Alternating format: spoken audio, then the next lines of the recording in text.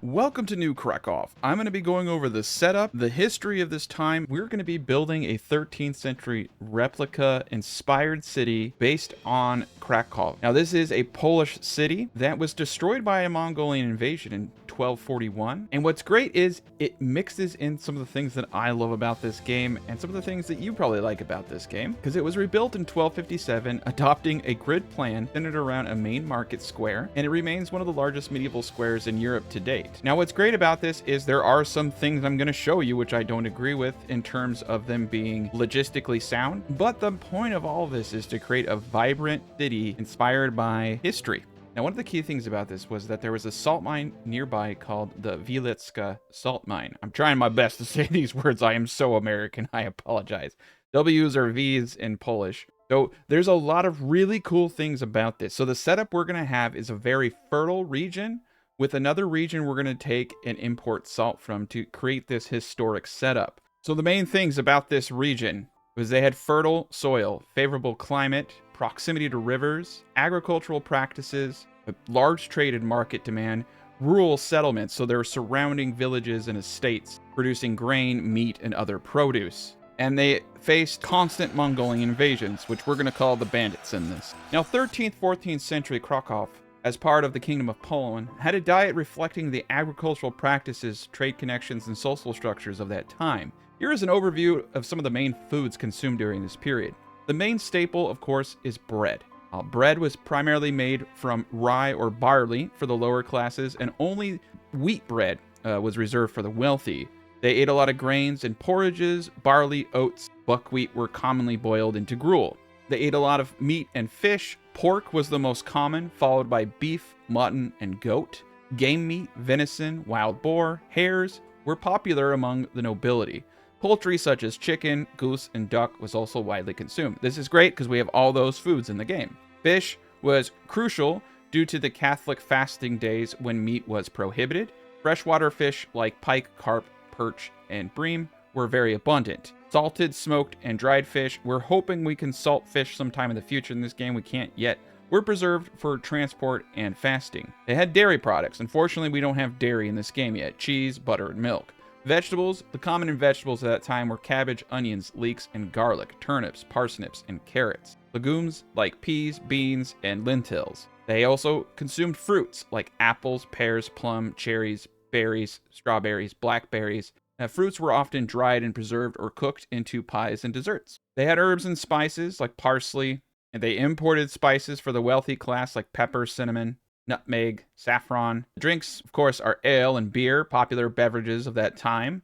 Mead, a honey-based alcoholic drink, we're hoping they'll add. Wine, imported from Hungary or produced locally in small quantities. And water, consumed but often unsafe and avoided in the favor of ale. So they loved booze. Sweets, honey was the primary sweetener used in desserts and as a spread. So we'll be making honey as well. Sweet dishes included honeyed fruits, nut pastries, and simple cakes. I hope that this kind of shows you that Manor Lords is really representing a lot of the foods eaten in this time. So welcome to New Krakow. It's a shining example of medieval urban planning, culture, and trade. This iconic Polish-inspired city will help us recreate its intricate layout, bustling economy, and rich history. At the heart of New Krakow lies the main market square. This is going to be the epicenter of trade and community life.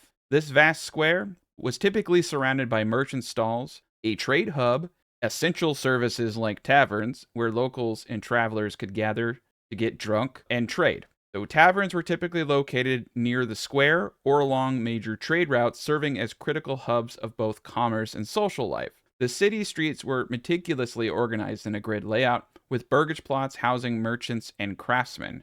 So the central hub of the city will actually be where we craft everything and trade everything under this design.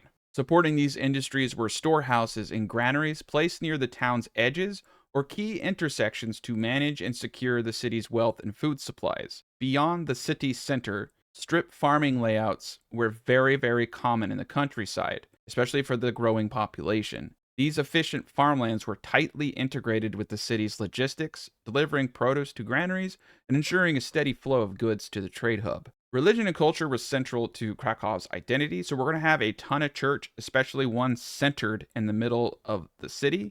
So in this Manor Lords series, We're going to be carefully placing everything in these formats. I'm going to be showing you examples of historic burgage plots and pictures I was able to find of this city. And we're going to do our best to let this inspiration craft the most historically accurate city I've ever made. All right, so let's begin. I've made the best Polish heraldry that I can. We're going to be playing on the challenging difficulty. I want the city life to be a little bit harder, more responsive. We are going to, though, turn on armament delivery. I don't want to have to rush the design to get weapons. We're going to do this on a harder difficulty, make it a little bit fun. And we're going to be doing this on the Winding River map. Okay, I think I have found the map that we're going to do this with. So let's put up a picture of Krakow so I can tell you what I'm going to be doing. I'm going to be putting the main city around here. We're going to use these narrow strips to kind of blend in the city design. So the end of the design is going to go around here.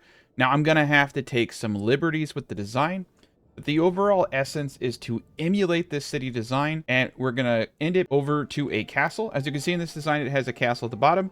So we're going to add flair to New Krakow, and we're going to have something it doesn't, which is a really cool drawbridge fortress. It's going to be a mega city for sure, and we'll see how many people we can fit into this thing. So one thing that's interesting about this time period is they actually use strip farming to help negate erosion and other things, which is perfect because we need to use strip farming in order for heavy plows to work correctly. So we know that they ate a lot of bread, especially rye. We also know that they ate apples, and they did have orchards and lots of those things. And as you can see here, they have a new tooltip saying it takes 3 to 4 years to fully mature and reach their maximum yield potential. That's really great. So what we have here are wild animals, berries, all things that they ate. We know they ate. A bunch of things that we're going to have to get rid of, but this is going to be the primary area that we build everything in, and the heart of the city with lots of good farming, and a very easy to define berry patch. Now, I will eventually get rid of this farm plot, but I want to make sure I do not destroy these berries. Now, we know that the heart of this was a market, and we can kind of actually see that if I were to use this spot here for part of the city, and actually I'm thinking now I'm going to do the city right here because that aligns. Oh man, it's almost perfectly aligns with the street layout of this. So if I have the market area right in this zone here, with this being the southernmost road where we're building things along a path, we'll have to be careful with the animals, and we'll have to take some, liberties, as I said. So let's make sure that we have a road north of the animals, just as a kind of guide for now. But I'm actually thinking that this is going to be perfect. You can even see the houses will go great here, and we'll have some lines. So in the true spirit of designing the city, I am going to take some liberties and start sectioning off the gridded areas that I want. Corpse Pit is the best unit of measurement for burgage plots currently in the game. Now, these burgage plots were actually a little bit closer together than you would think. So we're going to use what I'm going to call a 3 corpse pit length to get double-sided housing. And this is, I think, going to be a good indicator of what we would have. You can even see that they have some nice little designs where things kind of bended off like so, and then maybe some circular patterns. This is going to be the market square. We are going to have a church right here, so I will section this area off for the church. Market stalls here, strategic buildings all around. We will have a road going straight like so. Perfect. Then we'll have splits. So again, we're going to want to use the corpse pit tool. These houses, you can see, are way tighter together. So we're going to use just burgage plots back to back throughout this whole upper area. Now, this will mostly be a lot of things. Trade posts, blacksmiths, all types of things. You can also see that they did a really cool thing with gappage. So just make sure you're paused when you're doing stuff like this. And I like the way that they kind of did a Y, like so. So we're going to take inspiration from that Y at the top there. Go. Yeah, that's really cool. And they had a couple more burgages like in this V. It looks like they're trying to make the most out of all the land that they had. And so we're going to try. And it looks like it was separated into 2s. So we just want to make sure, again, that there's enough room for all of the burgage plots. This is actually a pretty darn optimally done design. I'm not gonna lie. You can see that they had a certain number of houses before they had an intersection, and that they all seem to really run parallel. Some wiggle to it, you know what I'm saying?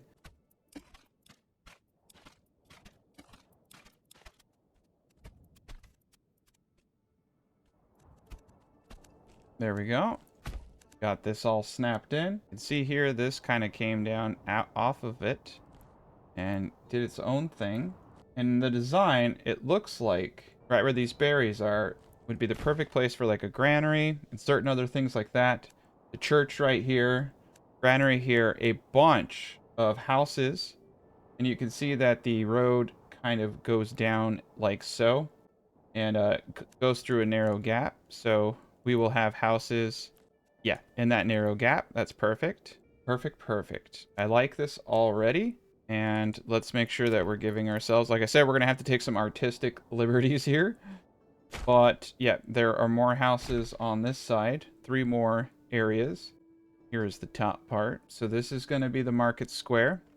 And then on this side, we're going to have 4 different regions. And we can do that later. Right now, I just want to get the first part of it done. So this is going to be the market square at the center. All these guys up top here going that way. There's some cool little corner tricks that you can see they're using. We have the Y in the design right here, going straight down into where the market area is. It's not going to line up perfectly, but it is going to look really darn close. So this is cool.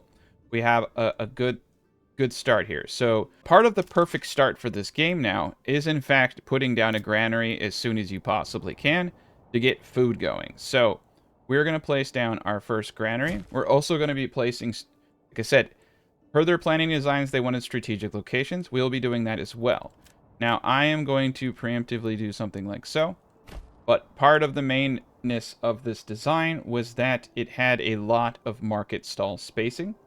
Church here. So we know that the market stall area was roughly about this big. There we go, with the road curving. This is perfect. So this, like I said, it's the largest market area in all of Europe right now. So it was actually huge. It's not very practical. You can see that they had a long strip for where the market square was in the center of this. So we're going to do that. We're going to put a large strip. Perfect. Okay. So our granaries are over here. Now, there are going to be inefficiencies in this design when you're trying to do something historic. But I'm going to show you what to do and what you can do to eliminate a lot of that. So in this, the road goes sideways. Then it comes up. And it goes into kind of a weird shape right here. All right, we got, I mean, dude, we got it going on. This is great. We have all of the areas gridded out here. And we're going to play by adventure. I'm going to try to get this market area as good as possible. But you can see we're going to go down. We're going to have buildings here. Probably cut the small part of it short. And quite honestly, we're going to have so many houses in this grid that it's going to be kind of absurd. So you can see the top of this kind of goes off here. This is perfect. This is honestly big enough. We're going to be fitting lots of people in here. Let us finally get going. So what we need to do in the meantime is the beginning stages of our society, which is get up a lumber camp, get up a hunter, get up a berry, because we're going to get that 50% by using food variety. And then we also want to start getting up our first houses. Now, we're not going to have some of the advantages that we usually have, so we're going to have to be smart. Now, you can do single or double burgage plots. Remember, double burgage plots are going to use less fuel, but to be fair, people had eggs, they had pigs in these times, so we're going to be producing a lot of food and backyard extensions. And we're going to have more people than what I call common sense for the game mechanics. So we're going to play to the historical trends. I'm going to table my logistic analytical side, and I'm just going to try to make it work.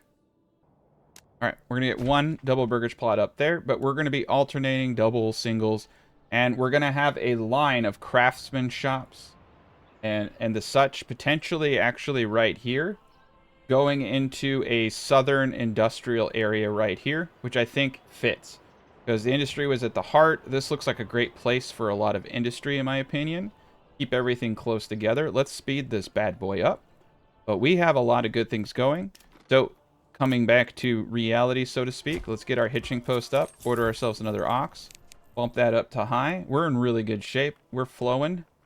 We got the world at our fingertips here. We're going to try to get our first family by the beginning of May, but you know, we'll play it by ear. Beautiful thing right there. Got the granary up. Let's get that stuff off the ground. Let's get a worker in there. Let's get the point up. Hunting camp. Now we do have a rich animal deposit here. So let's do 20. It is the only rich thing we have, and we have the most fertile land in that there is. So we're going to be able to build a very nice historic city here. All right, forager hut is up. Let's get some people in the forager hut. We need to get those 2 food types, and we need to get everybody off the ground. So our next objective is just simply to get enough houses to have 6 families move in. And we're going to be doing single burgage plots just to keep the historical accuracy of what things look like. We'll do doubles where it makes sense, but we're going to be using a lot of market stalls. We have a massive market area for this design. This is a mega city build. I'm sure we'll go over 1,000 people in this. No doubt about it. Okay, but you can see we need a lot of timber, and I'm going to put 2 individuals here. Now we want to make sure that they don't tread into the animal sanctuary. So we're going to mow this area down. And so this is great because this is where all the industry is going to go. We're doing a fantastic job. Everything is great. Let's see. We got berries. We got the granary. We got meat coming in. We got our first burgage plot. We have no free families right now, but that's okay. We're going to continue. Another ruler's arm. So he's already marching. So we're on the harder difficulty. So he's already going to start marching on that bandit camp. I would need to get 5 burgage plots and the storehouse up in order to fight him off. So that's not good. That means he's going to take the money from me. But you know what?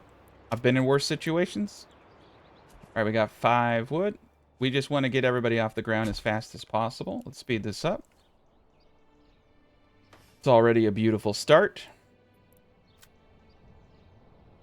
Perfection. I think everything is actually doing really, really well. I'm going to delete this road, and we're going to line it up with this. And I think I had the curve tool on. Sorry about that. And let's get some of this stuff going.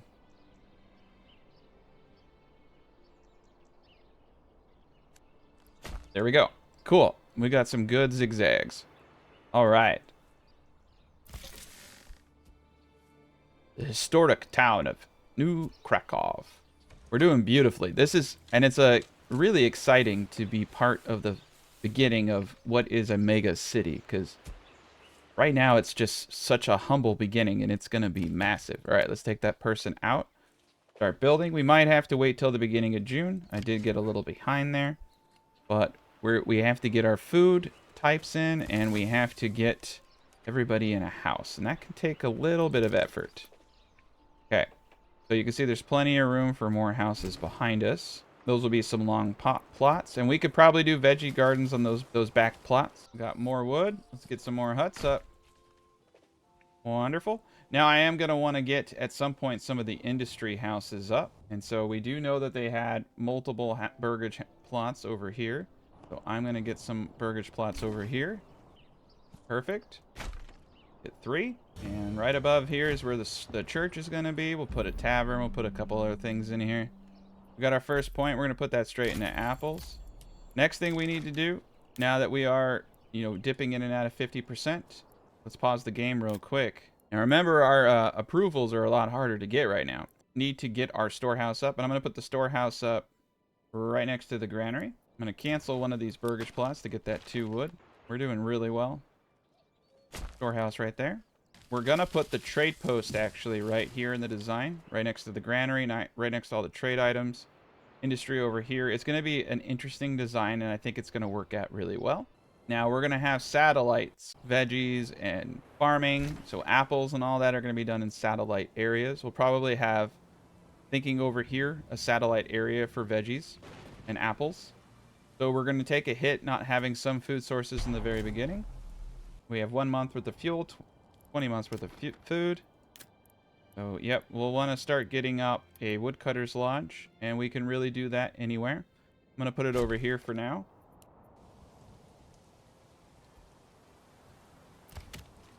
Perfect. All right, we got our men. So we can start stealing bandit camps if we see the Lord going out. Right now, there are no bandit camps for us to steal, so we do need to keep our eyes open for that. That is an opportunity we cannot miss. And we're going to have to attack the Lord to get our rich salt deposit to finish off this historic build. So we do have a spot with rich salt, but it's all the way down here. So we'll need to take, most likely we'll take this region to south. So there will be a massive war against the Mongolians for this time period. They are Mongolians for all intensive purposes. All right, we're at 50%. We did it. So we didn't get it on time, but we did get our bonus. We did get everybody inside a house. So things are going to start to really pick up for us. But you can see that we have quite a bit of burgage plots. And so we're going to have an intense amount of market workers needed. So it's going to be imperative that we do a really good job. And so these burgage plots, you can see, are going to be long. And I think to keep up aesthetics, I'm going to do something a little different. I think what we'll do is we'll just have a garden space in between them and plant some trees. See, like that? We can plant trees in between them. There were some dead spaces in the city like that, and they won't look too bad. And it might make this place just look a little bit nicer, right? Yeah, you can see there's definitely some garden spaces here. Cool. So it's going to be difficult for us to maintain high approval, not enough fuel. So on the harder difficulties, you do need fuel, you do need clothing variety, you do need the church. So we're also going to want to get up a saw pit right here. And we're going to try our darndest to switch people in and out. Let's get this gentleman out. We're going to put him in the storehouse to start picking everything up. We got someone over here in the woodcutter's lodge eventually. Berries are coming down. Let's take a look at all of our jobs. So this is the hard part where you have to kind of balance everything. We're going to take one individual out of the logging camp to assist. All I got to do is stick above 50%. And we're golden. So let's get a guy in the woodcutter's lodge. Set his work area over here. Perfect. Okay, we're in good shape. Things are coming in. We got plenty of food. We got lots of fuel. We got market stalls up. We should be getting rid of those negatives here momentarily. And we're going to want to start making clothing as an early... But we need boards. So let's go to the saw pit. We currently have 7 timber. So let's set our reserve to 5. And our production limit to something like 40. Turn this guy on. Get him going. If I can just get these guys... If I can just get one family in, we're going to be in really good shape. It is much more challenging on the harder difficulty, but I think it's going to make the accomplishments feel just that much better. Definitely should get some veggies here coming in soon. All right. We have 5 logs. So I think what we're going to try to do is take a chance here and actually go for 20. We need 5 timber. So I'm going to need 20 board. I'm going to need 20 boards. I think if we get the church up, we're going to be better off. We have more than enough fuel. As you can see, we have... Oof, no, we don't. 2 months of fuel. So we have 26 months of food. So we're going to just switch everybody off food. I'm going to put one individual back into the logging camp. I'm actually going to take this guy out and put him into the logging camp. So we can get the lumber necessary and the planks necessary. And we're just going to go straight into the church, as it is a highlight of this build. And it will take us well over the 50%. It is kind of cool seeing, you know, all these houses in a way that I normally wouldn't do it. So the game definitely does encourage you to build in the historical fashion. Long, skinny burgage plots, which aren't efficient, but for that time and historically they are efficient, but in the game there are far more efficient methods. So this is great. All right, pulling him out, putting him into the saw pit, and we're going to get that church up right now. We just need to have him do his 20 boards. All the ox are doing a fantastic job of getting logs right to him. And we're really close to the storehouse, so this is working out fine. We're going to want to upgrade our storehouse next. It's really easy for your storehouse to get overwhelmed in the very beginning, as it only has a 250 capacity. So as you approach your own historic build and journey. Just make sure to use some of the game mechanics to your advantage like that. All right, here's the church. So in the design, the church was kind of like this with some buildings underneath it and to the side. So I think this is perfect. So we can have houses. I would actually argue that some of these points right here, if I get backyard extensions, would be perfect for industry. There we go. We could even put the tavern here next to the church. And it actually looks like there may have been something like that right here. We're going to preemptively just get the tavern up too. And then we can have houses here and houses here. This is going to look really nice, actually. I'm pretty stoked. All right, let's boost this up. Now we just need to build the church. So I'm going to pull everybody out into building. We got wood cutting. Oh man, we've done it. There you go. We're brilliant. So if we can see any kind of bandit camps, we definitely want to steal. We need money, or we might need to start rushing into tier 2. All right, we have 4 available living spaces. Expand that for perfect. And we're definitely going to want to go into chicken eggs at some point. Right now, I want to save it. Save all my money. Prioritize the church people, not the tavern with no booze. They're real thirsty. They're a real thirsty bunch, that's for sure. All right. Okay, we need a bit more boards. We're going to put him back in the logging camp, get some more logs coming. They're all doing a fantastic job. The harder difficulty, you know, especially when you're doing a big build like this, you're going to have some pitfalls. We have 12 months worth of firewood. I'm going to pull him out. All right, we got ourselves a bandit camp over here. So I'm waiting for the Lord's army to start going at it, and then we will snipe it. And most likely, I will send that money to my treasury, so we have an army to fight the bandits, because I don't think we're going to get things up in time. All right, his army has been sighted. Once we get the church up, that's going to be the real kicker. All right, here they come. So we got to be quick. Now, technically, if we hit the bandits once, we should actually even get the influence points, but I'm not sure if I want to chance it. All right, so they're going for them. We're going to steal the camp. I'm putting this straight into the treasury so that we can fight the bandit raid. Oh, okay. So we have enough to recruit a pretty big mercenary group. If we see any other camps, I will go out there and steal it for us, but we might just have to settle with going into trade. A little bit of a stunted growth, but you know what? We're doing great. All right, we're back to work. Everyone has pretty good proximity to their workplaces right now.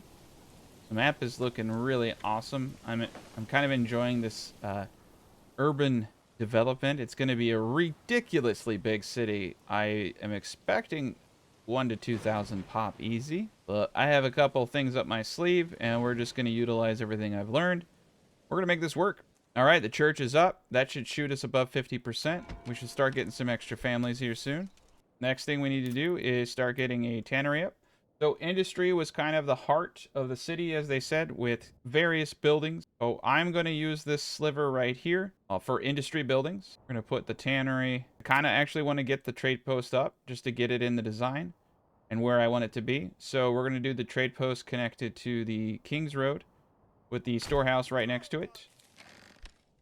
Man, we definitely need to upgrade the storehouse ASAP. Okay, so when you're making big builds like this, you have to start taking little cuts to what is efficient versus what you want to do. But I want to get up the design. I want to get the key concepts going. This is looking really good, to be honest. This is going to be a cool city. All right, upgrading the storehouse. We're at 50% on the 15th of November. We're at 52% now. Okay, so I'm hoping we can get ourselves back on track. All right, we're going to start selling berries. Anything we have over 150, we're not going to buy a route. We're going to rely on small trade. We don't have the people for it yet, but once we do, we're going to want to make some money. Again, let's scout for Mongolian bandit camps. We see none. Perfect. December. Oh, dude, it just went from 52 to 48. I knew it would do this to me. So yeah, the game will kind of screw with you. So what it's telling me is that I need to just get every advantage I can. So we're going to need to get a leather maker. I'm going to deviate from the design just a tad by putting a road down the industrial sector. The hard difficulty is a little funny. I think we're definitely going to want to have multiple granaries near the market center. I can also see in the design on another picture that there was something like a granary right here. So we will have another tactical granary, I believe, right there. The tanner is now finished. Let's put one individual into the tanner. We're above 51%. We just need to hit all of those pluses. We just need to get rid of all the negatives so that it can't go crazy on us. Right now, I think it's going crazy because we ran out of 2 food types. So at the beginning of the year, when it consumed the food, that's why I went from 52 to 49, is because I didn't have enough to maintain. So we're going to need to put one individual in there. I'm going to take the individual out of the saw pit, put him into the hunting camp, keep the guy in logging. We have 7 timber, 14 planks. We're doing great. So what I would actually like to add to this design is something that makes a little sense to me, which would be an ancillary town for farming, like a little area. This is going off script, but I'm going to stay within the strategies of that time. So long strip burgish plots were a legit thing back then. They were very common, and that was to maximize the amount of houses that could be placed on a road. So I'm going to use a thick, long system like this. So with the main house, the drop-off point for veggies is going to be here. Now, I should be able to, with a design like this, in double burgish plots, get around one more, like, I'm gonna say 50. I'm gonna say 50 veggies or whatever I'm doing here. So we're gonna have an area like this that is historically accurate way, like some of these little areas were built, and these individuals are going to grow crops. They're also potentially, because the duties of this are not too big, we could even have them be farmers, because this is really not a lot for them to do. So that is one advantage to having what I would consider inefficient veggie plots, is that the burden on harvesting that I don't think is going to impact them too much from doing the farming. But to be fair, we have tons of workers over here. So what I could also do is put as I said, they were tactful. They did have granaries. We could easily put a granary out here and do beekeeping for a lot of these families out here, and forestry jobs, because there's lots of wood. So I think I'm going to do bees and forestry, and then all of these individuals over here are going to work the farms. So I think with the Y design, we'll have some farms over here. Yeah, things are looking good. I kind of want to get, it's interesting. It's a little off, but, and then the rest of it just went kind of down. So this seems to be kind of where the city edge is going to be. And like I said, we're going to take some liberties and probably shave a little bit off the bottom just to make it fit the flow. But I love the market area. And I like the idea of having at least houses in this area here. So we want to make sure, at a minimum, that we're doing the 2 burgers plot so that we can fit 2 rows of houses. This actually looks pretty good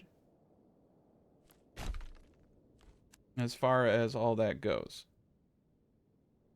All right, there we go. And then the farming will be all outside. So this is pretty much the city. And we're going to make an exception for where the animals are and keep that clean.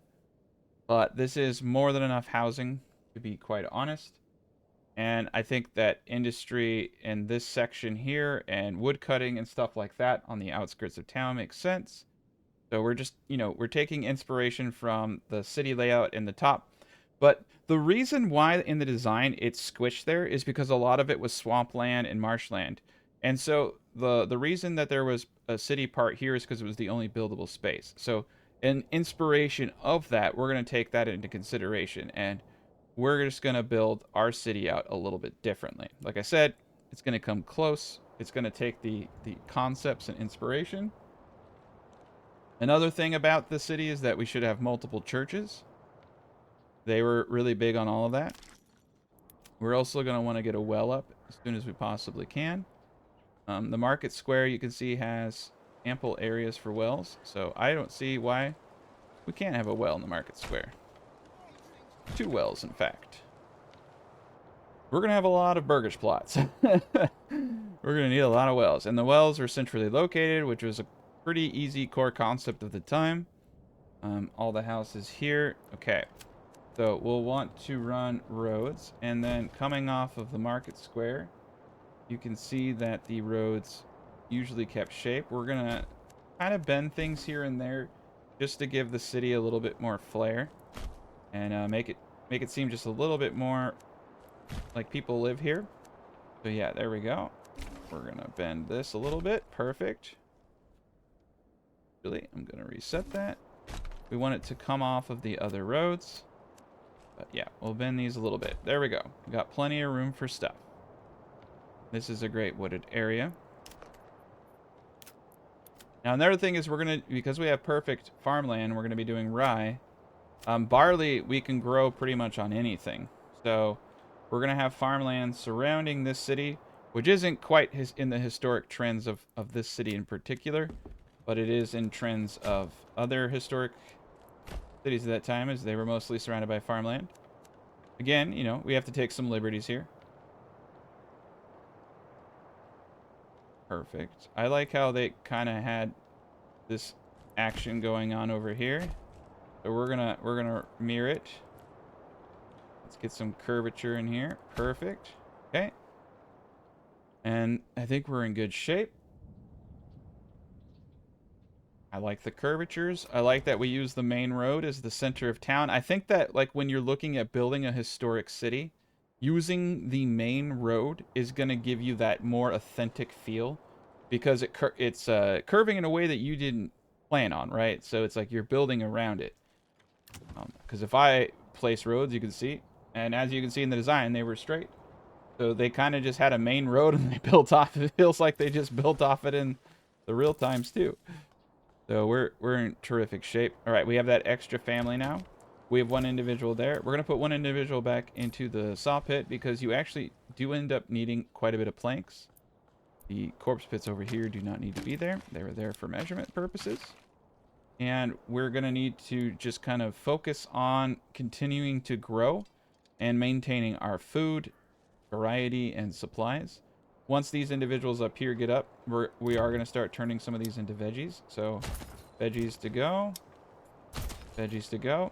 So you can see, look, they were made this way because they were efficient for the time, and that you have more houses on the property. They're inefficient, though, because they have to walk so far and walk so far back. Squares are typically better for how the game mechanics work, but I do understand that, too, because they would actually have, you know, animals come and plow. So that it's way easier to come and plow this, but in the game, you know, animals aren't coming to plow. So there's some things missing that make this not as efficient just because of the way the game works. But for the sake of having fun, we're going to keep these as historically accurate as possible. I'm going to do the same with apple orchards. So we're going to do the same thing with apple orchards.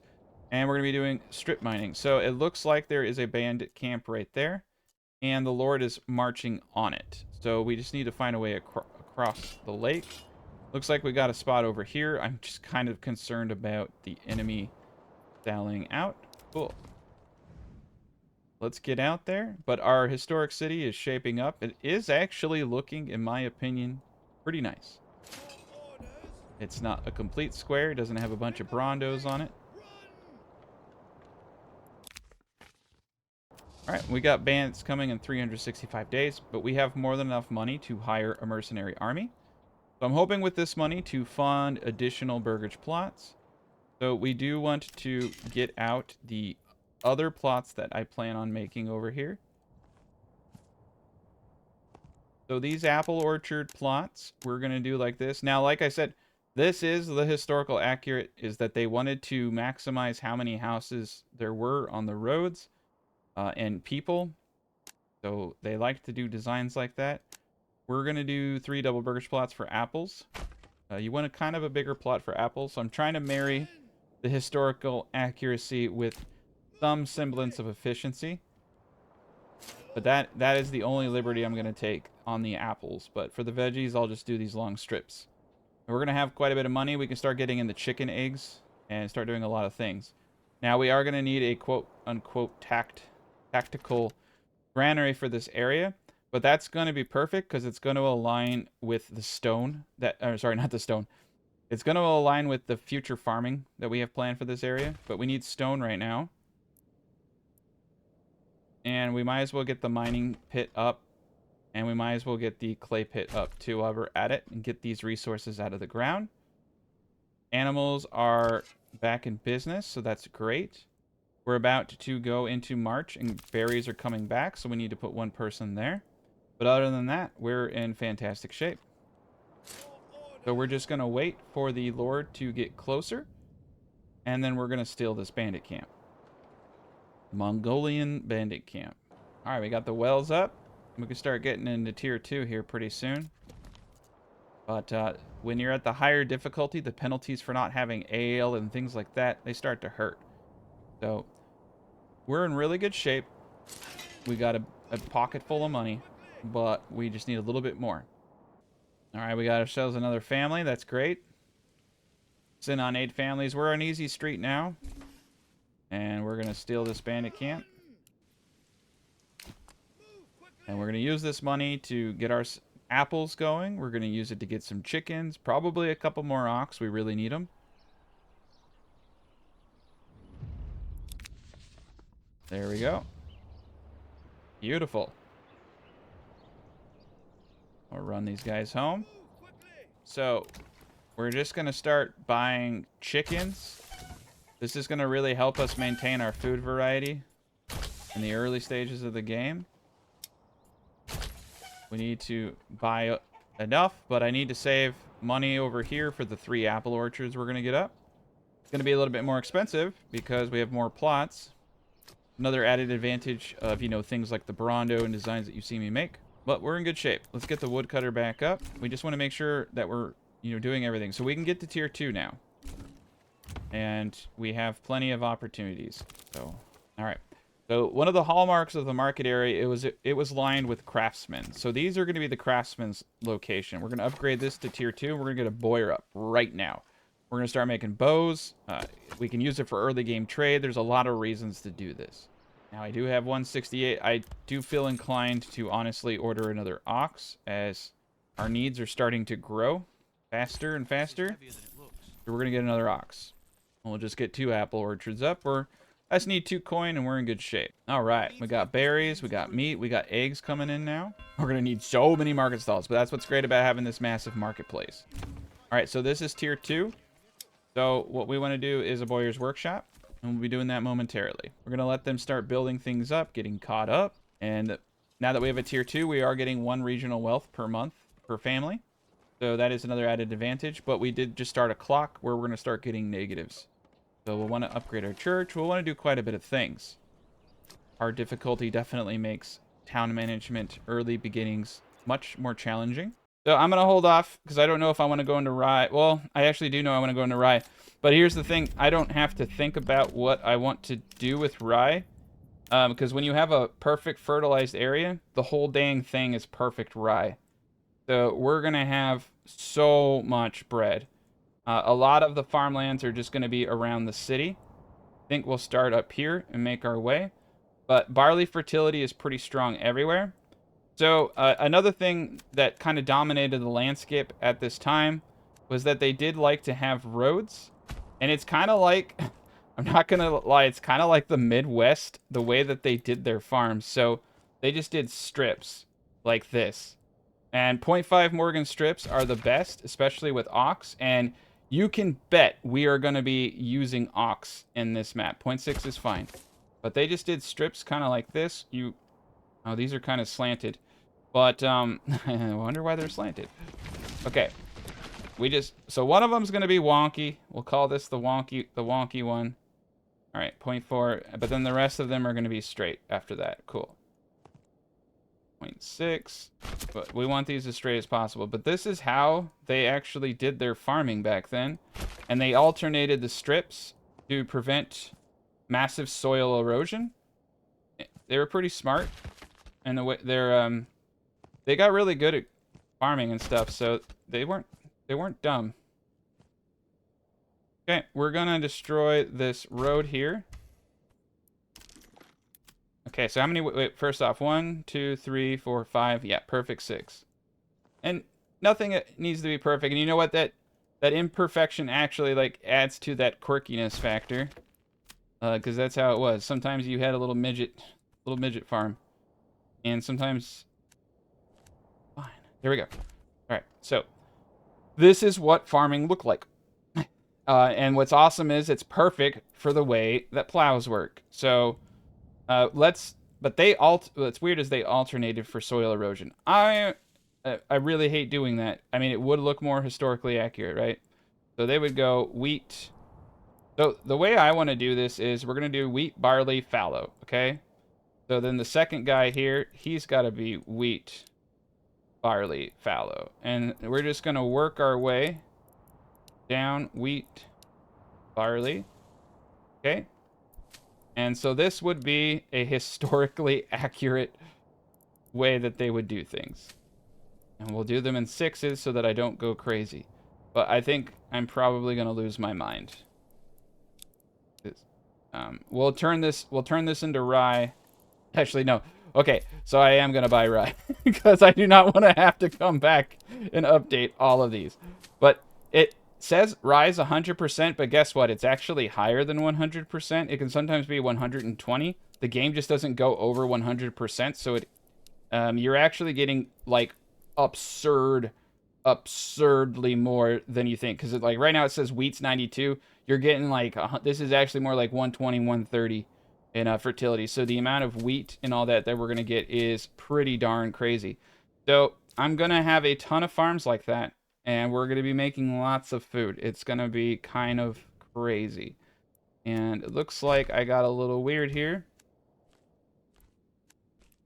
Perfect.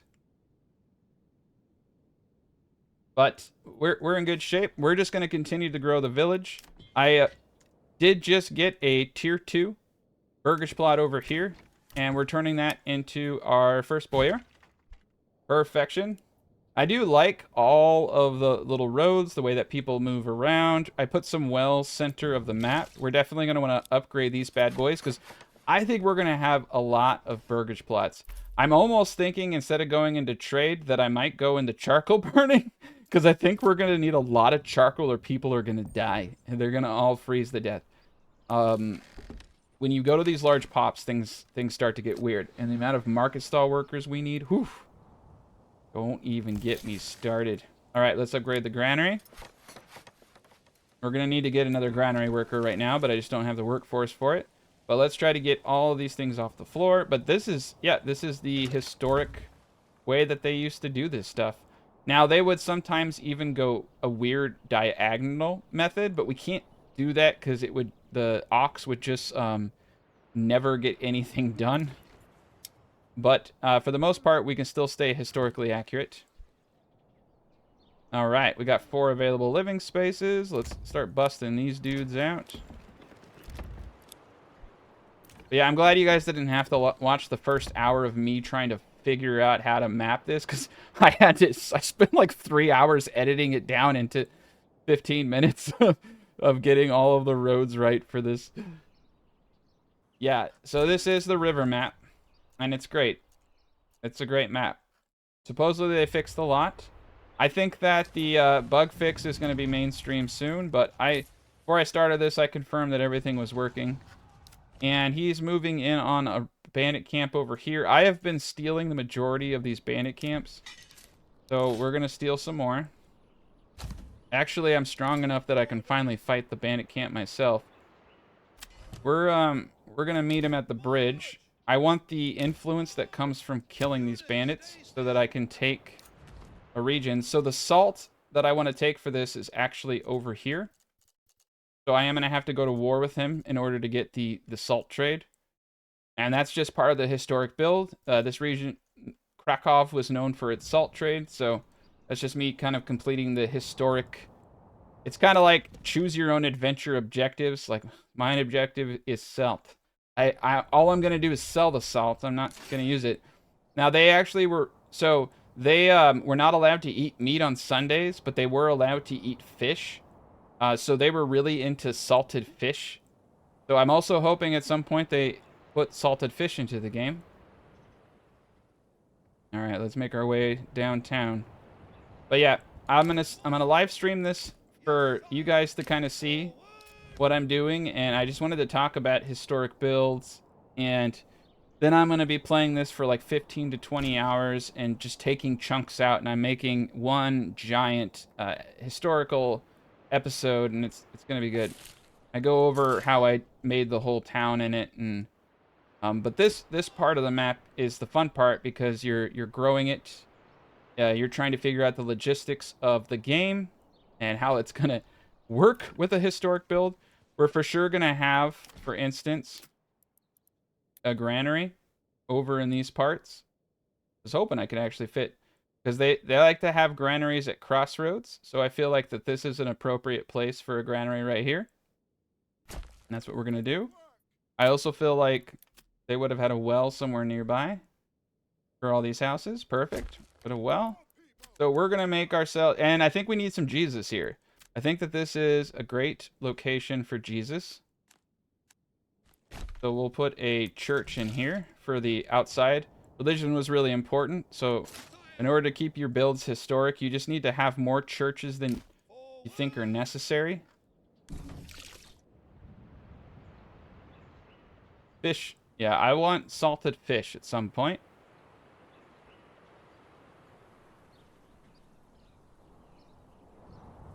But yeah, we're doing great.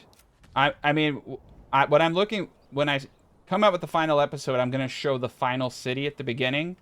And I'm going to go over the logistics of the entire city. And then it's going to go into a Let's Play. But I think it's probably going to be like a solid 20 to 30 minutes of just talking about history, Manor Lords, historical building practices. And then for those who actually want to see how I did it, they will have that option. But it's going to probably be like so long. It's going to take me a bit to do this, probably like a week or two. All right. I did not... Okay, stand your ground is on. We want to push forward. Speed this up. So you have to hit the raider. I guess you don't have to finish it off, though, to get the influence from it. So I, on hard mode... Okay, I got 360. On hard mode, what was crazy is the Lord, he had his army well before I even could get a storehouse up to even get some spears. So I got shanghaied. He got me good. So he's going to be pretty strong, and I'm going to need to prepare myself. I also need to go to my Fletcher and start bows, but I'm kind of dialed in. So I have enough for a mercenary army. We're going to be attacked in 173 days. I really need this money. I really need to get up these apple orchards. A fire has started. Oh no. Rubble. Alright. And don't be afraid also to have multiple hunting camps. They're free. And especially when you have wild animals and you need more storage. Early game. Alright. So we're dandy. But we have a rich wild animal, so that's really good. Yeah, I'm feeling great. So one thing I will say that I like about the historical design is it makes a lot of sense. It actually is this design has actually made me rethink, because like I would always have my crafting buildings next to the storehouse and trade. They'd throw the trade post right next to the storehouse, the granary. They threw it all together and had all the crafting buildings right here. So like, you know, the saw pit and all that, typically I like to have that close to storehouse, but in the historic design you had all of these things separate, and you concentrated your crafters near where they were actually selling goods, which makes a ton of sense, because when you're going to market, you know, just like in reality, you don't want to be, you know, going all over the place. You want it all in one location. So, and then you have Jesus. There's always Jesus everywhere. And then the booze. But they were huge drunks. They drank a lot. So what's good is in the patch they fixed it so that taverns can work together now. We were limited to one tavern because of a glitch, but that has supposedly been solved. I really hope it is, because I will be crying if it is not. Okay. We're going to need quite a few of these bad boys going. So in the spirit of me, I am going to... Oof. This is going to be an interesting area for enemies to get through.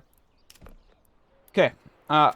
Another hallmark is that they did usually have lots of roads going between areas. So I'm going to try to emulate that and get some sideways roads going.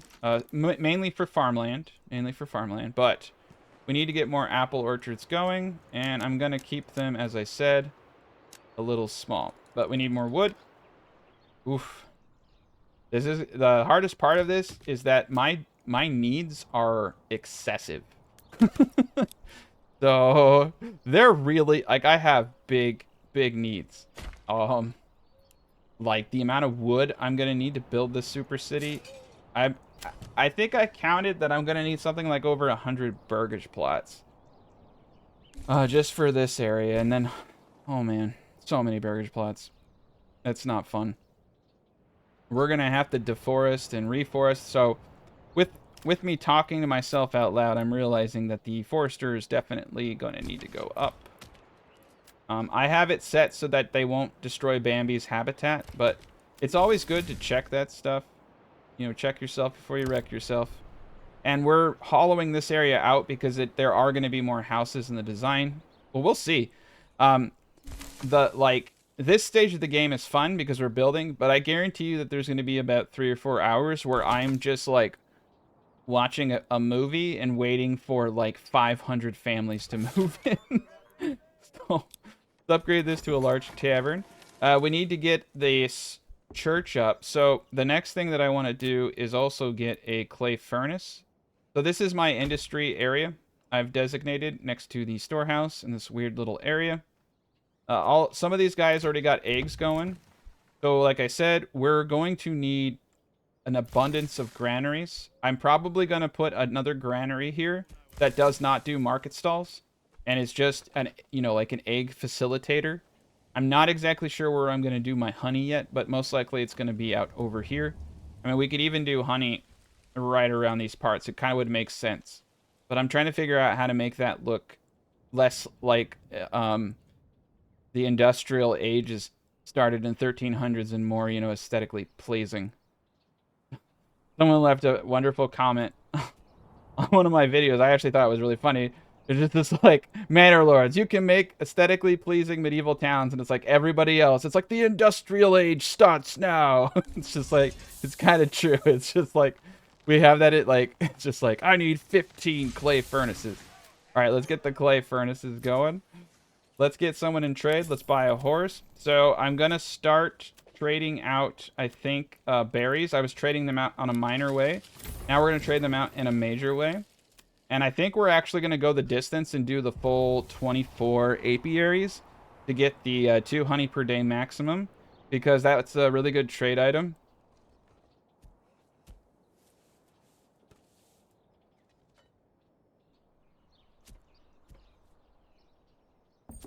The population goal of New Krakow is undetermined. I'm going to fill the whole design. I'm estimating easily 1,000 to 1,500 population. It's going to be scary big. It's going to be something I would never do. So, but I know if I have made a 1,000 pop perfectly tier 3 city with full barley when the game wasn't working correctly. So I am positive I can get it to work with the systems now properly in place. I think I could probably do two. I could do as big as I want. I have fertile farmland. If you have fertile farmland, it's GG. So we're doing these apple fields just a little bit bigger because I feel that it's appropriate. These are more like countryside burgage plots. These are country folk, but we're gonna need a lot of them. But this, what I read is that they called it the road tax, is that the more houses you could get on there, the more taxes you could get out of an area. It was kind of the logic. I have to I need to study the tax laws of this period, so bear with me. They're hard to find. I'm always open for history buffs, though, to chime in with some sources on that stuff, because I definitely will read it. I have I'm weird. I don't know. I like that stuff. I study tax law. I used to study tax law I should say, because I still do, but not at the extent that I did when I was in a CPA firm, but more so to the industry I work in. But yeah, some people are different. Perfect. Okay, Burgers Plot 2. So what we need are some shoes. Now the raiders have stolen my hammers, so we're going to have to build our own bloomery with our bare hands, and we're gonna have to build a smithy. And I'm gonna put the smithy down here. I still want to get a couple foragers up in this area. I need to probably start putting foragers up in this area. Oof. So I don't forget. I'm gonna put one here. And I'm gonna put two. No, I'm gonna put houses here. I wanted houses next to the church because I thought that would look cool. It doesn't look like I can put this guy here. I should probably move the berryman. Okay. The berryman is being a dick. I feel like I could get a couple in here. So let's move these guys over here so that I can properly do this. Nice, we got 5 families, and it's time to go on a... We got to be careful about upgrading too quickly without having the barley and without having the Jesus, but we're getting real close to that one. So I do need to expand the living spaces of these individuals. We need to get as much, and we just... Right now I'm just trying to get as many apples going as possible. Because it's going to take 4 years. And if you look at the tooltip, it now even tells you that. It tells you that it takes 4 to 5 years for the apple trees to mature. Oh yeah, so the raiders in this I'm calling the Mongolians, because the Mongolians destroyed Krakow in 1200, and the Mongolians were in this area. So yeah, anyone that we attack is Mongolians from here on out. That's what I've been referring to them as. And upgrade. Okay, we got to upgrade this church ASAP. Now we're playing on the, like I said, the hardest difficulty, so it's going to be really difficult to get these guys all in agreement. So I need some iron ore. We're going to send one gentleman into the mine pit, or one family, one poor family. I don't feel good about myself. I'm just sending women and children to mine iron, do hard labor. All right, this is looking historical. I'm feeling good about myself. I'm hoping that the irony is I feel like this is going to enrage people more than my benders. So that's actually kind of funny. All right. So we need to get like a decent yield off these farms. I do want them to be slightly long. Pull it from here to here. Let's keep them identical in some regards. Okay. Okay, one less. There we go. These are about 50 a pop. There we are. It's beautiful. Now, we'll have a granary right here that goes down the line and gets everything as is written. This is pretty much all I want to do for this. And I think we need to continue to get the farming plots up. So let's make these as historical as possible. We're doing the Lord's work. But what's great is every single one of these is going to be able to grow barley and... Ooh, that's 0.3. Going to be able to grow barley and rye. That's 0.7. I don't like that. I don't like it, but I'm going to accept it. It's just... Because we're alternating every other year, it's going to be fine. So let's see. Maybe they fixed it. 0.5 has just always done historically really well for me. But I will say that a small strip like this at 0.4 is not bad. All right. I'm changing my mind. We're going to go with small strips because the reason that I do 0.5s is because by the time the ox is done plowing, the families usually have fully planted a 0.5 Burgers plat. So they just go in tandem really, really well. So yeah, we're going to get these strips. And to be honest, the strips were pretty thin like this. It's really interesting. I always thought that they did a form of crop rotation, but what they did was strip rotation. And it's kind of weird because you would think that crop rotation and just plowing one giant field and alternating would be easier. But they also, you know, grew foods seasonally, and there were 3 different growing periods. And so certain crops would cause less erosion. So, you know, they they had their wizardry. So we have 1, 2, 3, 4, 5, 6, 7, 8, 9, 10. Okay, we have a bonus strip. So the same thing, we're gonna just alternate rye barley, then a year off. Oopsie daisy. Fallow, crop rotation, rye. Oh man, could you imagine if we had a copy feature or something? I would kill for that. Yeah, I promise not to make you guys watch me do too many of these. Just enough to get the picture. I think that this will be it, okay? I promise.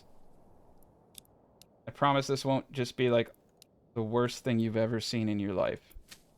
Alright, rye, barley. Or, you know what? Screw it. I promise you that it is. It's going to be the worst thing you've ever seen. Honestly, if this is the worst thing you've ever seen, you are living a blessed life. I feel like I already messed up, but it's okay. This is what I hate about doing so many of these small guys. I mean, once you get it set up, though, it's a beautiful thing, but I feel like I messed up somewhere. But I also feel like it doesn't matter. Like, it's all gonna wash out. Yeah, copy paste would rock. Or if I could, or a copy paste alternate would rock. But that is a lot. That is a lot. And you can hit tab and kind of see. So I screwed up because I missed one, but that's okay. At least as long as each one has its own fallow year, it's going to be great. So what we want to do is put a windmill in this little crook. Or no, I don't like that. I don't like any of that. I had a dream and my dream has been ruined. Okay, that does seem like the proper place for it though. Not enough goods, so I think I'm gonna leave it there. But a farmhouse, I think farmhouse and a windmill will look good here. And we can start getting barley in. So we are gonna need a malt house. So let's go down to the industrial sector. Let's look at the tavern. Now the tavern is going to need booze. And we have a lot of families to move in. So it's critical that we get 4 families making alcohol or a number of families making alcohol. Now, I've been actually told, people have tested it, that single burgage plots, four families between 2 single burgage plots versus 1 for some reason yields more. So there's something broken about double burgage plots when it comes to production. They're just not very effective. I'm going to place 2 individuals here for that reason, that we're most likely going to both be making booze. Because at some point, this place is just going to be nuts, okay? It's going to be a nuts place. We're going to need an absurd amount of liquor. And our fuel and our food are both telling me I am screwed. Okay, that's because we moved the woodcutter. I moved a few things. Let's hit the tab button. We don't have wild berries yet. We're going to hit the tab button. We're going to take a look around, make sure that I'm not missing any key critical infrastructure. We have a granary over here. It's not going to do any kind of market stall work. Perfect. Okay. The apples are in motion.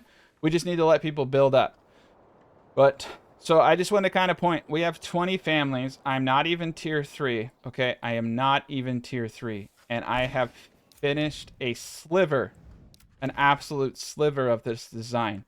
Now, in this time, I was told they ate a lot of bread. So, okay, the raiders are coming from my soul.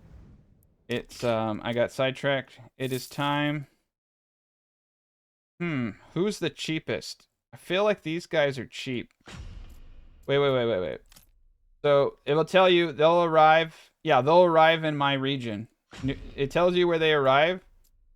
So, really look at where they arrive when you're in this situation. Because if your guys arrive on the other side of town, you are screwed. All right, we are going to meet these individuals. Ooh, can we? I don't think we can get there to the bridge in time, but that would have been ideal. I really don't want to lose spearmen, though. I'm quite comfortable losing many of these other individuals as I want, though. All right, Let's get into motion. We don't care if any of these guys die except for the spearmen. Yeah, in 98, I was in the 6th grade. Oh, nice. He came in and he's gonna help out. So I didn't need to do that at all. He's gonna steal all that influence too, and then he's gonna take more. So look, on a hard difficulty, he's got 1 region left. So at some point, he's gonna want my lunch. So I gotta start getting ready for that. So we are making bows. All right. I think we're gonna be smart. I think we're gonna put on our smart boy hats, and we're gonna get the smithy up. We're gonna start making tools, but I think we're gonna start importing iron, and we're gonna start making crossbowmen. Because even with just 1 good crossbow, you can really screw somebody's day. All right. We moved all that junk. All right, so I want him here. Once this log is moved, I can put 1 more forager hut there. And that will give me the 3 forager huts that I need. Everything is beautiful. We need to start getting some more houses up.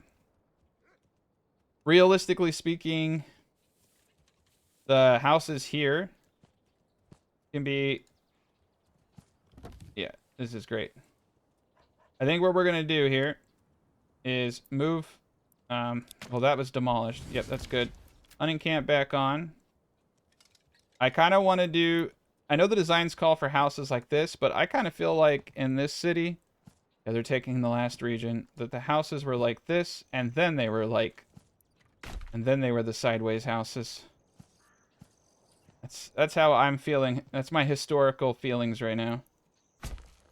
How I gauge whether or not this city is accurately historical. I summon my inner feelings. Cool.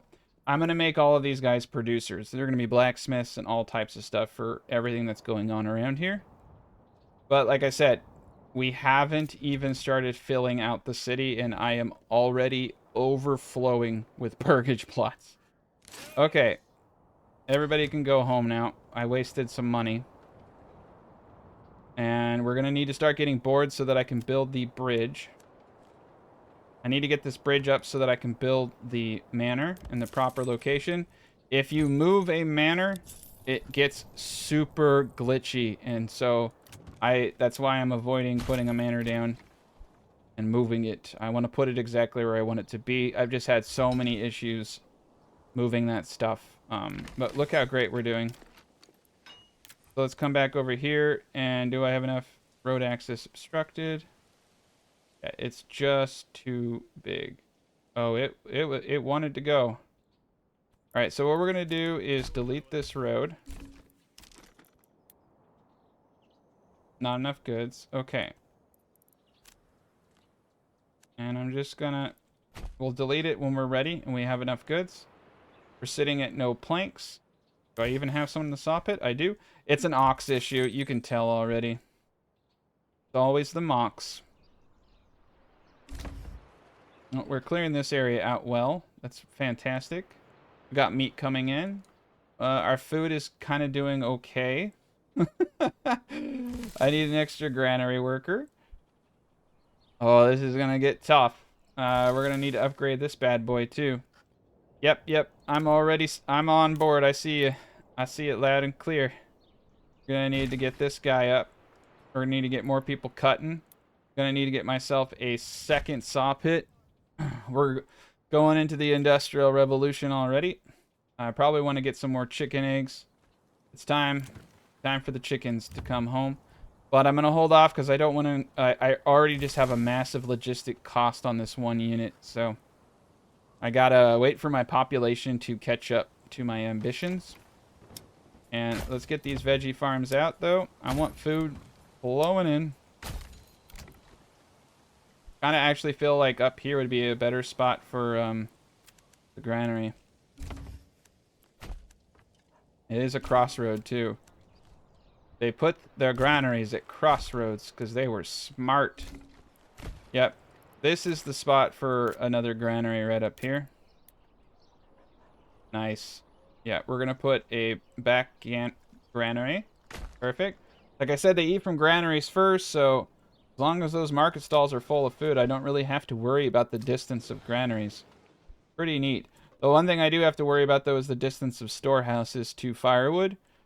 So what we're most likely going to want to do is have potentially a storehouse and a firewood cutter. And separate, like 2 of them, different regions. But we could play around with that later. This is going to be a rather large city, so the logistics are definitely going to have to adapt. All right. Forager hut is in seasonal. I missed the season. I got distracted. This is why I like set it and forget it approaches, but it's okay. 64 is good enough for me for now. The veggies are starting to come in. The eggs are starting to come in. Oh, there's just too much going on. I gotta slow down just a tad bit.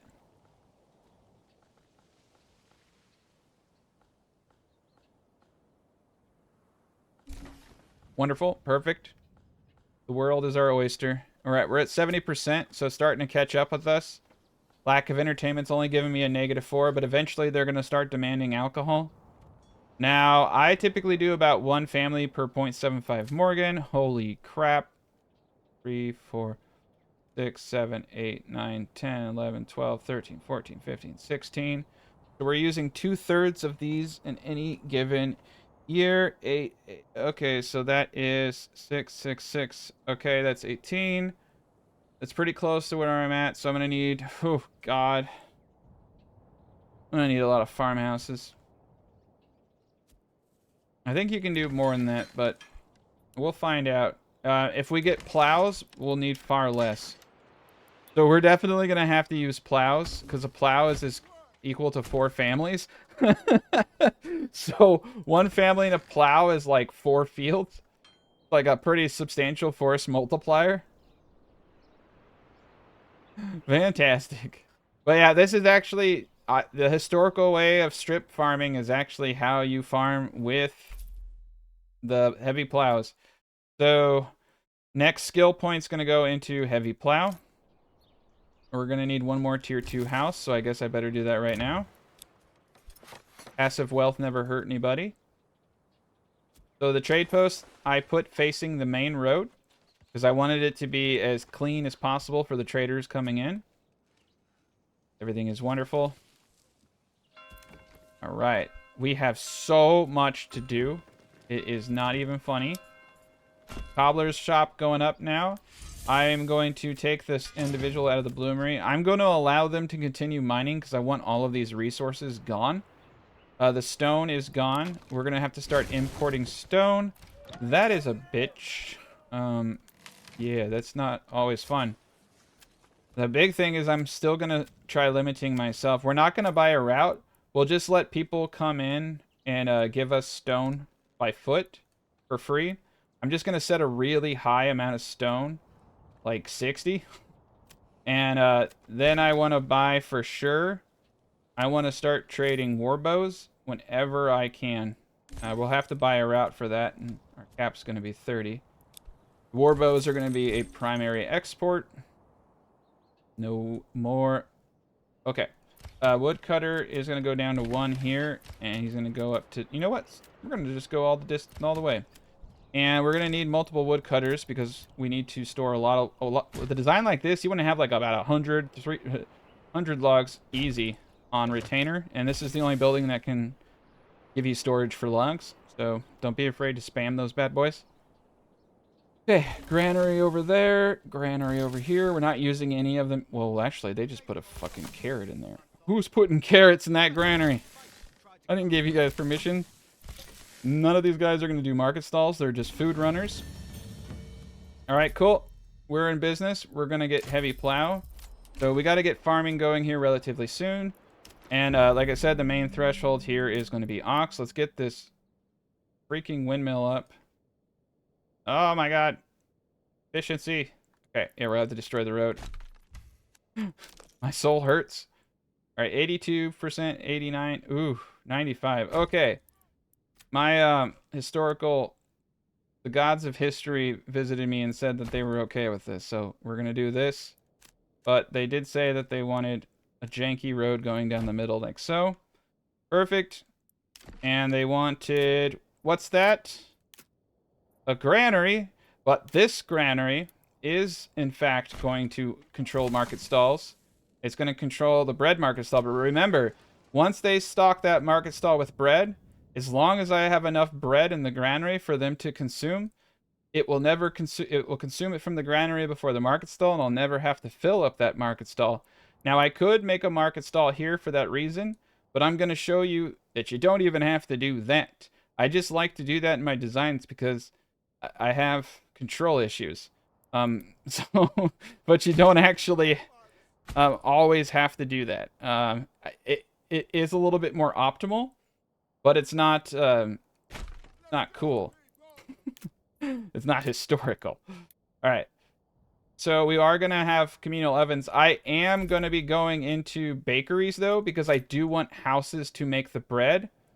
And then once I have houses making bread, we're going to be in good shape. So off the bat, what I'm going to do is get a couple of bread-making houses ready. So we're going to need 2 houses right here. All right. We're going to add a plow station. That sounds kind of dirty. I like it.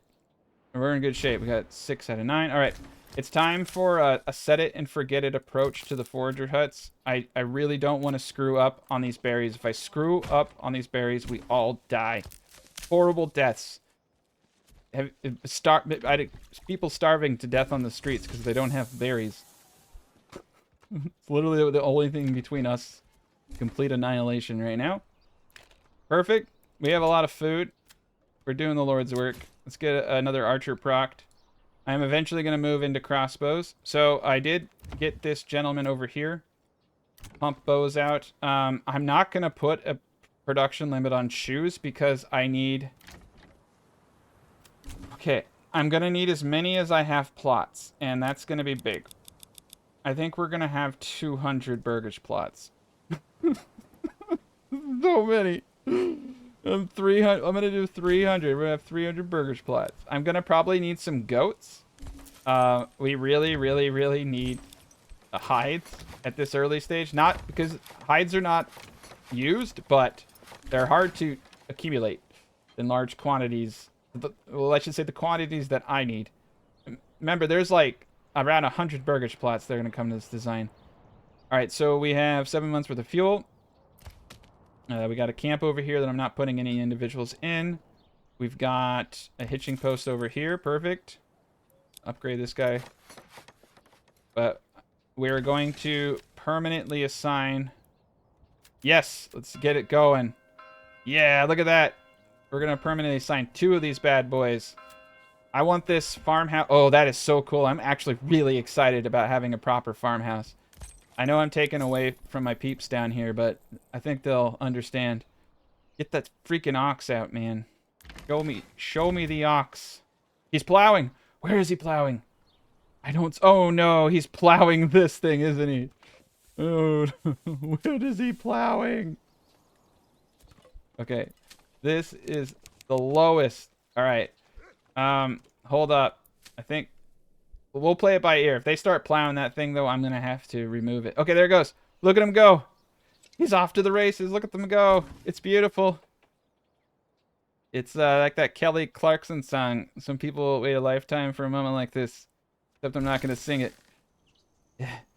Yeah, dude, they're going fast. This is great. This is going to save so much man hours. I love it.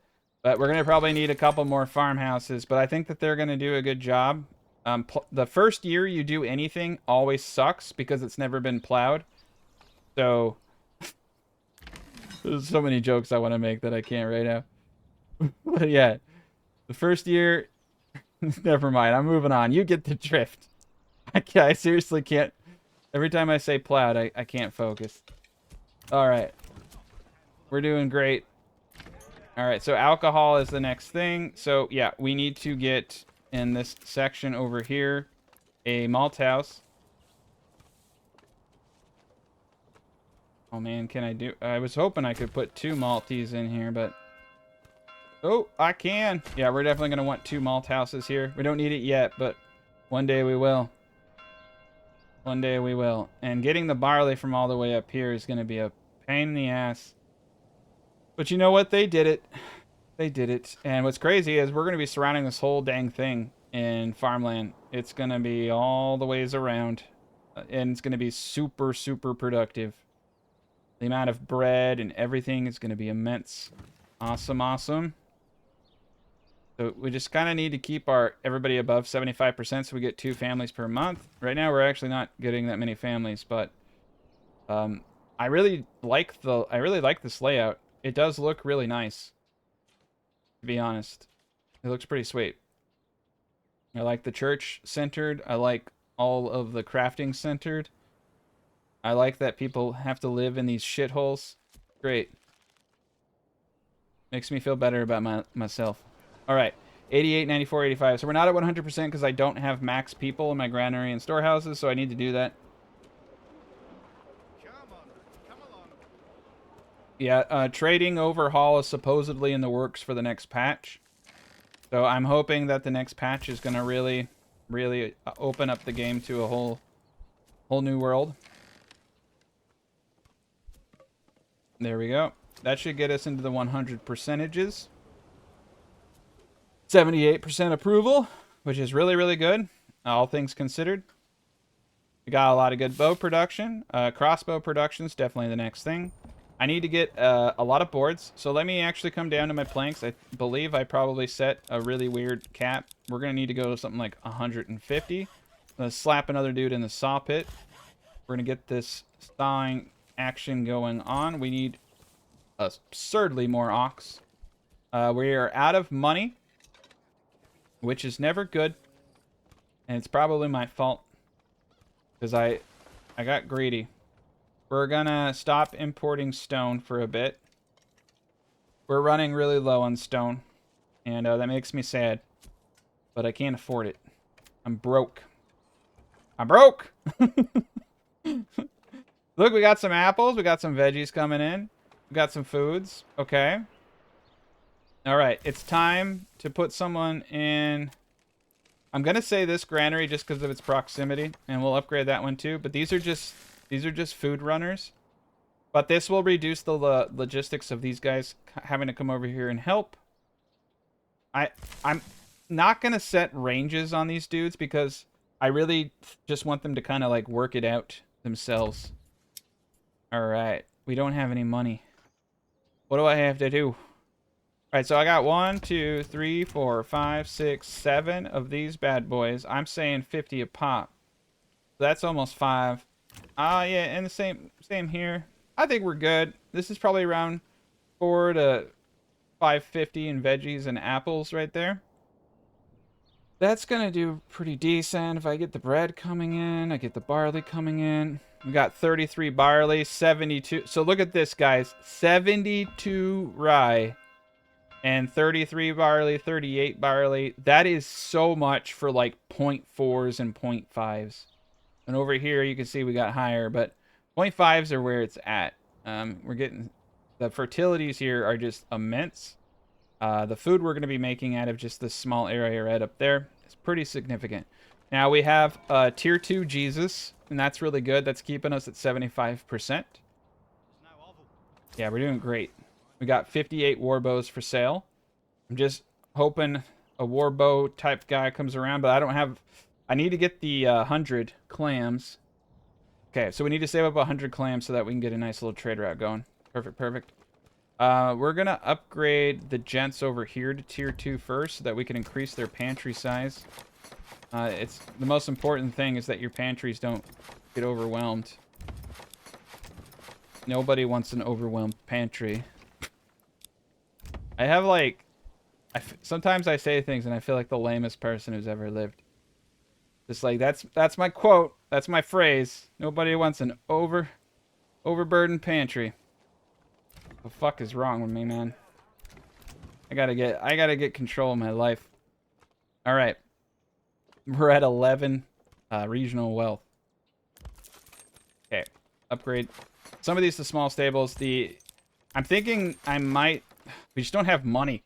If I had money, I would get a livestock trader and I would just start mass ordering ox. Because we're going to need like 40, 50 ox for the city this size. Because we got logs pulling, we got crops lousing, and it's going to be big.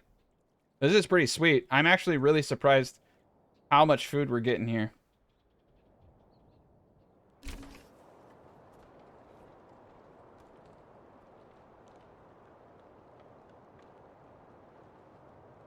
Oh, that's a good one. Yeah. Use your berry farmers. That's not a bad idea. For use these guys over here for berry farming. They are kind of off season. Cool. I mean, I could start growing spices and trading them. I always end up discontinuing to sell herbs, and then I have like 1,000 herbs. Like, so I just stopped getting them. But they are really good for early game trade. Okay, we've got another ox. We need ox so bad. Because I only got 6 for the village, and there's so much wood to be moved. All right, we got 55 boards. We got to get the manor up, basically. Okay, so this is going to be the castle. It's perfect. It's all it is just a bridge. Okay, we need stone. Oh man, my broke ass. Okay.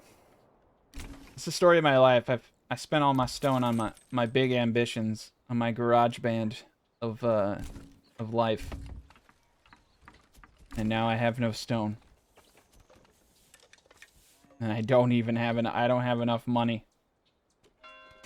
Here we go. We made some money. Okay, we're gonna have to start selling anything that's not glued down to a table. I think we can do it. So one bad thing about being us, besides everything, we're gonna buy a route for firewood, and we're gonna up our firewood. Yeah, we're gonna go a little crazy on the firewood. Is because we have rich farmland, the only thing we have is wild animals. That's rich, which is good because it helps us with leather. Most likely, what we're gonna have to do is start selling alcohol and bread, since we just have so much of it, and we're going to be growing so much of it, and we'll be growing some close to the trade hub. This is only one thing that we got going on up here. So, like I said, first harvests always suck. I never really count the first harvest. Let's see what we got going on here. We just have 21 available living spaces, so this is like what I'm talking about. There gets to be a point in the game where you're just kind of waiting for it to catch up with you. Cool. 39. I think what we're going to do is save up enough money. Damn it. That one route I bought for 60, now it costs 150. I should have held off. I need 100. I just keep shooting myself. I have to buy this war bow. I have to buy it. It's the only way we're going to live. War bows are stupid easy to make, and they're stupid easy to sell. All right, we got 5 free families. Wonderful. Stop hits going strong. Woodcutter's going strong. We need to get a forester up over here. We need to get a forester up over yonder. And probably should get a preemptive forester up in these parts here. Okay, granary is going. Actually, hold up. We don't want a forester here. I intentionally wanted to deforest this area. We're going to be building industry, and I don't know if I had plans to build more houses here, but after looking at what I have just in this area, I'm really scared about what happens when I fill this whole town out. We're definitely going to have a granary centralized for chicken egg gathering. The majority of these guys are going to be chickens. I feel inclined to do meat, though it doesn't make sense, but it's historically accurate. But the yields will be such terrible yields. We're at 6 months on food. Fuel is 12 months. Oh, look at this. We're doing great. Okay. So yeah, I need a family to move into here for bread. We are going to need to get a baker up. Menial oven. Oh, don't have the goods. We're a few points shy, and then I will have the money to buy that trade route. So let's just keep getting that passive wealth per family up. Every month, getting 2 regional wealth per family cannot hurt you. All right, beautiful.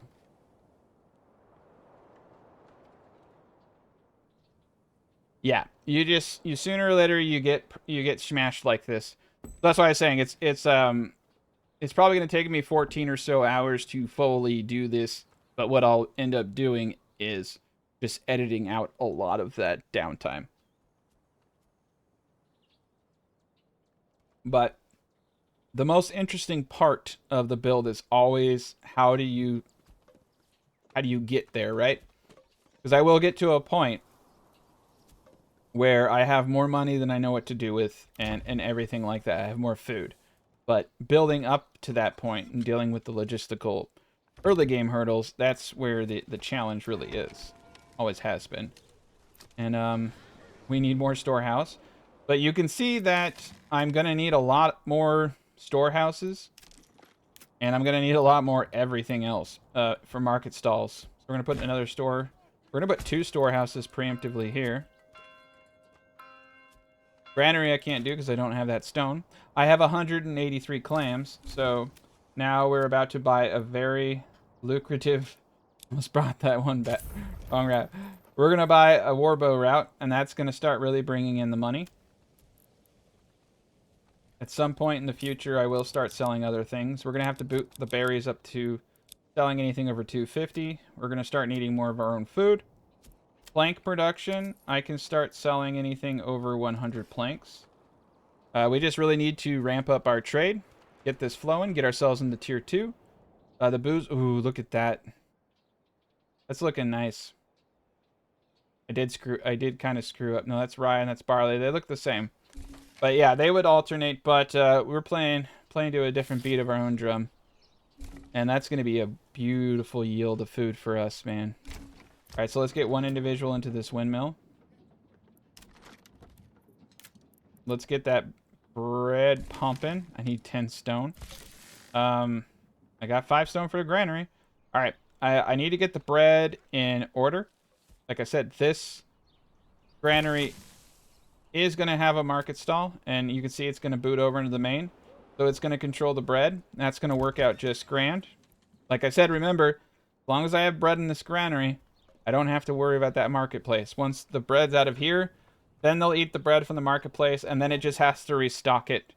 And it's really not going to be as big of a deal as you think. They really cheesed market stalls so that people could have bigger builds like this. And so I think it was absolutely a move in the right direction because it was really annoying having to have very constrictive builds. It really does open the game up and allow you to build in a different way. But this is, like, look at the city so far. So imagine all of those areas are going to be full of people.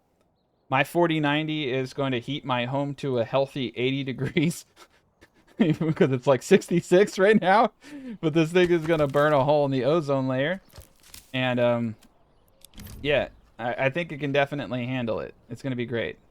All right, forester here. Let's put a person in the forester. I'm going to preemptively start getting forestry guys going. Because we are going to hit a wood crunch. Crunchy wood. And it's going to be expensive. Let's get the veggies up. All right. So we got one individual there. I did not tell him to do a market stall setup. When it upgraded to a large granary, it returned the market stall feature on. What a jerk. All right. We're in good shape, though. Nice. Look at this. We got a burger supply level 2 here. We can make the booze. Okay. So the malt house is now going to be turned on. The tavern is now going to be turned on. The Jesus has already turned on. I don't need anyone in there. I only need someone in there to bury the dead. Okay. And we need 10 stones. So I'm going to use 369. Woo! Okay. We're in business now. Let's turn that bad boy on for stone. I'm not going to buy any trade. Oh, shit. Okay. I'm not going to cry. I'm not going to cry. He's coming to attack me. Oh, man. I've never been attacked this early. It's year 4. It's year 4, and I'm getting attacked by the Mongolians. They're all Mongolians, damn it. Okay. I don't have a lot of money because I was just about to get the manor up so I can start taxing. I don't know if I'm gonna live. I don't have enough money to recruit someone for too long. If it's gonna take his army a while, okay. This is bad. This is bad. These guys are in Tossenbrook. This guy's in Wildfeld. Okay, so Wildfeld's right next to me. Okay. Tossenbrook's right here. Why the hell would they come out right next to that? I don't even know if he's gonna recruit them. So that my main concern is he's gonna recruit them if I don't. Alright, we're gonna go with the cheapies. We're gonna say let's have a tickle fight. Or whatever people do when they go to war. Alright, tickle fight commencing. Alright, so they're coming in from over there. I can afford them for a couple of months. I don't know where the hell he's gonna attack me from. Whew, this could be it, Scooby-Doo. This could be the end of everything. I need to get him. Oh shit, he's coming in on my backside. Okay. Okay, change of plans. And that sound see what I mean? Like I say the worst things. We're gonna run. We're gonna run around and we're gonna try to fight this battle. This is the worst battle ever on that bridge. All I can hope and pray is that the gods of me are wise and skilled enough to not suck. Yeah, I do have to fight them. Good point. Good point. Oh shit, I think they won. I think I just died. So I don't know what's happening, but I think he had mercy. I don't know how I won. I don't know. I don't know what's going on. I didn't even get the fight. I don't know what happened. I honestly was like I was honestly 50-50 there whether or not I was gonna lose. I thought he actually won the war, and he didn't. Thankfully for us, that was the most awkward encounter I've ever had with another Baron before. All right, we're gonna get the manor up finally so we can start taxing. All right, tier 2 it. Blacksmith. All right, widget factory is turning on. I am gonna not really put a limit. We're just gonna turn everything we got into widgets. Well, they're not called widgets. They're called, I should use proper term, iron parts. Okay.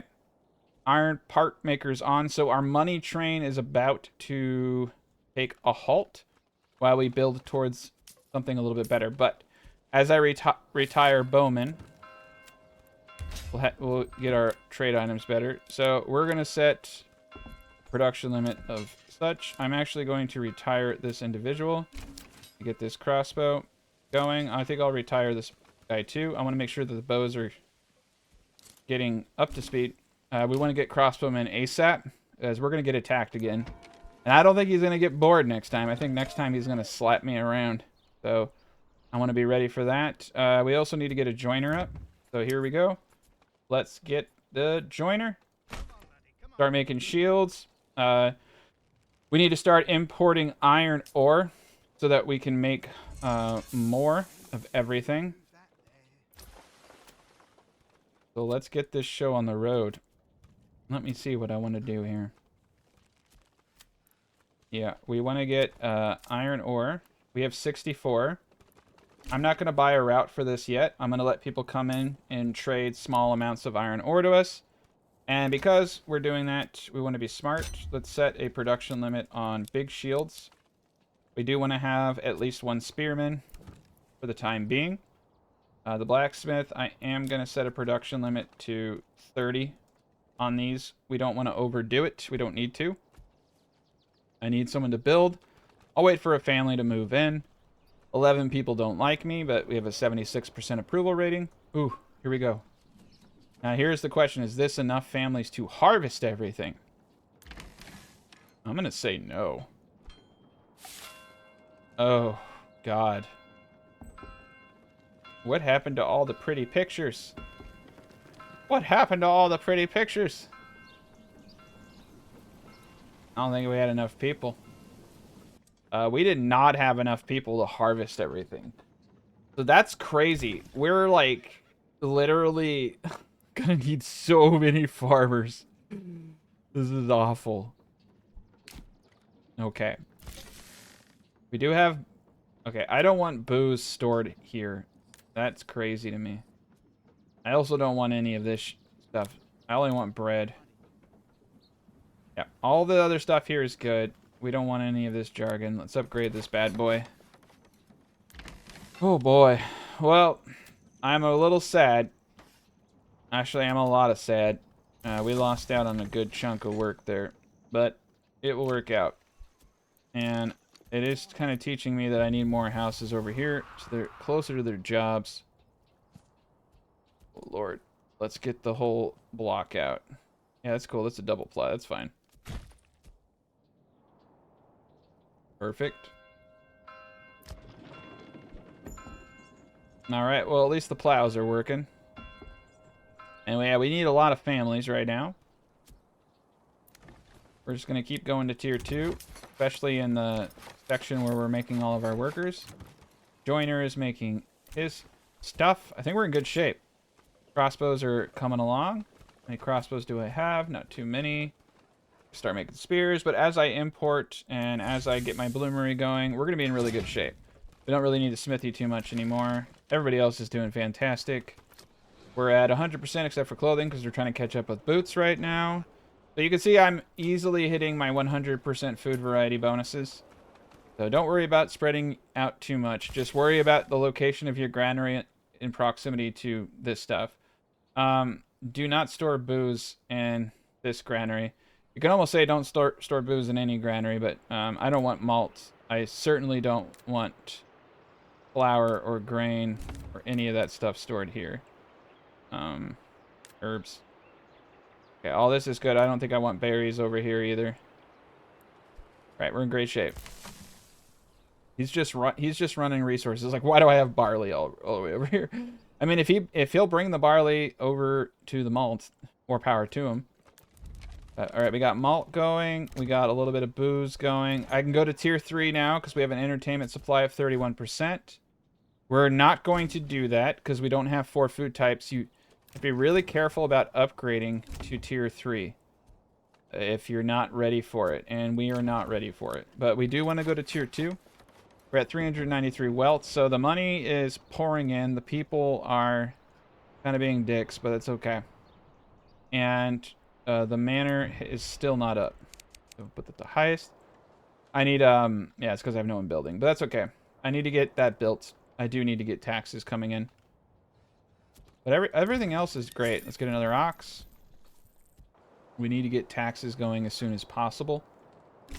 And we need to get these people drunk and happy so I can tax them and keep above 75% approval. And I really want to start driving up to tier 3. Once I get the booze flowing, we're going to be in really good shape. And we got a lot of booze coming in. I could definitely start importing it, but I'd really prefer not to, especially since it's a pretty easy thing for us to produce. All right. All right, we're exporting. We're not even exporting berries anymore. We're importing iron ore by foot. Damn, I could start selling grain, probably. All right.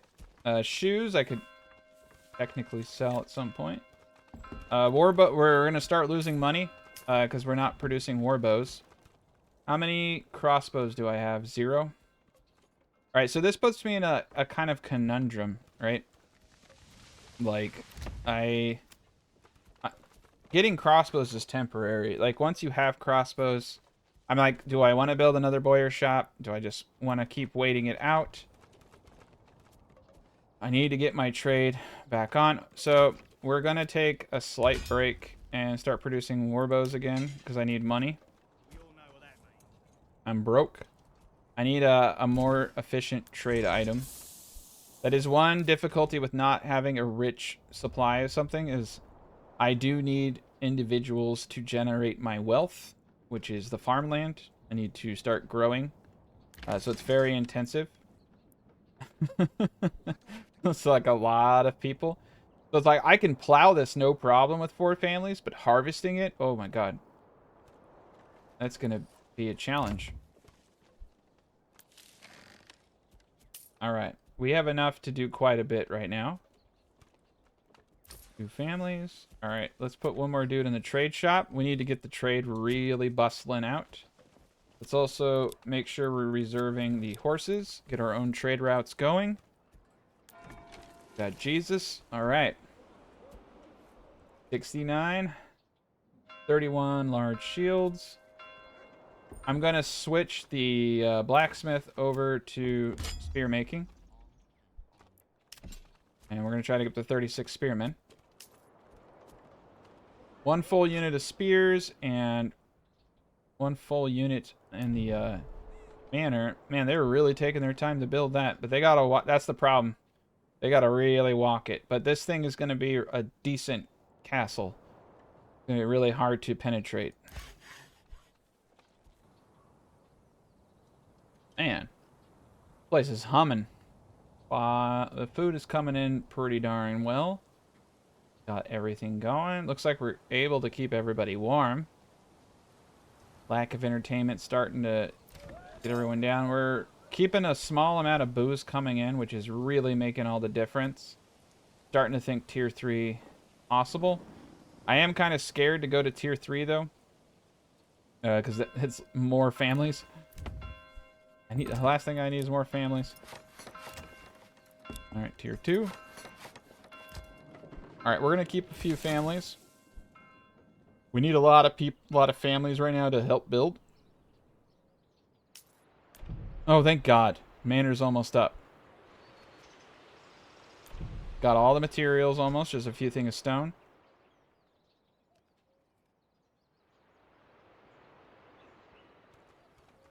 Kind of wondering if I could put walls across the river. All right, Manor is up. The first thing we're going to do is start taxing the hell out of everybody. No, just a 10% tax. 1 family a month's fine for now. We just really got to get this thing going, and I really, really, really need to get retinue all the way up. So let's do something cool with this. Put it next to the bridge. Go.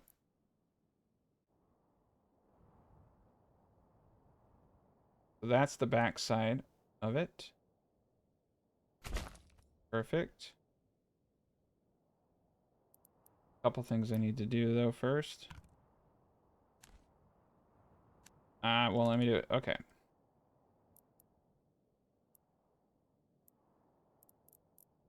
Okay. So I really want to have the gatehouse on the bridge. So it's even more annoying. Okay, so we'll just... honestly, I don't even need a wall. I just need that. Cool. And this... Funny is this will not block archer shots. It won't. It will not block them. And we can put another tower right there. There we go. We got our nice little entrance. Eventually, I'll do a whole wall around it. Perfect. The whole... This is actually really cool. So what kind of like went to historic towns were these satellites, right? So like large, you know, veggie and apple farming, like that stuff could be done inside the city landscape, but it's small scale.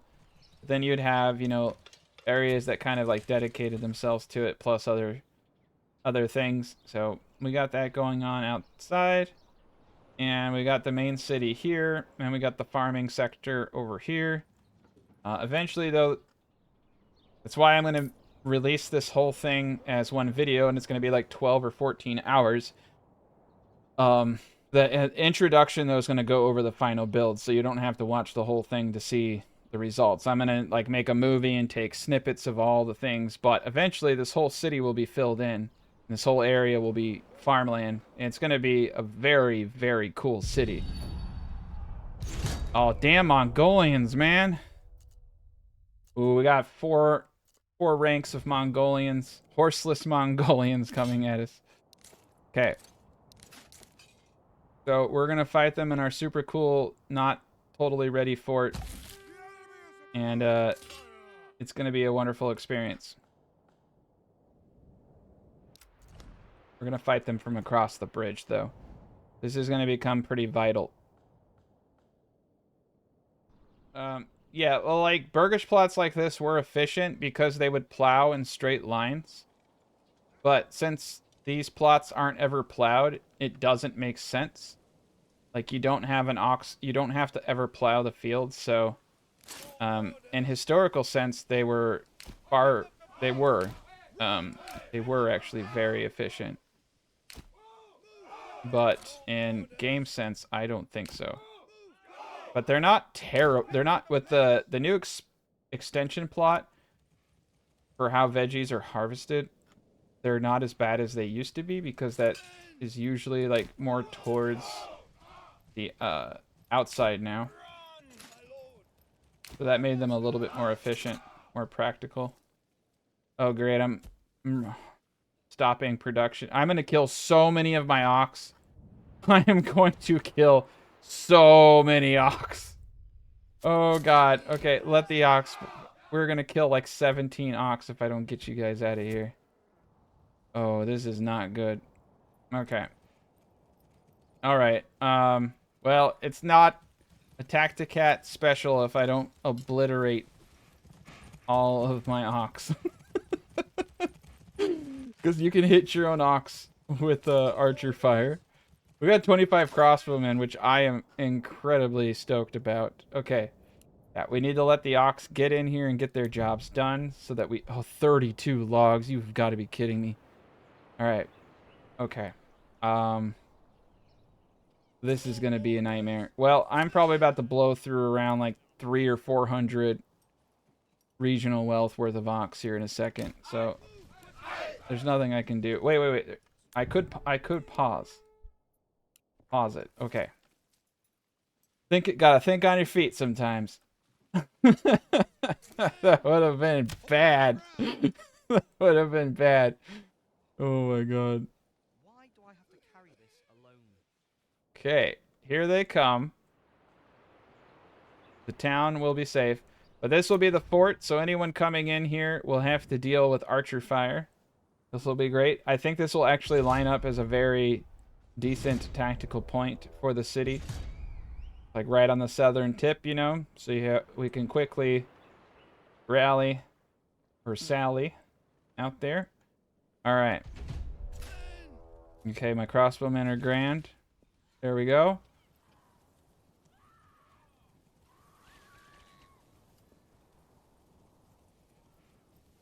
Yeah, I definitely have killed around 7 ox in 1 defensive stand once. It was pretty bad.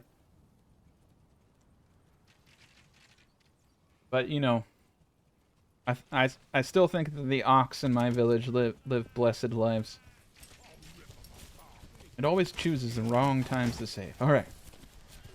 Come on, man. Shoot it well. Alright. We're going to start dropping them like flies here soon. There we go. Oh, this isn't good. We got 36 spears, though, thank God. Our crossbowmen are standing proud. Oof, that was nasty. We dropped a few. We're going to have to put someone in the church for sure. They're going to be burying bodies till next year. Oh, yeah. All right, the bridge is definitely holding strong. Keep our spears in defensive mode. They don't need to fight. They just need to... Oh. Okay. They can't get a good shot. And they changed the way pathfinding works, so you can't get as clear on the edges as you used to be able to. Alright. Come on, crossbows. Don't let me down. Jesus is watching. Okay. So when they do this, you have to do something called run away. It's a beautiful thing, though. So we're just going to run away, and we're going to shoot them from the sides. Come on, guys. Come on. Oh, God damn it. They did not get the memo. They did not get the memo. Come on, guys. There we go. All right. Okay. The archer's sacrifice will be remembered in all of New Krakow history. The crossbowmen have something against the archer militia because they just definitely just sat there. All right. There we go. We need to step back a couple feet. Come on. All right. This time, guys, don't let the archers get massacred. We lost six good men. All right. Everybody broke. Oh my god. That was bad. Oh, dude, they're not letting anybody get away. They were pissed. All right. Unpause the manor.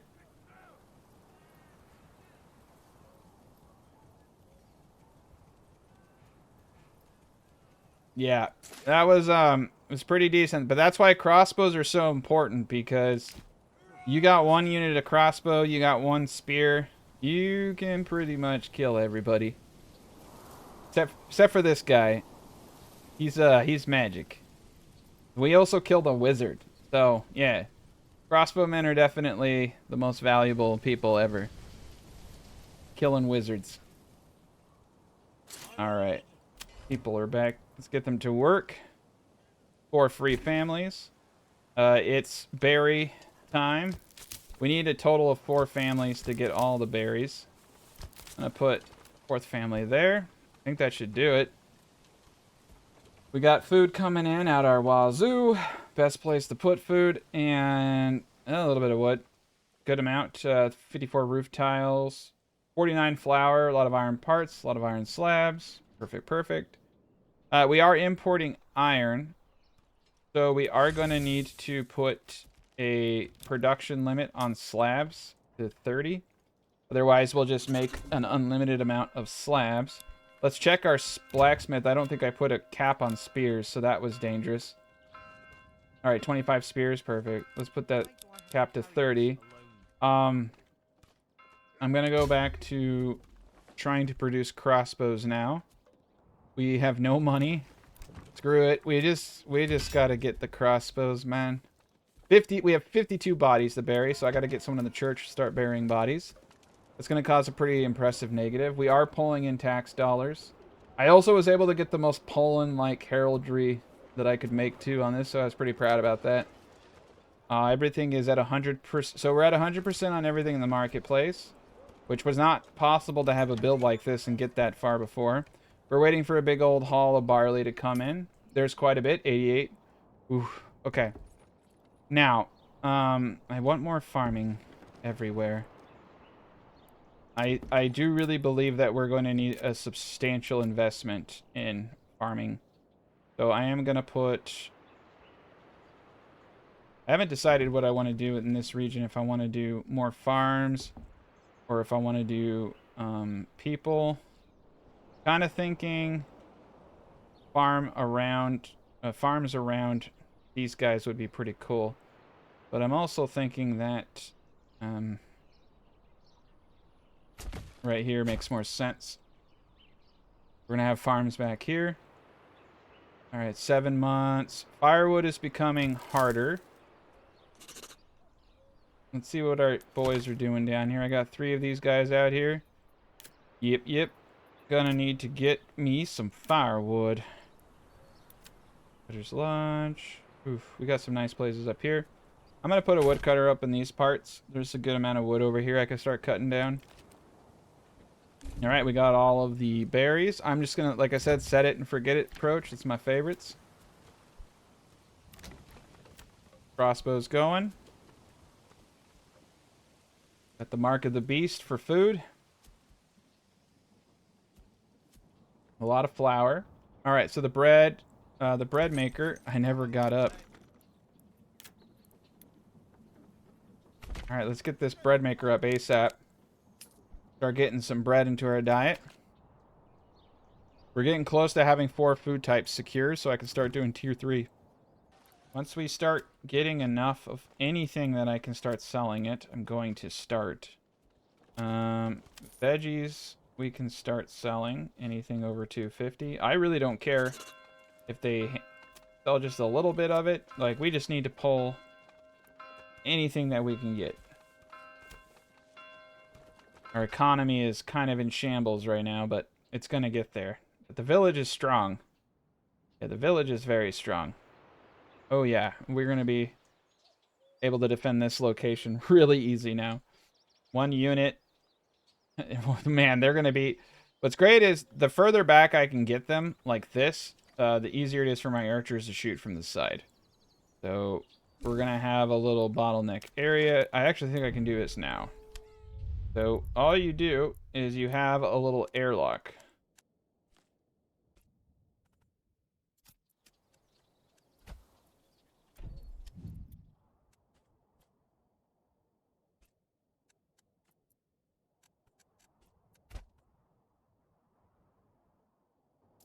Need more locks, but I can get that going, and then they'll all come across the bridge into here. But we'll shoot them as they're coming across the bridge, and then we'll shoot them when they're in the little inside area. So this is going to be pretty lethal. I'm eventually going to have this whole dang thing as a nice layered castle. I don't think anybody can take it, especially if I get more crossbowmen, which we're going to do. There we go. But we really need to get our economy going because we have nothing to tax right now. Kind of a hard toss-up on what to prioritize when you're in this stage. Logistically, as long as I can fight them off, we'll be okay. We have a good amount of spearmen. Blacksmiths should definitely be working on... Nope, we have spears and large shields, so we have enough to get these. Right now, we just need people for our army. Perfect. All right. And you can see that we're growing a nice assortment of veggies in this area. Not bad. I think a lot of these pantries might be full. Nope. No, none of them are full. A couple of them are getting there. Oof. Why does he have planks in his pantry? What a jerk. He's hoarding. We got hoarders in this village. It's like the worst. All right. Yeah, we're in good shape. A lot of building projects still to be done, so I'm going to have to let the families kind of accumulate. Let them come in and accumulate and start building. But we're just going to have to pray we don't get attacked. Though I do think I could take the Lord's army, especially with that bridge and spearmen and crossbows. Again, I'm staying away from tier 3 because when we go to tier 3, we need a 4th food type, and that lack of tavern supply becomes dramatic detriment to approval. Right now we're getting -15 just from not having enough booze. So once my booze becomes more permanent, which is going to happen here momentarily. Okay, we got a bunch of families out. I still have to see if this is enough. They're doing an okay enough job. Once these houses get up, they won't be so far away from their job site. That's really hurting us right now. So we need to get all these houses up and put them into employment in this farmhouse. But holy cow, there we go. 22, yeah. Look at them go. They're like ants. Like hungry hippos. The beautiful thing that we're seeing. Okay, that was more than enough to do what was needed. Looks like... Yeah, and the ox are going already. And replowing the farms. Oh yeah, look at that. That's beautiful. That is so much barley and so much food for just one farmhouse. The oxes are definitely a force multiplier in terms of reducing the cost of how many people you need to get that stuff plowing. Like while they're farming, they're plowing. Things are catching up. We got over 100 rye, and the barley is still flowing. We got 359. Oh my good, holy 345 barley. Oh my god. Let the booze flow. No limit. We're going all out. Okay, that is a good sign that we can go to tier 3, because it's going to get crazier than that. Clear this whole area for line of sight. So we're going to start cutting down the trees over here and kind of eating away at this area over here, but trying not to hit the animals. I'm just gonna do it. We're just gonna get the second brewer up because I feel like it's gonna require a lot. We already have one malt house. That's great. We're making money again. I'm gonna put the second dude in the next malt house. It's time for the booze to flow. I want to see that 100%. We have more than enough ale for it. What we're most likely going to need is a specialized granary that has all of the barley. But here you can see I have alcohol and barley. And why isn't that alcohol being put into the tavern? We're going to use the overstock tool to kind of rig the system. There we go. And let's get multiple families into the tavern so that they come and pull the ale. Most of the time you need at least 2 families to get it to work right. Okay, entertainment value is going back up. Hoping the granary's not stealing from me again. Yeah, these long plots aren't efficient because they have to travel such a long distance to get to them. And they don't always plant stuff on some of them. But you know what? It's the historic build, so we're trying to make this look historic. We just need so many people. I'm thinking about dropping the taxes down and going into a people renaissance. Do that. I think our biggest hurdle is going to be fuel. So we're going to go into bread. We're going to go into honey, and we're going to go into charcoal. We're going to need charcoal to heat all these homes. There's just going to be no way to get enough firewood. Not taking any chances. We're playing on a harder difficulty. On these difficulties, I've had him like sally out with 20 men. Let's get all of our men organized. You know, technically speaking, is the best way to speak. You only have to have 1 unit in combat of the circle to get everything. The manor's kind of screwing things up for me right now. I think we can I don't think they can run around, but we'll find out. It looks like the archers are going to have to take one for the team. So I don't even have to do that. Everybody else is going to run to strategic locations. The archers are most likely going to have to die. I'll try to run them back. Oh my god, that was almost pretty bad. But the real important question is, are we finally trashed? We are. We've done it. We've done it. We've hit peak trashiness, which means that we have 3 food types. We're almost at 4. I'm gonna need to get into bread. I need to get that bread going. Okay. The battle has begun. It's still showing me the battlefield location. Where the hell are my Where's my backup, man?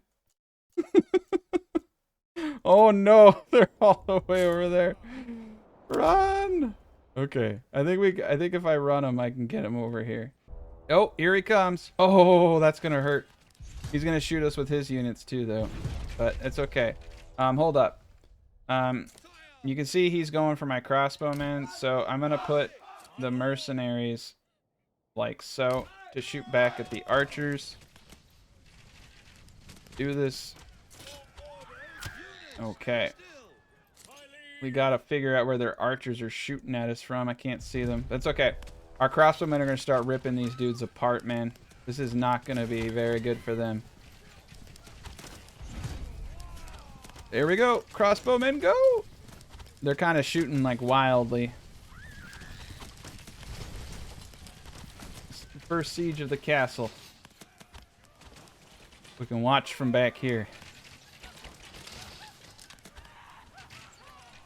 Oh yeah.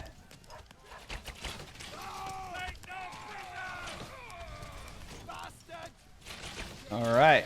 It looks like they can't jump over. No, I did not tell you guys to move. Did not tell you guys to move. You are in stand your ground. Alright, whatever. Some of the spearmen are gonna die, but that's for a good cause. Alright, we're breaking a lot of them. Alright, the crossbowmen are still unloading some good shots. Perfect. Perfect. Oh, those guys are toast. We lost 4 spearmen. All right, we broke everybody. And we won. The glorious day for New Krakow. So the new fort definitely is going to be able to eviscerate every army that comes at us. And if they come from the other direction, then we just get on the other side of the bridge. So we basically could just hop this bridge forever. Yeah. I'm not so we're good. If we can defeat the Lord that easily, I probably didn't even need these NPCs. I at least by the next raid I won't for sure, because we're gonna get rid of the bowman now, and we're gonna get our third crossbow unit. Cool. Let's make sure that we're pumping out crossbows. We are. Make sure our blacksmith is pumping out the iron parts. He is, and we're in business. Potentially trading alcohol. I have to think. We have 170. Well, I mean, eventually I'm going to be consuming this alcohol, and I really don't want to screw that up. I'm more opt to do something like bread. But our food situation isn't exactly great. You gotta be careful with these guys too. There's berries stored up here for God knows what reason. All right, 168. We don't have 4 food types yet, so there's kind of a danger going to tier 3, even though I really do want to do it and get the money. It is pretty critical to get all of this stuff out. Pop one in. And they're doing a great job. The alcohol is flowing so freaking crazily right now. We got 2 brewers going. This is great. We're just basically at a point where families have to roll in. With how many people I have cutting down trees that... There we go. There we go. Cool, cool. We'll get those guys up. But because we're building single burgers plots, we're just going to need stupid amounts of granaries. But you will have... When you build a city that's over, you know, 200 or 300 families, you're typically always going to have what you need to get it done. You're going to have like 100 families sitting around doing nothing. So you might as well throw them into... logistical jobs. So we're gonna get in the design. I saw that there were actually granaries in the marketplace. There's like a big granary station. We're gonna just say that it's 2 granaries for the future market stalls. This is a great location because it's kind of centered to everything. So I'm gonna get 2 up here. I need 1 more log, and we'll just call this the granary area that I saw in the city layout for Krakow. Boom. And to make it more city-ish, I'm gonna put a road around it. Perfect. Let's make sure that we have enough I'm gonna upgrade the stone well. You need 1 per 50 burgers plots, but this will allow me to have 100 right there. I have other wells, tactical wells. We're gonna upgrade that too. Man, we're doing great. This one's up, and so... This is another one that I want to use. I'm actually okay with this one having farming in it, but we're going to hold off on putting anyone in it until I need to. So he's doing a great job. I'm going to put 1 more individual into this granary. And I'm actually going to put 1 more individual into this granary to help move stuff. And they are doing market stalls. And that is correct. Get another ox. Get another person in the oven. Feel like they're doing great. Feel like the main thing holding me back right now is we got yeah.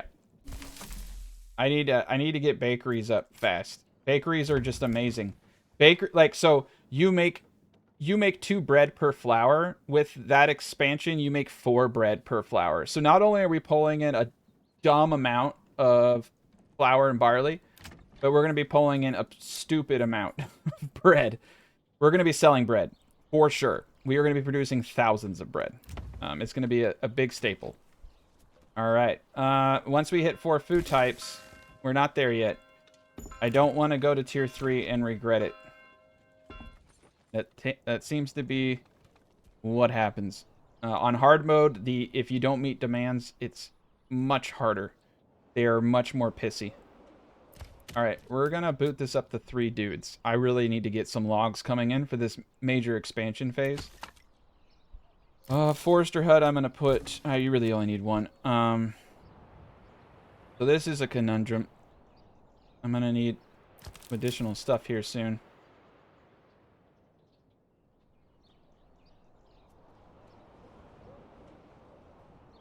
Oh man, we're doing great. New Krakow. Yeah. All right, let's take a break from me being a micromanaging crazy man. And let's take in the layout. So this is where some of the V's happen. This is a small little logging part of the town. But the bigger picture is, I'm going to have to move up. Let's go to the market square. So Krakow in Poland has the largest market square in all of Europe to this date.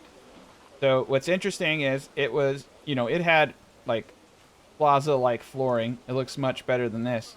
But the market stalls that I set up are actually exactly where the market stall areas were in Krakow. It's just a small part of the open area. But I like the open area because it allows you to kind of get a view of the city. It's like, a park and like the New York Park and all that kind of stuff. And see over there, we can see the farming part of town. Over there, we can see, the houses associated with it. In the distance, you can even see those farmhouses. And you can see the apple farms over there. So from the main square, I can see like pretty much the furthest points of the entire area. You got the church in the center of town. And eventually, once I get more things up, we're going to have more taverns probably in this area. I think a tavern over here would make a whole lot of sense for barley production, and taverns and trade facing the inner courtyard market area. We're also going to need more Jesus.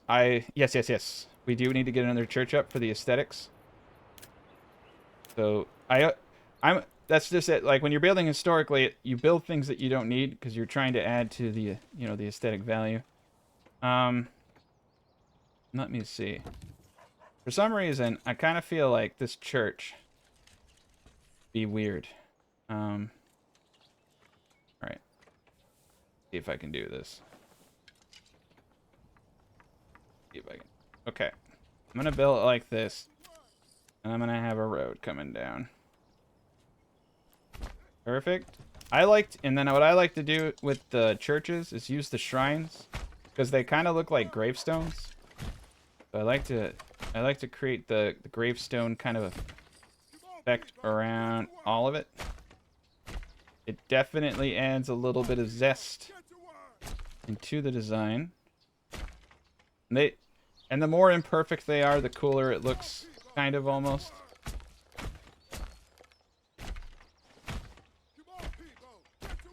It adds that authentic seal.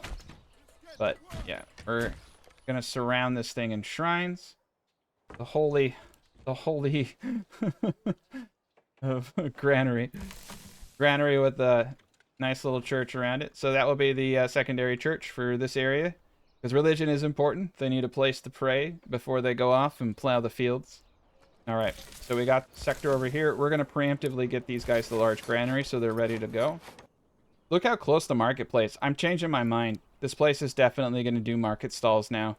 This is going to be the logistics hub. This place is going to do 2 market stalls. We're not, like I said, if long as you have the food, you don't have to worry. Take that angle. We're going to take that angle. And we're going to take that angle. We're going to make it look historic. It's a historic angle. All right, cool. Because, yeah, we got apples coming out of here, so they can help with that. Or we're getting closer to our 100s once more. Looks like we need more granary workers. So, all right. These guys are ready to shine. I'm going to do 1 each on these guys. Let them go. Perfection. We're at our 100s once more. Clothing, they're just catching up on the boots. We're over our food. The bread is finally starting to come in. We need to get tier 3 plots now. I have a few tier 3 plots. Okay. It's time to grow up. Let's actually get our farms to tier 3 first, since they'll benefit the most from it.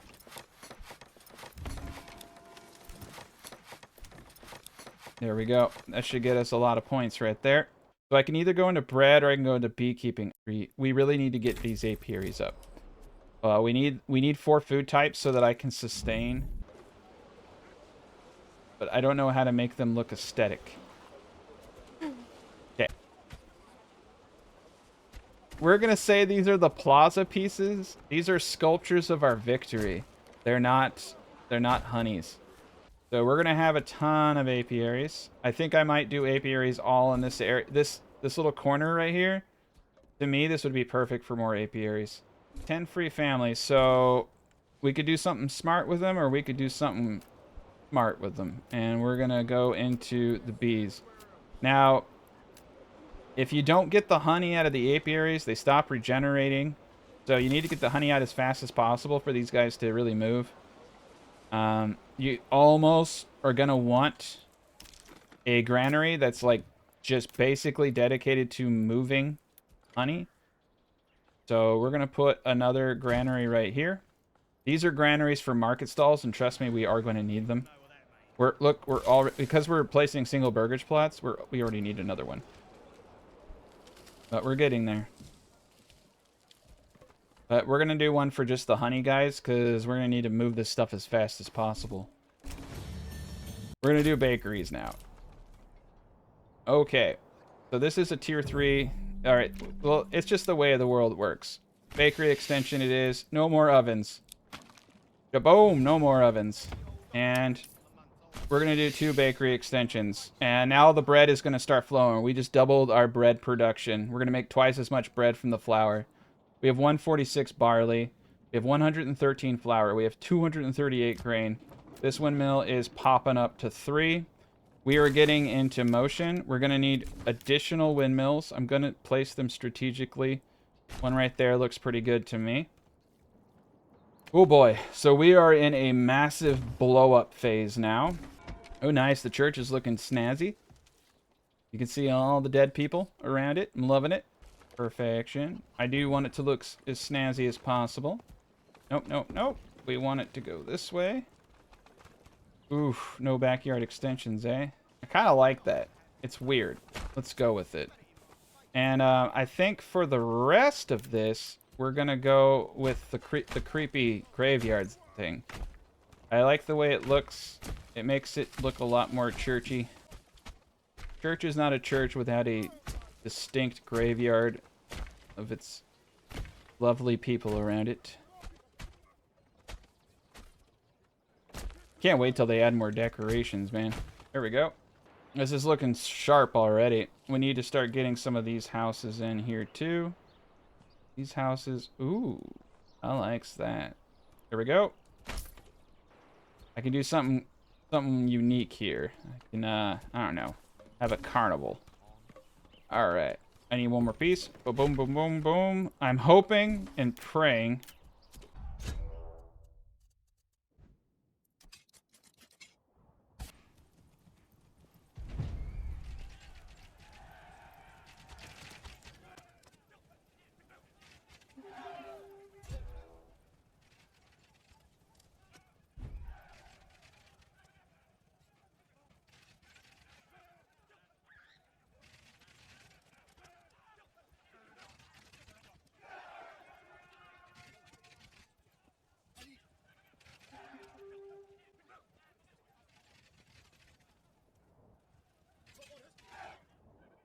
At the end, I mean, like, at the end of the day, we're all just like a bunch of hyper-intelligent monkeys just trying to survive.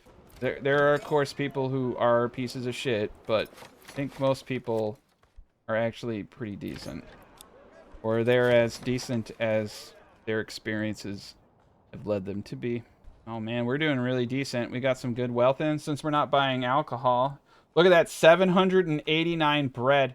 Well, I think it's safe to assume we are winning at life. We're buying a route. We're getting that up. We're going to start selling bread. I'm going to stop selling veggies. Going to stop selling berries. And we're just going to put it all in on the bread. There they are. They're not burning everything to the ground, so that's nice. Look at that. It looks so much nicer with all that stupid wood gun. This guy is so toast. Oh, nasty. Drops like 5 of them. Run, run, ox, run. This is not a zone for you. Oh, man. This is a beautiful scene right here. Oh, yeah. Oh, yeah. Like shooting fish in a barrel, man.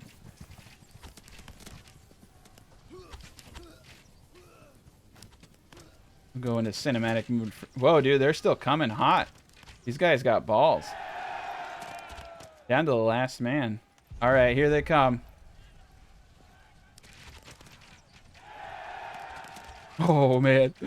There's so many crossbowmen shooting at them.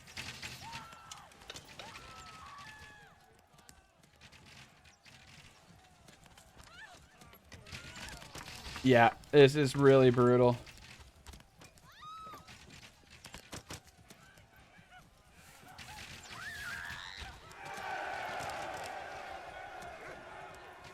Dude, those guys have some balls. What's cool is they shoot people who are fleeing now. That's one of my favorite things. Oh no, this guy got stuck. Oh, he's about to have a bad day. Oh god. Oh shit, shit, shit, shit, shit. They are shooting my men. I do not want to lose too many of my folk because these crossbows are a little pricey. We're gonna pull our archers back and we're gonna shoot the shit out of these guys. I need to cut this wood area. You can see they're fighting from the woods. So we gotta cut that down. I'm actually gonna move the cut area over here. All right, there we go. Boom, boom. We lost 2 crossbowmen, which is really sad. But we're about to devour these archers. I like how you can hear a random woman just always screaming in the background when you're in these fights. Like, nothing's happening to you, lady. You're fine. It's freaking Thomas that died. Oh, there we go. Sometimes they bunch up. And when they bunch up like that, they don't hit too well. Oof. Alright, let's get these guys into position. I need to start getting these guys armored, too. Here we go. There we go. Now we're seeing bodies drop. Holy cow. What in the I left... Oh, my God. It's because I didn't finish the war. Okay. They're going to start burning my city down. Okay. Oh, what's going on with this? That war went on for so long. They sent a whole nother army to burn my town down. But I want to start getting multiple food types up as much as possible so I can start accumulating honey. That will help with market logistics as well. All right, we got that level. So that's 1, 2, 3, 4, 5. This is our last point. Full. And we're doing that because we're going to run out of firewood. Now, what I would like them to do is allow you to purchase more points with regional wealth, the treasury. Make it like 10,000, then 50,000, then 100,000, then 200,000. You know what I mean? Like, make it hard. But, like, give money a purpose and allow us to have more points. It doesn't have to be easy. You know what I mean? Like, you could make it a task. But it would give you late game content. It would give you something to generate taxes for, something to build towards. So, I probably need to suggest that. I actually even haven't suggested that idea. We don't have a whole lot of families right now. I'm honestly really surprised at how well... Here's a quote. How well the farming is holding up with plowing and all that. It's kind of insane. So, a big fire pit would look really good in the center of town, but I think we're going to go for something a little classy. So, I think... We have the storehouse over here, right? So, I'm thinking coal production right here. And another woodcutter back here. We're going to keep these woods, and we're going to do wood cutting. We got the forester right there. And its radius is this area. This is going to be great. And then we got the storehouse right here. And the only thing that this storehouse is going to do is firewood and coal. But boom. And it is going to have market stalls. Perfect. And then it can run to market with firewood and coal. And everybody is happy. Perfection. These guys are good. All right, so this guy's going. So we have 100% entertainment. So put 2 dudes in the tavern. Keep that going. All right, we got the booze flowing. This is great. Yeah, I'm probably going to need more of everything at some point. But I got the farms ready to go. We just got to do some more strips. So we're going to come down with the farming this way. This is going to be great. Once I get this woodcutter up, charcoal there. All right. Yeah, we just need the families. We're at 76%, so we're pulling in 2 families. We got 23 available living spaces. Once I start going to tier 3, the population is going to balloon, and it is not going to be pretty. I think we're going to have well over... Okay, so we're at 316. I'm going to double my population. 7. I think this city's going to be between 2,000 and 3,000 people now. I think it's going to be about 2,000 to 3,000 people. There we go. He got both. Okay, so it looks like we're doing a good job of moving honey. I'm going to say we need one more honey man. We need the honey man. All right, where are you, asshole? Oh, he's going home. Okay. Okay. I guess I have to allow them to sleep. We got 45 bread in there already. We're just not selling the bread fast enough. Okay. I'm hoping that they up trade a little bit. But we're going to probably trade bread for salt when I take that region. And we're going to have a lot of donkeys moving salt in. It's going to be wonderful. We got enough taverns for another 100 burgage plots. Okay, so we're at 76 burgage plots. I have more to go. We're going to have like 200. So we're going to have multiple large taverns. So like the tavern system is new, right? It used to just be you had one large tavern, but now tavern can only fulfill the needs of 50 burgage plots at large. So you're going to have a lot of logistical, you know, chains going on. We need that. We need a massive market. We're at 100% on everything. I'm going to need more granary workers. I'm just going to preemptively put 2 more in there. Okay, we're in good shape. And that's the 405 veggies, 350 berries, 657 bread, 14 eggs, 625 apples, 113 honey. So let's take a peek at... Are we selling our bread finally? Let's go to the trade screen. We made 2,245 all time. Let's look at the previous year. 652. We bought a lot of clay.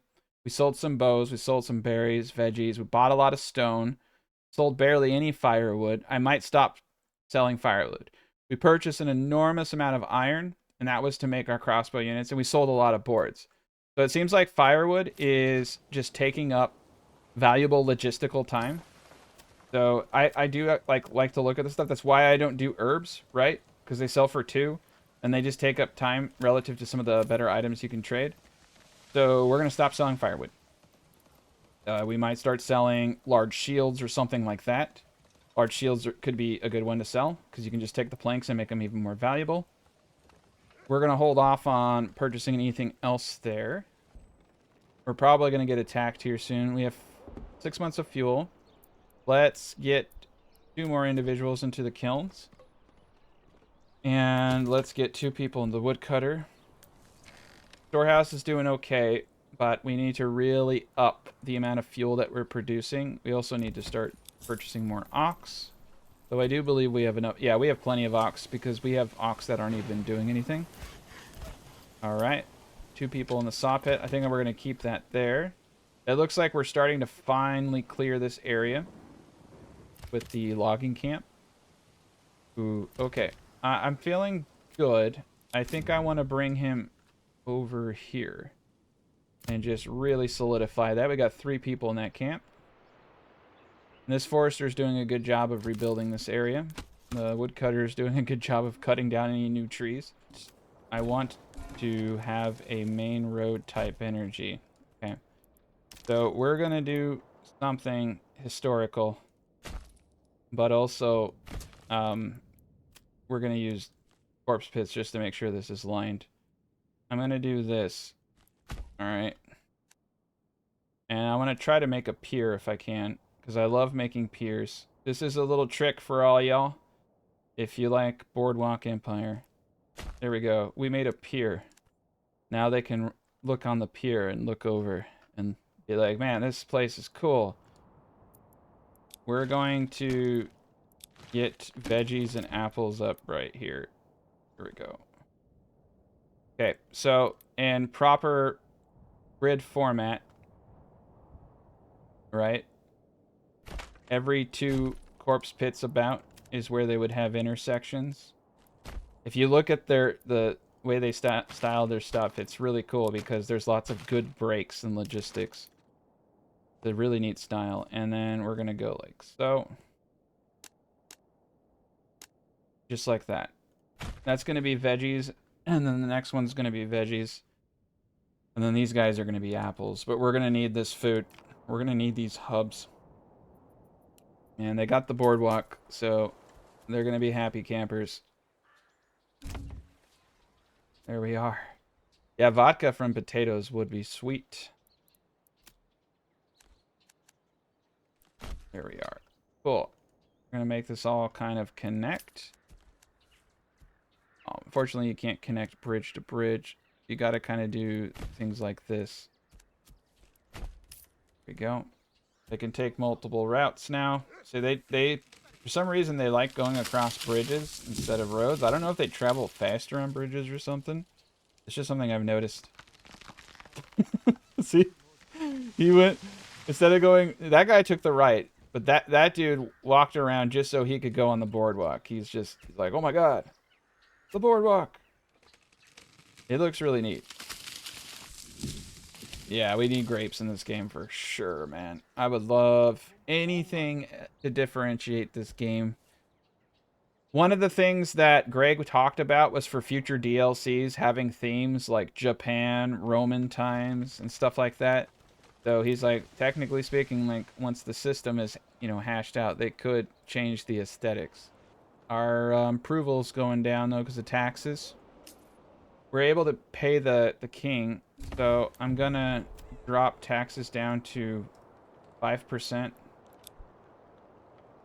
And we're really deforesting the area. So much for the forester here. All right, perfect. Okay. So, yeah, these look good. I need a little bit more wood.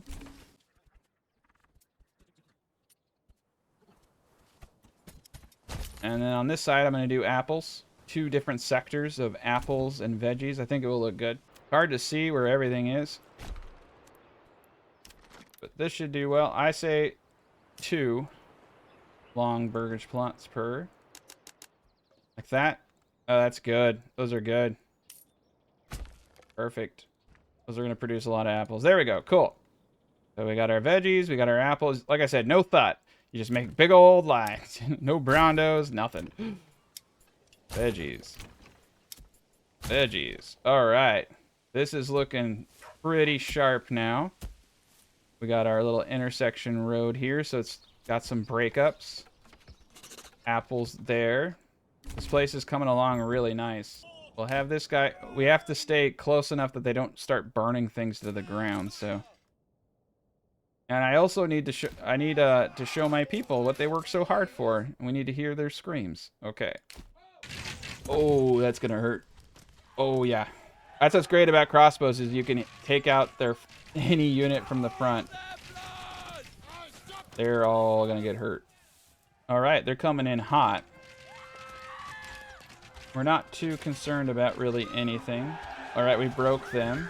These bandits aren't gonna stand a chance. Our crossbowmen should start focusing on their archers any time now. Oh, this is good. This is real good. They don't know what to do. Okay. I'm going to try to take out all of their archers. I think my guys are fine. They are going to all push forward. And this guy is going to start flank shotting. And these dudes are going to take out the archers. Here we go. Time to die.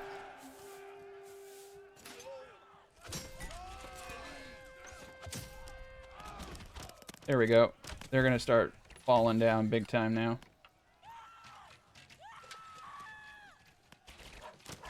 Whew. Yeah, that didn't last long. Okay, all of them dead. Yeah, they can't even take me in an open field battle. Alright, well, at least we have the guys next to the church. So that's another added advantage of all these churches is to bury the dead. The progress that we're making is very impressive. The city is really starting to come together and feel alive. We have these apple burgage plots to get up next with our nice little lakeside view. I think this is going to be one of the nicer areas of town. But we definitely need to start thinking about the future. And the future is going to need a lot of food. So we have an immense amount of families to still move in.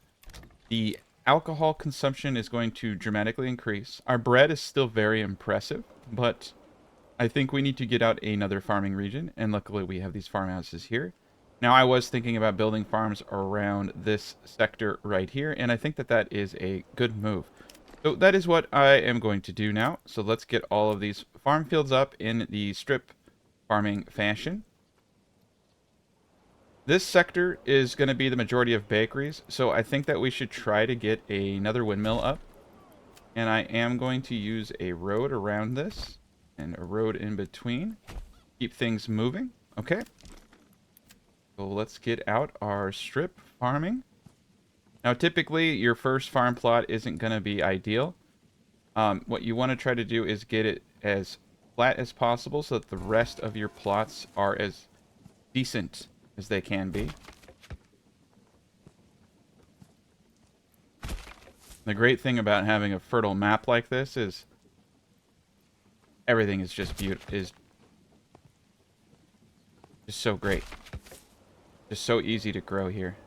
All right. We got all these guys up, alternating all of their stuff. Everything is looking really decent here. Now, I already got the ox for these gents here, so we're going to start assigning 2 families and 2 ox for plow stations. This is going to really help out here. And we're going to keep going. But we have a lot of expansion that needs to be done. And we need to continue to purchase ox. I think it would also be to our interest to place some hitching posts in this area. So that the ox have a nice little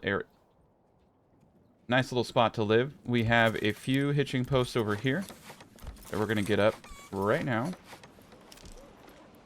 And we got more over there. So let's get these guys going.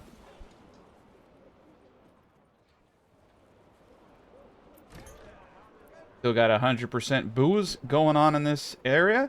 Got 2 windmills. We got all of the bakeries right here. This is fantastic. Continue to upgrade people as possible. I'm going to actually make one more bakery extension. I'm probably just going to do this whole block here as bakers. Our farms are getting all up to tier 3. This area down here, we're going to need to do some massive updates too. But overall, the city is coming along very nicely. Got chickens in all of these houses. What we're going to need is a tactical chicken granary. This whole area is going to be full of chickens, so I think it's appropriate that we have several granaries for this. I'm going to place 1 granary here. And I'm going to place 1 granary here for all the chicken eggs. And we are going to have these people manage market stalls. And we're going to have it so that they only do chicken eggs. We'll have 1 or 2 workers in each of them. This is how we get a design of this magnitude to work. As you can see, I am still well in my 100%. So what I'm doing is working. And we have the new patch to thank for these mechanics that allow us to make really cool cities. All right. We got a good thing going on. We got the farms going. I think we're also going to get this farm field up right here. Just so that everything kind of flows together. Oh no! The Mongolians! The Mongolians are coming. They're coming from the south. Perfect. Now, we're strong enough now that we don't need to hide behind castle walls. We can meet our enemy out in the field, no problem, and destroy all of them. So that's what we're going to do. Though our castle is mighty and majestic and beautiful. Get our men into formation.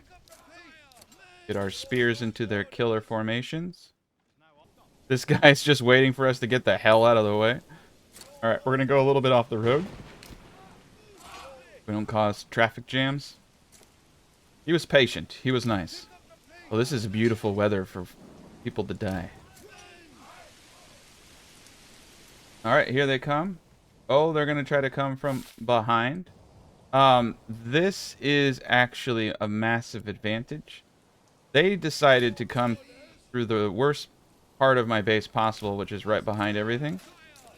So we're going to use the bridge to our advantage after all. That's the funny thing about this castle is you can just get on either side of it and it's going to achieve the same objective. We're going to go. I was blocking the road, so they started pathfinding around it. So I actually had to get out of my own way. All right, here comes the war. So what's great is the castle actually kind of operates as a stopgap because it's difficult for them to move through it. So they're going to stream in one at a time and get pelted. We got some side shots lining up over here now. That'll get us some good damage.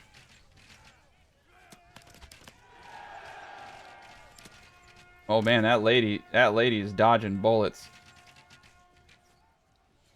Oh, got one of them. Yeah, they're getting lit up on this bridge. Wasn't fair. Now there should be more of them coming. Yep, here they are. Poor souls. Don't know what they got themselves into.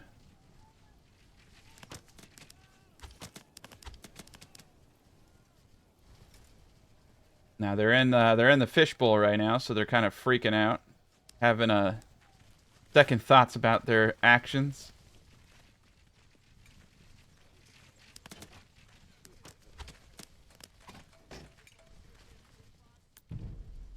Can't wait till we can start getting up in towers. It's gonna be so cool when they get the defensive aspects of this game fleshed out. All right. So that was a slaughter. This is why I love range superiority so much in every video game that I play.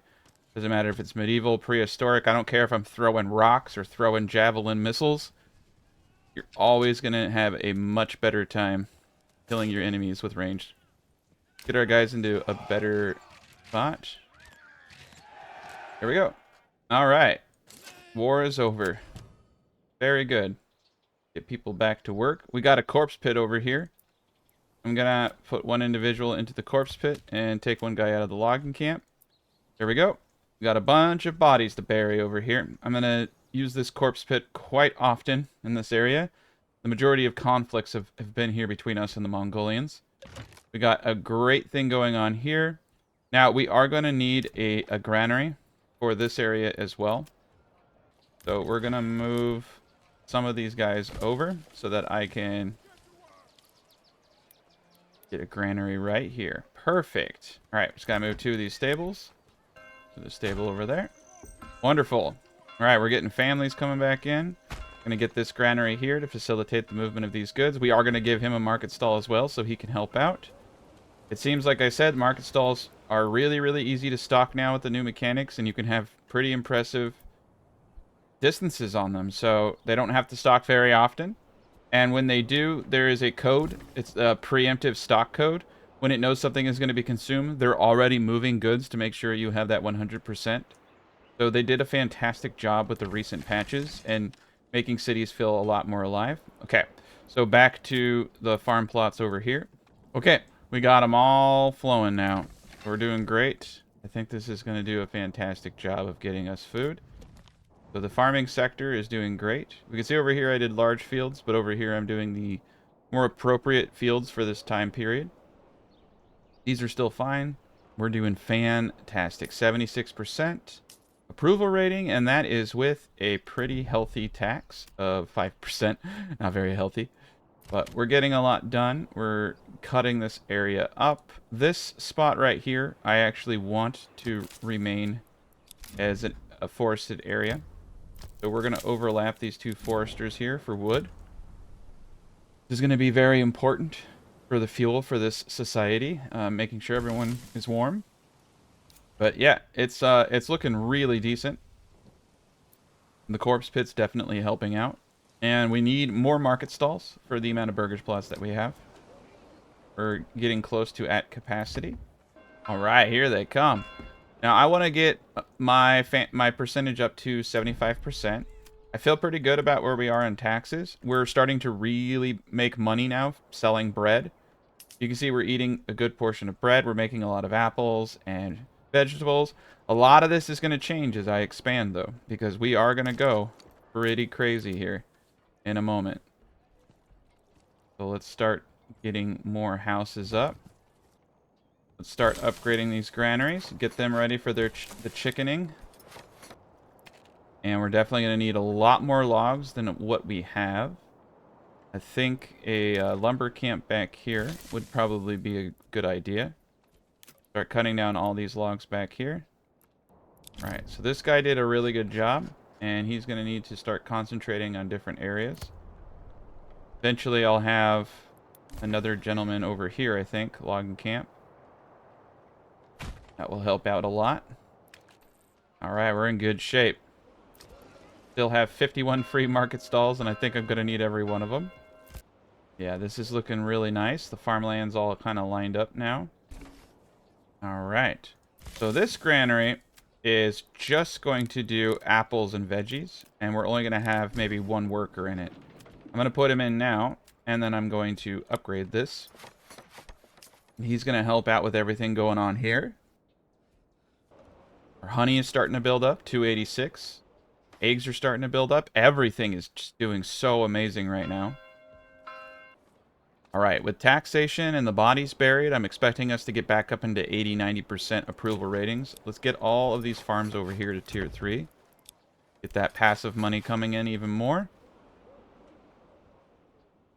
And I think they may have reduced the tax just a tad bit to make it a little bit more economic. So I'm hoping that that's the case. All right, we're at 81%. That's great. We're going to start really pulling in families. So now we're just in that build-up phase where we're looking at firewood, charcoal, which are all doing really well, by the way. We're going to put 2 people into each of the foresters here because this is such a vital area for us with our woodcutters. I think we're set now with this area and this area up here. Eventually this woodcutter can actually go now that we've stabilized our fuel. I'm going to return those workers to help build. Okay, so this is literally just going to be bread and eggs, since that's what's produced in this area. And we're going to put 2 individuals to work facilitating all of the eggs. So we want to go house by house now that we have the logistic capacity and upgrade these bad boys to eggs. We are going to need so much food for the coming population. It's not even funny. All right, we're in great shape. These guys are also going to just all be bakers over here, like I said. We have a ton of bakers. It's going to work out wonderful. We're going to need it. Because when the rye and everything starts coming in, like it's already starting to do, it's going to be biblical. Coal, we're going to have its own little section. Storehouse is doing fantastic here. We're going to put one more person in the storehouse here since this is a heavy producer of charcoal. Now, all this storehouse is doing is moving the firewood to the market. Look at that, 100%. It's all around. Perfect. All right, the bread and egg guy is good. Same thing over here. All this gent's going to do is actually eggs. That's a beautiful thing. We're going to leave the market stall on, and we're just going to let him do his thing. I'm going to just put a dude in there preemptively. Got 41 and another additional 10 spaces for families. It's going to take probably around 10 to 20 years for us to move in every single family. We definitely want to make sure that we are upgrading and getting everything moving.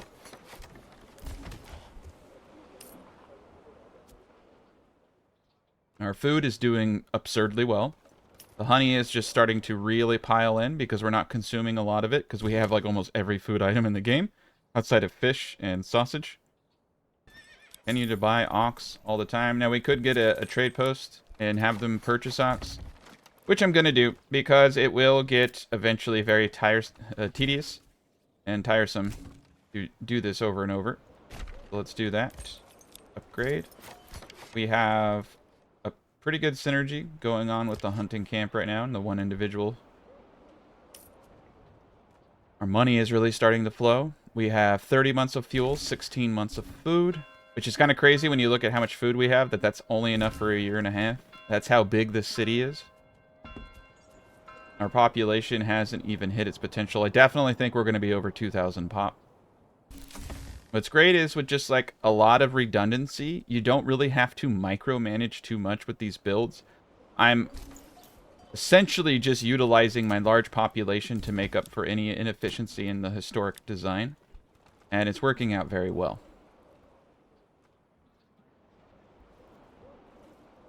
All right, we are running low on barley.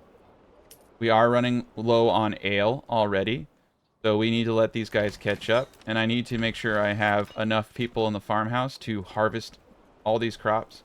We just had this going on, so I think it's wise to just really start stocking up these farmhouses. We have more than enough barley and everything else, but it needs to be able to be moved quickly.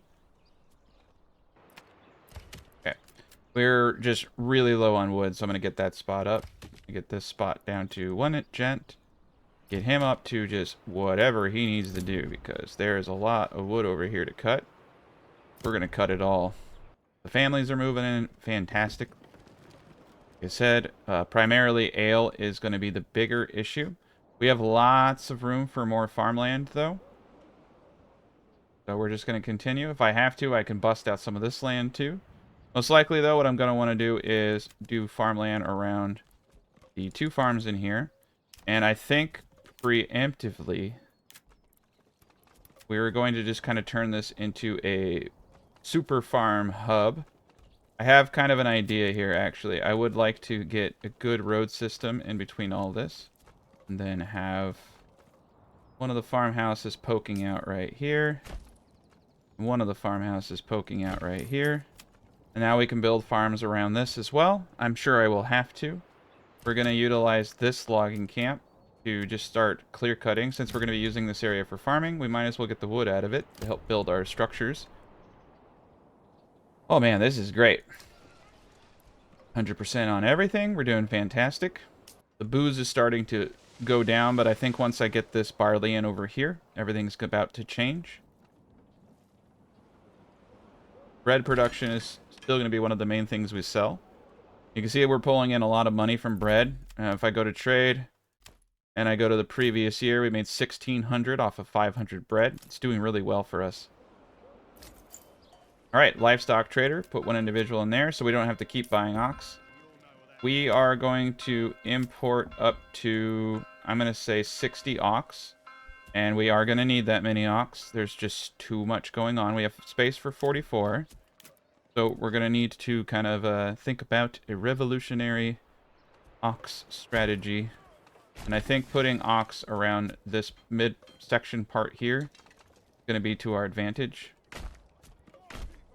So we're going to do that. There's definitely the potential for ox in other locations. Anywhere we can kind of fit it, any nook or cranny, that's where it's going to go. Perfect. We're going to want to upgrade all of these to utilize this space well. Also, the upgraded hitching posts do look a lot nicer. This is great. This is going to be a terrific area for us. All right, cool. So now we're going to import an enormous amount of ox. We're going to get this up to 3 guys. We just need wood. We just need to be piling on the wood. We have 47 available living spaces and families that can move in. Our next barley harvest is going to be very much needed. I may have to start having a barley import set just to maintain certain levels. We're not quite there yet, but we're getting close. We're at 95%. I'm not going to tax myself right now because of the fluctuations. I can go down all the way to 63. I'd rather just have an absurd approval rating and know I'm getting 2 families every month, because right now the big bottleneck for me is just people moving in. All right, the harvest is in. So we should be getting a bunch of barley. Now, the first year harvest is always bad. It's the second year harvest that usually come in nicer. We got a big old thing of barley over there on that small strip. We're doing great. 400, almost 500. Okay, so that 500 rye is going to produce around 2,000 bread for me, because I have the perk that makes one. Yeah. Okay, so we're having over 3,000. We're having about 3,000 bread made a year. Still coming in. It's still coming in. Wow. Yeah, because it's going to be 4 times that. So just shy of about 24 or 2,500 bread. 312 barley. Perfect. So if we go through all that barley, man, we got some drunk people here. But we're going to continue. I may get to the point where I stop having them. I stop having them do bread because I don't know what I'm going to do with all of it. Or what we do is we start selling rye. But I don't know if it's really worth selling rye at this point. It'd have to trade really quickly. All right. I think we're in good shape, though. That should be more than enough barley to get things going. I may have to put multiple families into the malt house to get this stuff moving faster. I'm also thinking I'm going to want malt houses over here. And I'm going to want to place something in this area. So I'm going to have a quote-unquote... So the market had a lot of industry around it. That's a known. So don't be afraid to have what you would think are things that don't make sense, because probably it did make sense. If it makes sense to you, it probably made sense to them as well. So we are going to place in this spot a house to make alcohol in the future, right next to this malt maker. Yeah, we want to get the backyard extension. Perfect. Cool. Snap to point. All right. So now I can get the rest of the houses up here. Perfect. We're getting this city coming along very nicely. And we're going to put one individual into this tavern, because we're going to need more taverns now to hit the supply and demand. We are at 94 constructed. So yeah, once we go over 100, this third tavern will help out tremendously. Money is really starting to come in. Okay, I would be really sad if I didn't get just a small amount of tax. So I'm going to do a 4% tax. Only gives you -2. The trade is really flourishing off the main road. I really like having my trade post right off the main road up here. I think it's doing a wonderful job. Okay. And it doesn't look like we're selling things very quickly. That's all right. We're going to come back up to the Boyer now that we have all of our crossbowmen and go into warbows. And the blacksmith is just going to keep the stat. He's not going to really do anything because importing goods isn't going to make me too much money. So he's doing his job. I'm thinking the joiner's shop, making large shields. We're going to boot this up to 100. We're going to start selling large shields.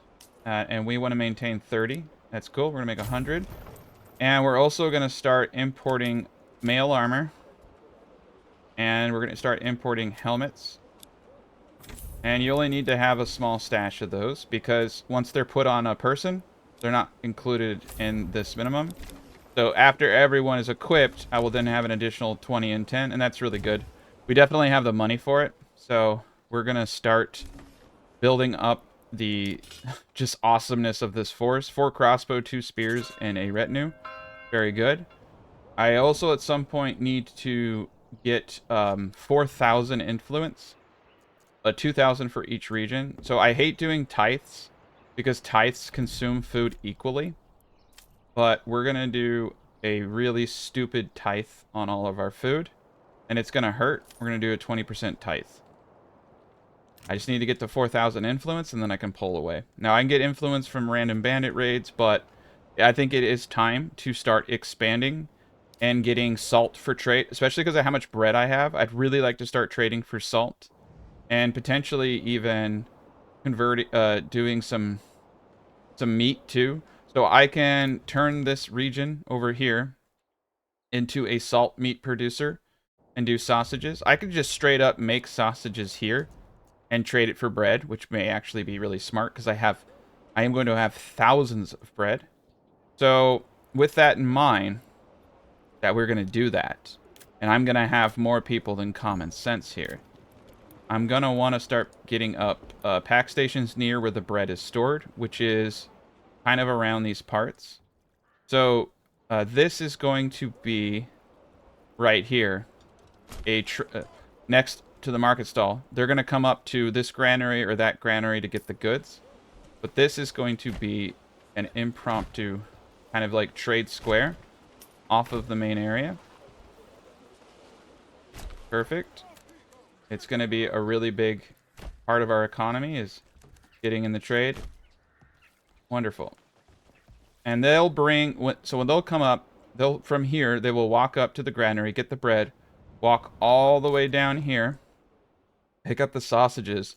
Then they'll bring it up and they'll drop it off at the first granary they come across that can hold sausages.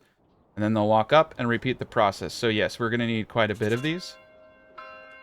So down here, when we take this salt region, we're going to be going into... And we can also trade beer for salt as well.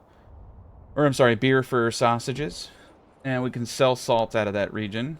And it will generate lots and lots of taxes. All right, cool. Clothing is doing pretty decent. We're great. 36 months of fuel, 12 months of food. That's all going to change here momentarily. Keep upgrading these gents. Always like to upgrade my furthest points first in case there's ever any issues later on where I'm like at 98% because it won't hit these houses and then you won't be able to upgrade them. Perfect. We're still waiting on families to move into the veggie plots over here. So these aren't even producing yet. They don't even have families in them.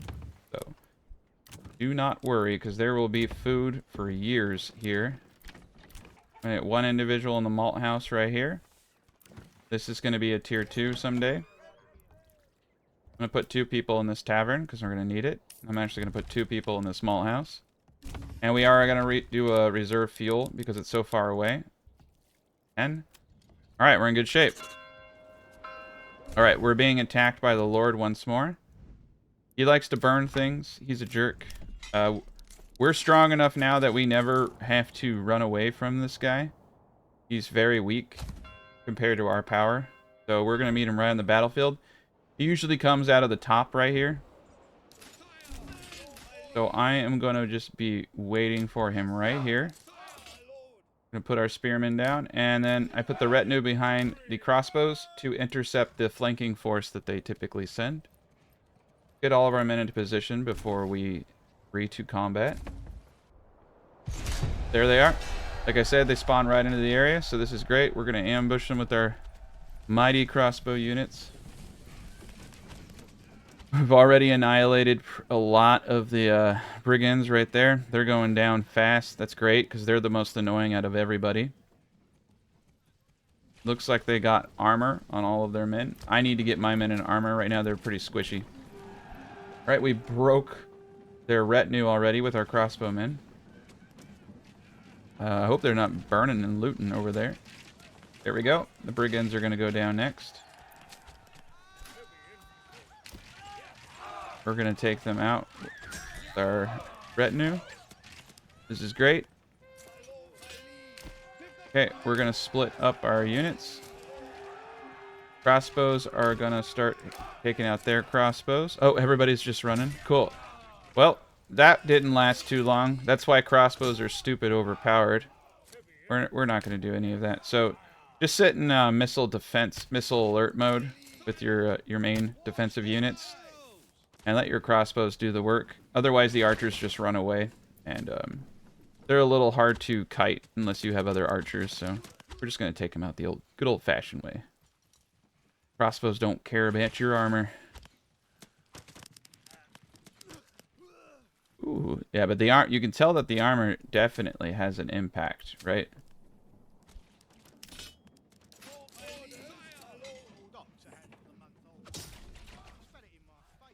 Here we go. They're very, very, very strong guys. All right, let's charge now. I need to get their morale. I need to get them a little scared. They see these guys coming at them and arrows killing half their dudes. They're gonna break eventually.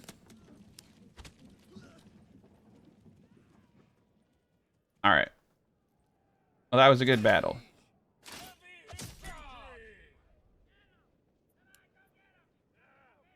There we are. Everybody go back to work. I have absolutely no hope of getting me. We're at 3.5 thousand influence. We're getting close. Got that small church, and we have another small church there. Cool. So all the churches are up.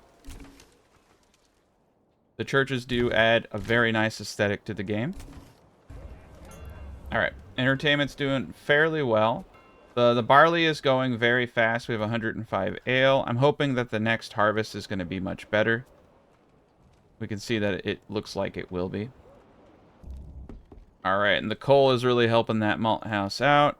We got tier 3 all the way over here. Like I said, let's get all of our outer areas to tier 3 as fast as possible. I think I'm going to start building out this air, the top parts for that reason. I'm gonna do something a little different here because there's so much space. I'm gonna do another road. All right, we're getting there, man.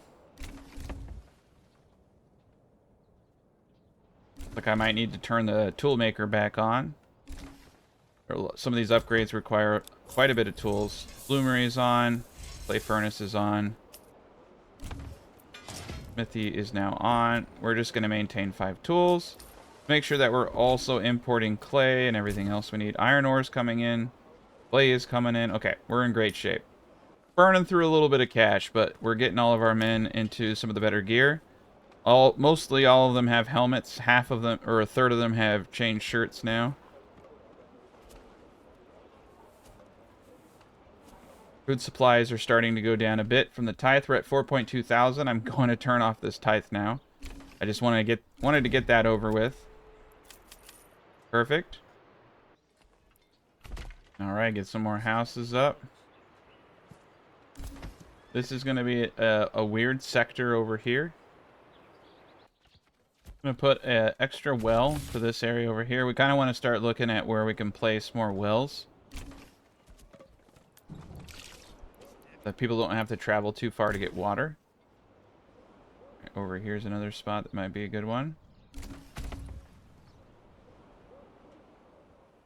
Yep, over here is a great spot. Alright, we're in good shape. I'm going to leave these trees up over here, I think. Make it look a little nice. There we go. Houses too. Got a nice little area for something else here if I feel like it.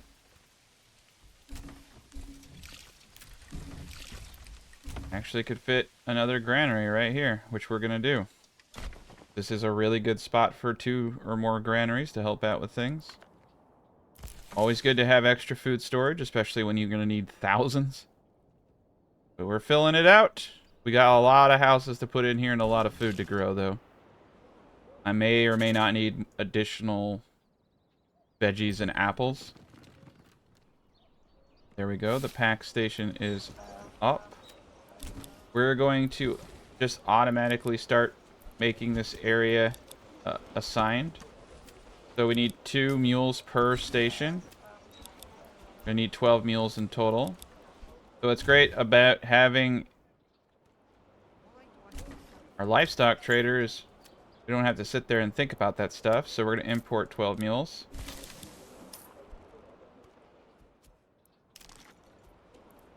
I need a few more hitching posts, of course. And I think we're actually going to put those hitching posts right over here. Always good to have extras. This is a really nice spot for a lot of that. I'm gonna upgrade this weld. Perfect. This is great. Got a lot of free families. I'm gonna accumulate a few free families as there's so much to build. I need every hand on deck kind of thing. There we are. We have 76 available capacity. I probably need a few more, and I should probably have them close to the farms if I can. Yep, the families are just moving in. It's crazy now. We have enough for 81. Perfect. Yeah, this place is starting to really come together. Let's take a quick gander at everything we've built. Look at this. This is beautiful. Oh man, this is really coming together. Okay. Leather's keeping up. Ale is keeping up. Shoes are good. Everything else is fine. We're going through barley and everything like nobody's business. I do feel the need to go into what I would call Operation Overkill. And we're going to start plotting out more farmland. That's why I have all those farmhouses. And we want to use the grid-like systems that they used back in the day, which are really similar to what you see in large parts of the United States now. In the Midwest especially, a lot of square farming like this. All right, we're going to leave that the way it is. I'm going to have this come down. Okay, so. And this part's going to be a little different from the other parts. We're going to move the logging camp over here. The granary can stay. This is a actually superb location for it. Perfect. Okay, we're gonna do the best that I can to make these strips, but I do feel that it would make a whole lot of sense to have this. And I think what we're gonna do is put the stables here, and potentially another farmhouse if we can. Let me see. Yeah, I think what we want to do is try to put a couple more farmhouses. We're gonna need so many farmhouses, so if I can fit one, that would be ideal. Okay, this is how it's gonna look. Perfect. And so definitely want to have hitching posts for all the ox that are used to plow. I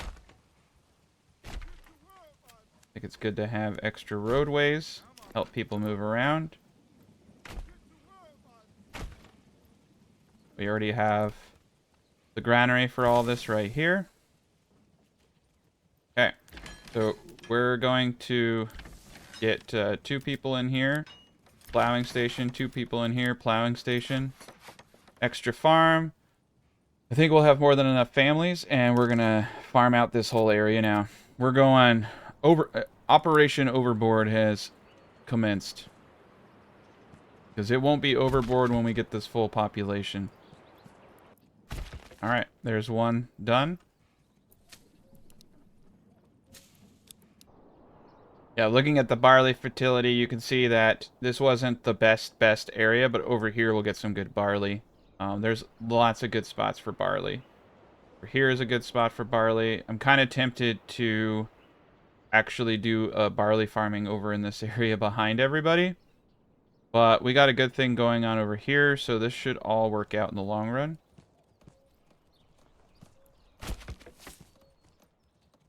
Because, yeah, realistically speaking, barley is the bottleneck for a lot of this.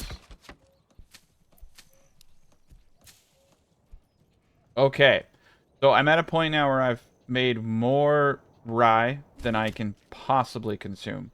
So I think it would be intelligent to just look for where I want to do barley at this point. Essentially because we're going to have issues if I don't produce enough barley. Now there's a great spot down here. There's honestly over here kind of looks good too. I'm trying to think though, I don't want the farmers moving too far away from where I have them. It does look like we have a nice area over here. So for these gents,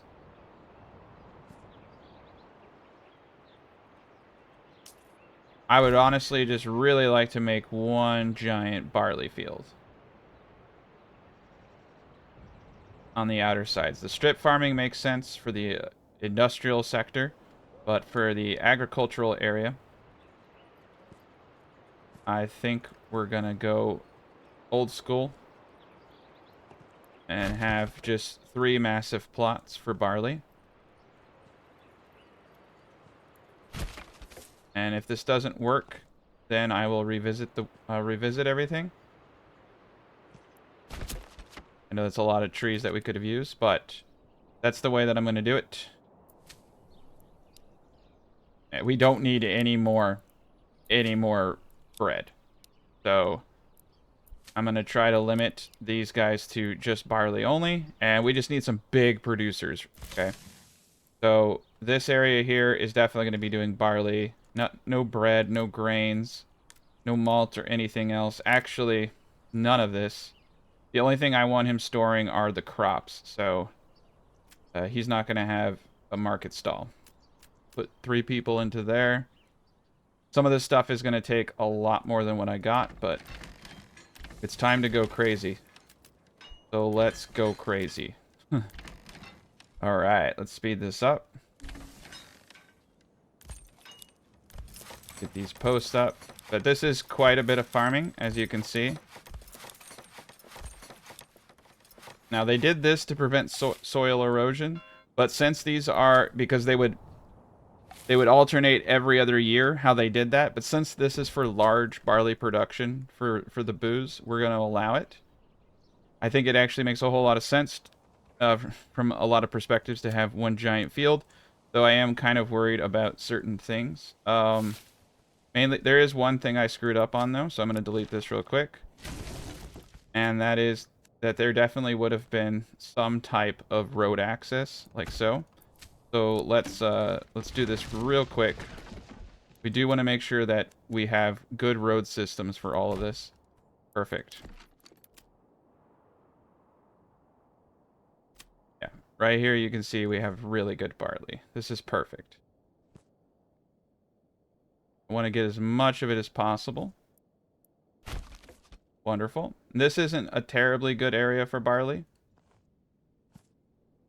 We'll just do the area that makes sense. I don't want to waste any of our time on subpar areas. 71% is good. Yeah. Especially on a plot that big, having all of them ox out there. Kind of a waste of time. But we'll use a set it and forget it approach, and every third year they'll come out here and do a good job. But we want to have good road systems around all of this. There we go. Perfect. This looks great. Speed this up. Get our families going. I think this will produce enough for us, and I think we can probably get away with quite a bit. I want to get as many people in these farms as possible. I'm just going to start maxing stuff out and let the families catch up. We really can't afford not to have these guys maxed out with the amount of farming that they have to do. And some of this is, you know, far away. So let's actually take a picture, take a big picture of everything we're doing. So barley is pretty decent over here. Not bad. Barley's good there. Barley's okay here. This is subpar barley land right there. This is like okay. There's more barley land that we can see. There's actually some really good barley land over here. But I want to keep everything as tightly put together as possible so that we're not going too crazy. And I think that, honestly, we could still produce quite a bit of what we need. I think the big kicker is probably going to be the farmhouses. Having enough of these bad boys. So we got a lot here. I feel the need to put a farmhouse. Well, there is a lot of barley potential over here too. And there's a good yellow area. So why not, right? Why not put... We're going to have a lot of workers. Oop, we're getting attacked. The damn Mongolians have come. Alright, where are they coming from? Over there. Perfect. Okay. So let's get these guys into position to fight the Mongolian horde.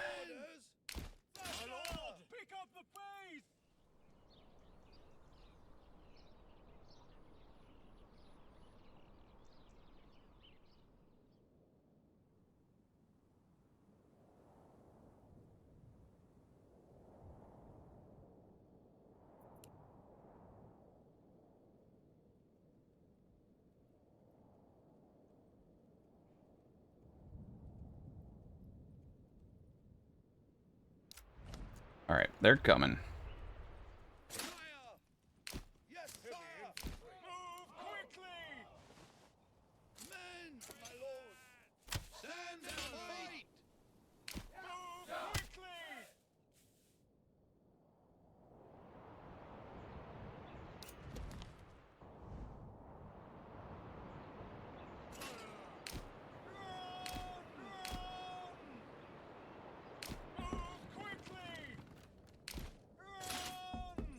Pick up the pace. Your orders. Fire. Faster. Alright, here we go. Here they come. First guy who pops out is going to get shot up. There's a lot of them coming, but these crossbows really do damage, man. Oof, that was pretty nasty on their part. Like 8 men who were just dropped. Alright, broke one unit.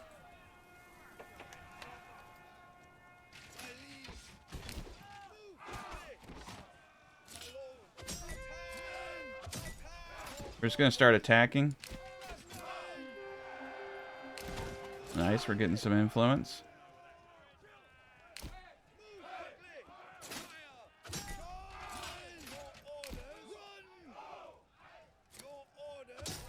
Nice. There we go. Yeah, we got... You can see now that we're armored up. Everybody's got helmets. Most people have chainmail. So these guys are not going to stand much of a chance. Perfect. All right, let's run our guys back to town and disband them. Want to get them back to work.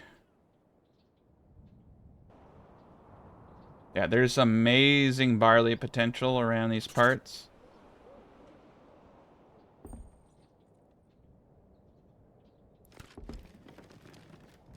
All right, we got 63 malt, 124 ale, 210 barley, a lot of rye, a lot of bread still, a lot of everything coming in. So I think we're in really good shape.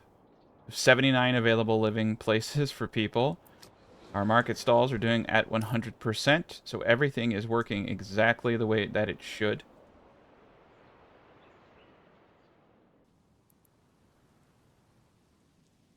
Starting to look like maybe doing barley production over here would make an enormous amount of sense, but this is a big part of our industry.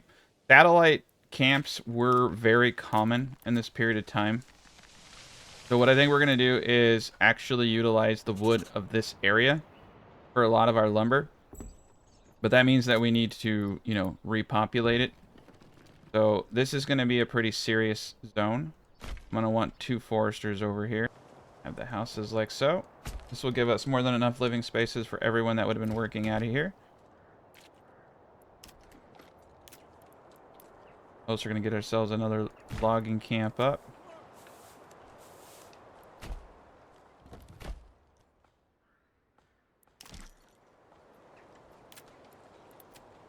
And a well. Oh, doesn't look like there's too many rivers. River right there. Cool. Yeah, let's get the well up. Perfect. All right, we got ourselves a little satellite outpost for the wood. This is going to help out quite a bit. I think we're going to have to tear a lot of this up for barley, potentially. But let's actually take a gander at the wood over here. Oh, there's some good barley land there. But this whole yellow area here is not really that decent. A lot of potential. I think we can probably get to a good place, though.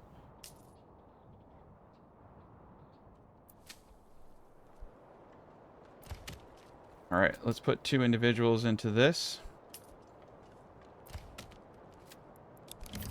Let's start cutting all this down. We need so many logs. It's crazy. And we're selling shields. We're selling a lot of stuff that uses wood. But we're in good shape. I think that this is probably going to be one of the more predominant areas. Definitely going to want to get some camps up here for the ox. Kitchen posts there. Quite a bit going on. Bread is definitely holding this city together. Honey, we might have to start increasing here momentarily, so I should probably start getting that ready. But as we get more people, our costs are going to skyrocket.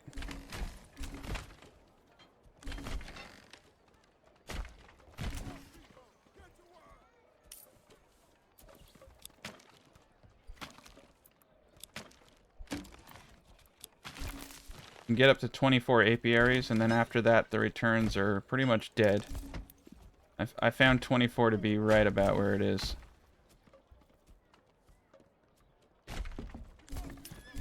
Alright, this is probably good.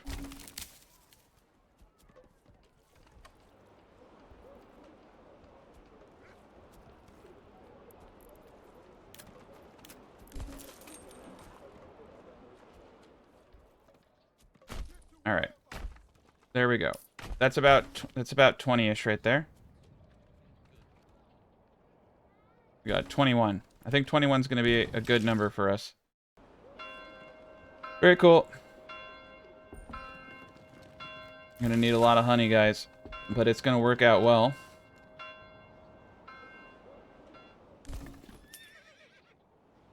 And once we start trading bread for sausage, that's going to be amazing.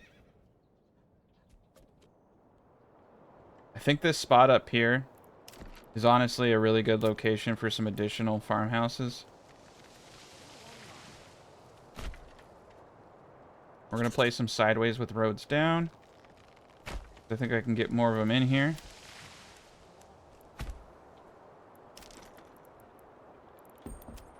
There's going to be a point where we just have a kind of absurd amount of people. And when you have absurd amount of people, I think it's good just to go crazy on certain things like this and just overdo it. So a bunch of farms up there, a bunch of farms right here. Got farms over here. I'm going to put 2 people each, and that's because I am reserving the plows. We're going to need a lot of plows going. Perfect. All right. Two families in here. Moving 4 more ox plows is really going to ramp up production. But we got small fry stuff right now, but it's going to start ballooning here soon. Nice.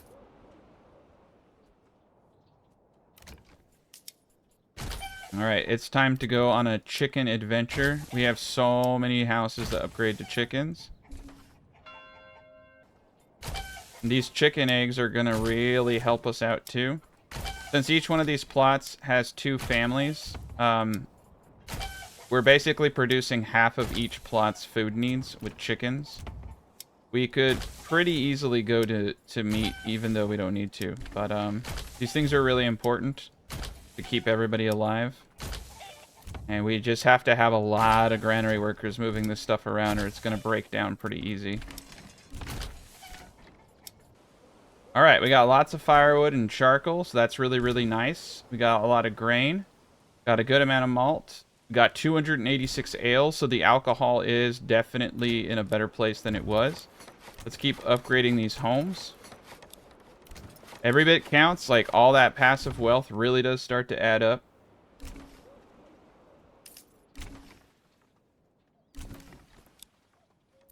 Looks like families are finally moving into the veggie plots. Not all of them. Got a few, so we're going to get more veggies and apples coming in soon. That's really going to help us out.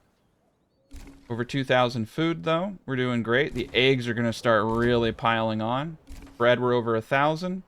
Berries at some point aren't going to be a main food group, simply because there just, aren't enough berries coming in. Our main food groups are things we can mass produce. Right now, that's veggies, bread, eggs, and apples. So the honey and berries are, going to have a cap. Honey, though, you could actually count as a 5th. But eggs we can definitely produce at a quantity that is going to yield really good results for this settlement.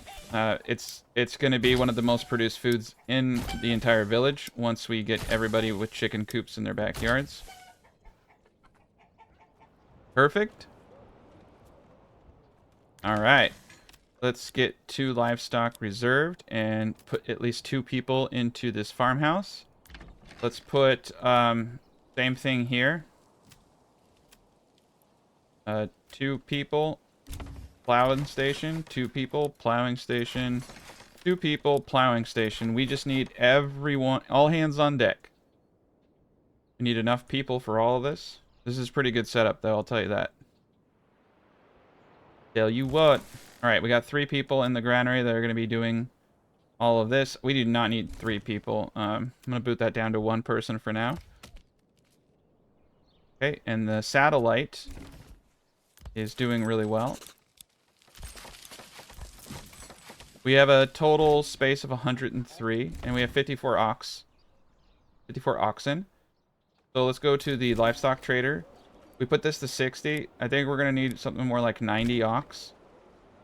We haven't got any mules yet, so that's okay. Go to the pack station guy up here. Got it all reserved. Eventually, we'll get mules. Perfection.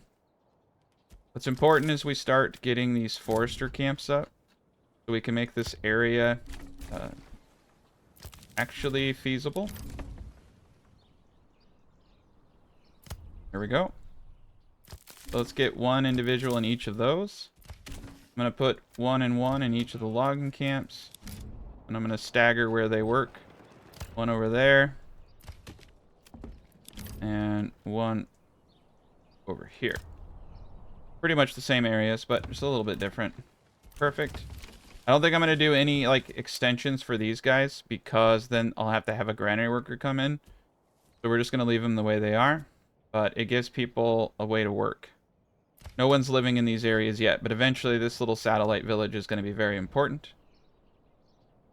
And it won't impact the castle, because the castle is just going to be pretty small. 74% barley.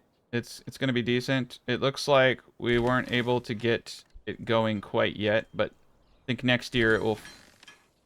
Well, in 2 years, after its next crop, it should be in good shape. We're in year 12 at a population of 566. 70 places for people to move into. 143. We're going to need more taverns. Okay. So I know I have 2 taverns there. This seems to be a main area. We're going to have another tavern right here. And we're going to have, I think, another tavern right here. And we're going to do a malt house in between. Another granary. Let's upgrade it. Yep, this looks good. I think we have enough malt makers, but I'm not entirely sure. We'll kind of have to play it by ear. We're at a point where we're running out of... We're going through what we have, so I feel like we're in good shape. And I think that, yeah, we got rid of that camp up there. Everyone over here is doing fantastic. Got a lot of good things going on for us. 25 out of 0. All right, so the barley is starting to come up. I think these big barley yields are going to be a good chunk, but we need enough barley per family. So these gents over here, for sure. So let's see what the barley's like over here. All right, that's pretty decent. Again, I feel like having big barley fields makes a whole lot of sense for these parts over here. We are going to run roads parallel behind, have nice little cross sections, and we're going to get some bigger fields out for the barley, and just barley. I am going to make these guys a little bit more square so that the ox have easier times plowing. I probably should redesign the area over there, because this is a bit more, you know, historic too. And I mean, they designed their things like this so that it was easier to plow. I read that. So that actually is, I mean, the rationale for some of this stuff. Because we just need a lot of booze. Perfect, perfect. Okay, I think we're in good shape. So if we come over and look at this gent over here. Okay. Yeah, I feel like we want to design this to kind of go with the flow. I don't really feel like it does. So let's get rid of some of this stuff real quick. Barley, okay. So we want this to be as straight as possible. Pretty decent enough right there. We also want to have, I would say, a road between here and here, just to give access to other parts of the area. All right, this will eventually be gone, so this is fine. All right, I like this a little bit more. I just want to make sure that we're not getting ourselves in a situation where the ox are having to spend absurd amounts of time and it breaks down other components of the village. So we'll do that. May even do another one over here at some point. This is fine for now. Look at them go. They're like ants. And so now it's time to fill these guys to the brim. I don't care if we don't have anyone to build. We have 65 slots and we're getting 2 families a month. This is perfect. So we just got 306 barley, 850 rye. I feel like we have more than enough rye for the remainder of eternity. Nice. We're at 5100. Okay. So I think it's time to start taxing people just a tad bit more. I'm going to go to 8%. Go to 9%. Not 99. 9%. Alright, that puts us at 5. What's at 10? 10 puts us at -6. Okay, so 9% it is. Alright. So they want to play with me again. They seem to always pop out of the top over here. So we're going to just get into position. I'm going to move this camp over here. We're going to get this road coming in nice. Yeah, I kind of like this V, actually. I feel like it's a really good spot for a couple of hitching posts in this area. There we go. Gotta have more hitching posts because I need more space. Okay. Alright, we're gonna fight. I'm gonna fight in the fields. We're gonna be ready for them. Think they're ready for him? Alright, one of them wasn't. It's okay. You can do some weird stuff in this game. We'll counter for it. I'm gonna have these crossbowmen facing those banditos, the Mongolian horde. All right, I think we're gonna drop the retinue real quick here. They usually don't stand a chance. Oh yeah, that just ate up a whole lot of them. Dropped almost 10 of them. We dropped 9. Okay. We need to start firing on the bandits to slow their approach.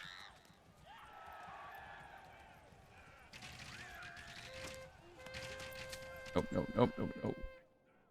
My liege. Move quickly. My lord. I'm gonna just have my retinue engage them. There we go. We broke them. All right, let's get some side shots coming in now.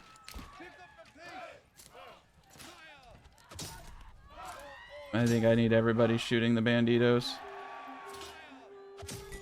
All right, we'll break off. There we go. Perfect. All right, time to die, banditos. There we go. Perfect. All right. Shoot their archers now. I'll leave one dude behind to help with the swordsman. We're gonna move forward.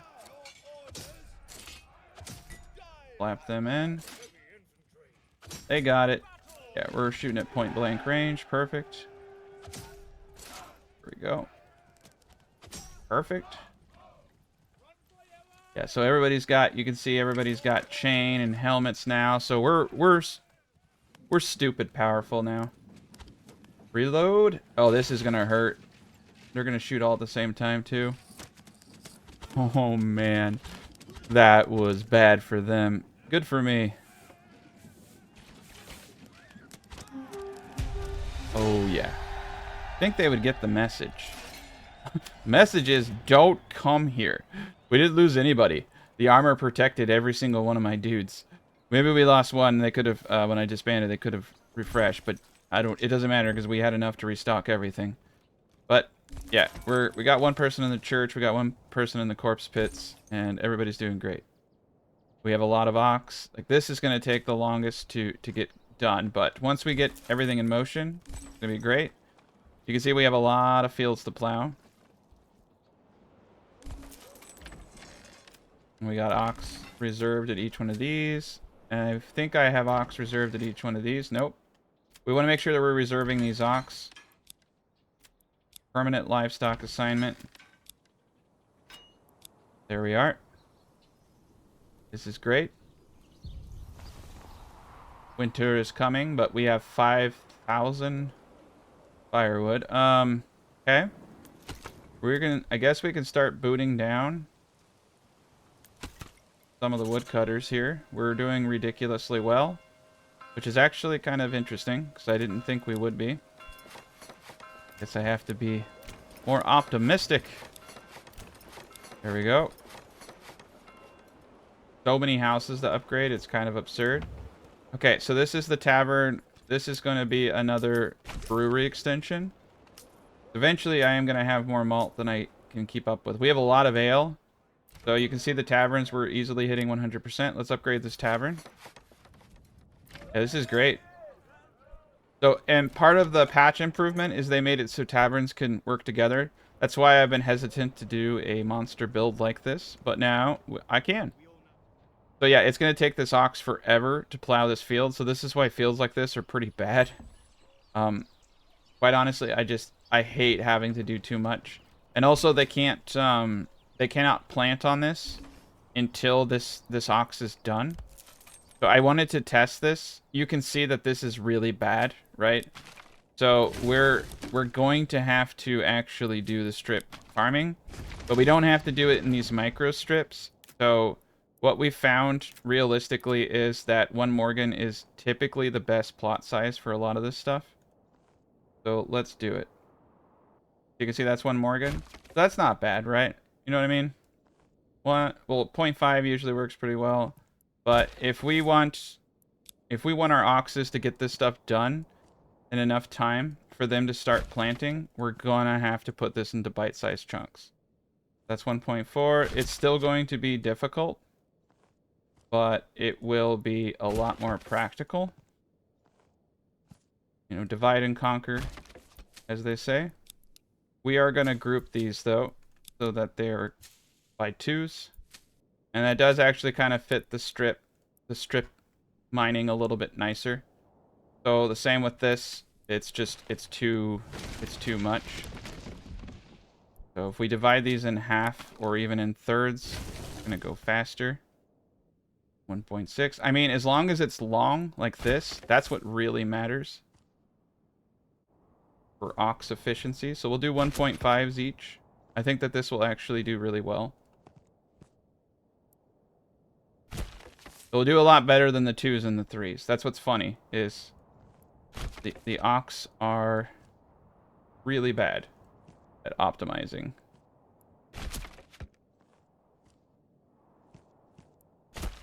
You just got to make it as easy on them as possible. There we go. That looks great. That actually kind of lines up with everything a little nicer, so we'll go with that. And we got roads going in between certain crop areas. This area, we're not going to worry about roads in between because, well, it just doesn't really go anywhere. We'll do a road around it, though. I think I'm going to do like a kind of tie-in right here. There we go. Perfect. We are in business, man. All right. Windmills are going strong. Bread's going strong. Look at eggs, 252 eggs. Veggies are doing okay. Berries are starting to go away, which we knew would happen. Next harvest of barley is 623. Next harvest of rye is 1,157. We got grain out the wazoo. We got ale. Everything is in really good shape. So we just need to keep on keeping on and upgrading these guys. And praying that my PC does not melt under the weight of all the people that are going to be here. We're almost at 600 pop, and we're not even really there. I don't think I'm going to be able to add tier 3 houses down here. I'll probably just do tier 2s. And we might not even be able to do tier 3 on everybody. Okay, it's time to start carpet cleaning some of these inner areas. We need an enormous amount of wood if we're going to build this city. Alright, so he's coming from over there. This is going to be a pretty quick battle. Alright, here they come. They are about to get unloaded on. It's so cool having everybody in freaking chainmail and helmets, though. Like having a full merc army for free. Here we go. Time to die. Now, whoever runs in front is going to get lit up.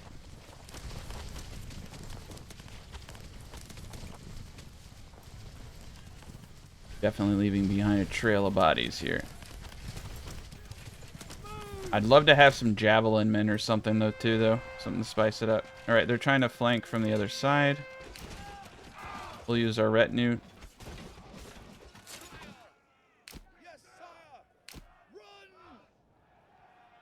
All right, I'm gonna start shooting them from the sides.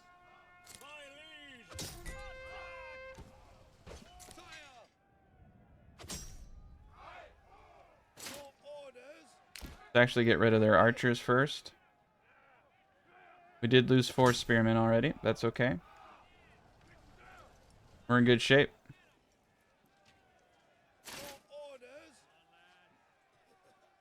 Here we go. Oh, their archers are kind of bunched up, so this is gonna, yeah, they're gonna go down fast. All right, we got most of them. Let's move this gent into the side. Come in. Ooh, they're tearing through my spears. That was a bad move on my part, but that's okay. Archers are down, and we're about to kill all their retinue at point blank range. Perfect.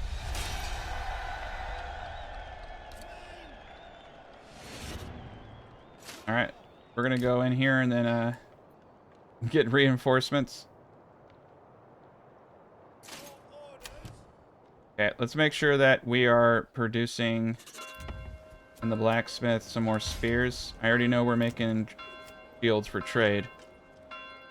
33 timber. We also need to continuously just start getting these houses up, or it's never gonna happen. Okay. Yeah. This is just gonna be one single lane. Houses. Perfect. More houses over here. Perfect. Starting to come together. Need a lot more wood. But we got a lot of stuff going on over here. Got 3 dudes over there. Got 3 dudes in there. We're gonna start cleaning this out. Moving our way down here to take the salt. 2.3 thousand food.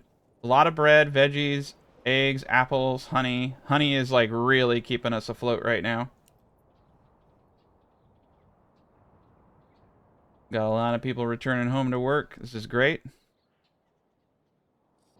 144 burgers plots with a lot more to go.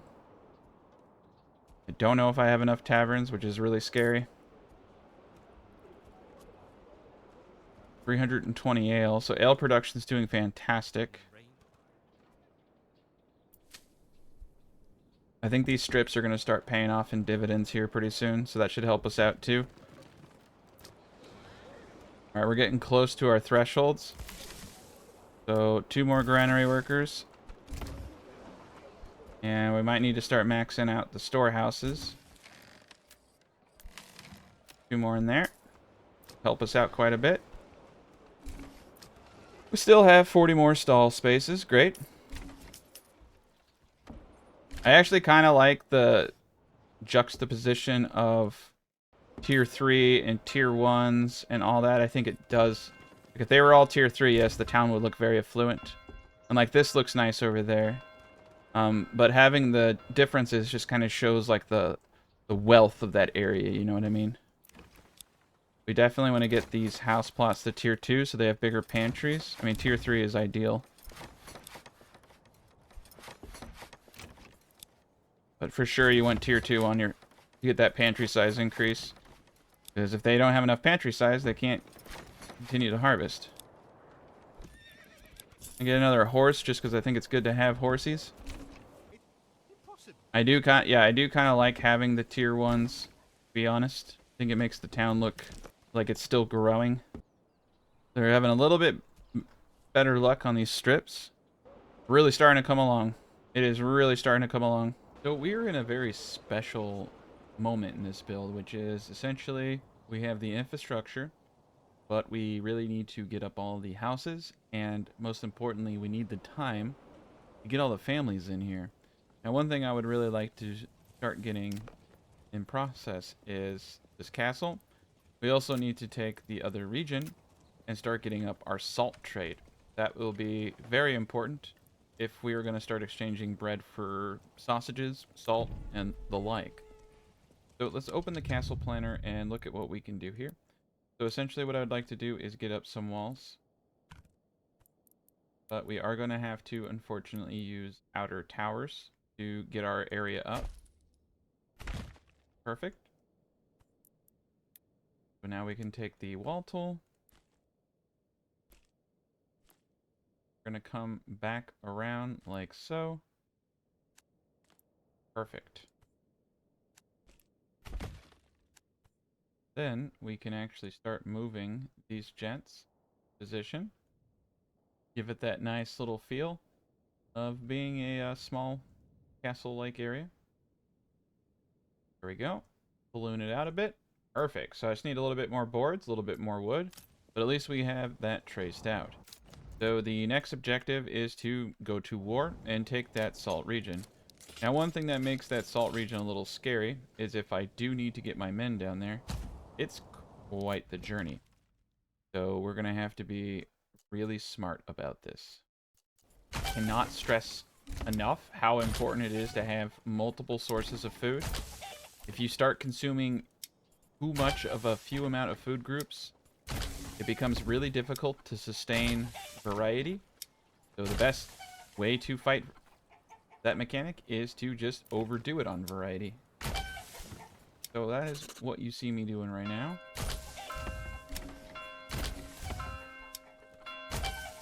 Alright, and we're actually going to cool it on chicken eggs for a bit because we are starting to get a lot, and I can always make more chickens if I need to. So we're going to stop producing so many.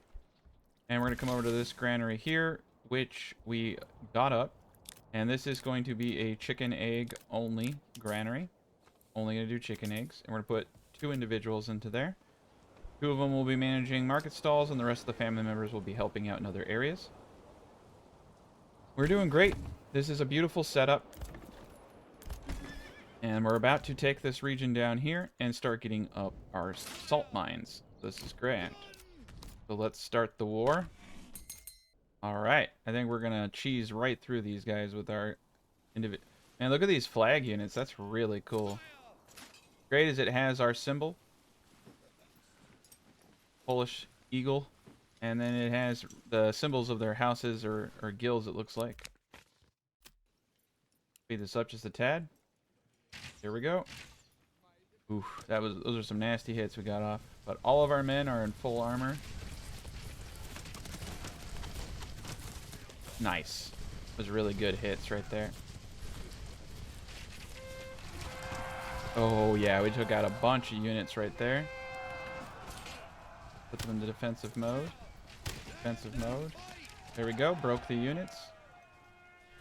They're trying to get right through. We're going to be in good shape, though. Their bandits are going to try to flank us from the left. We're going to move our men like so. Crossbows, I'm going to start shooting their archers. This is going to be a bit of a bloody conflict. There we go. Time to get their archers. Men are reloading their weapons. Alright, very good. Perfect. Alright, broken. We're going to engage these brigands. There we go. Archers should be about to get wrecked.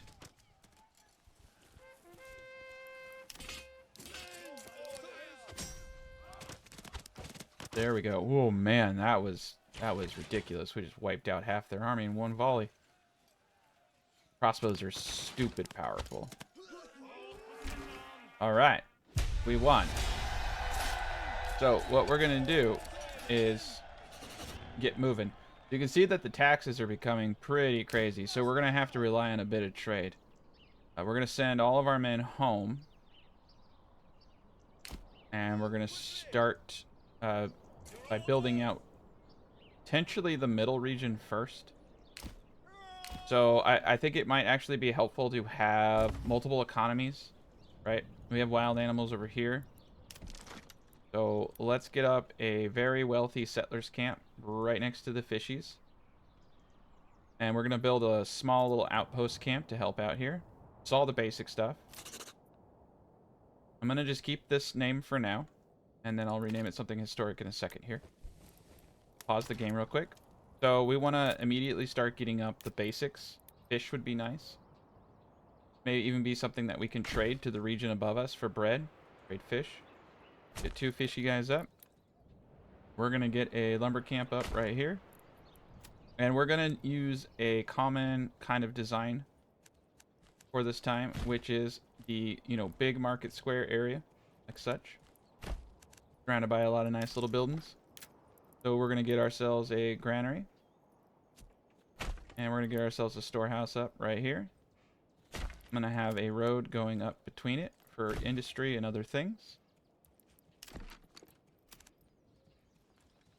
And we're going to have just a basic little grid-like area for the beginning houses.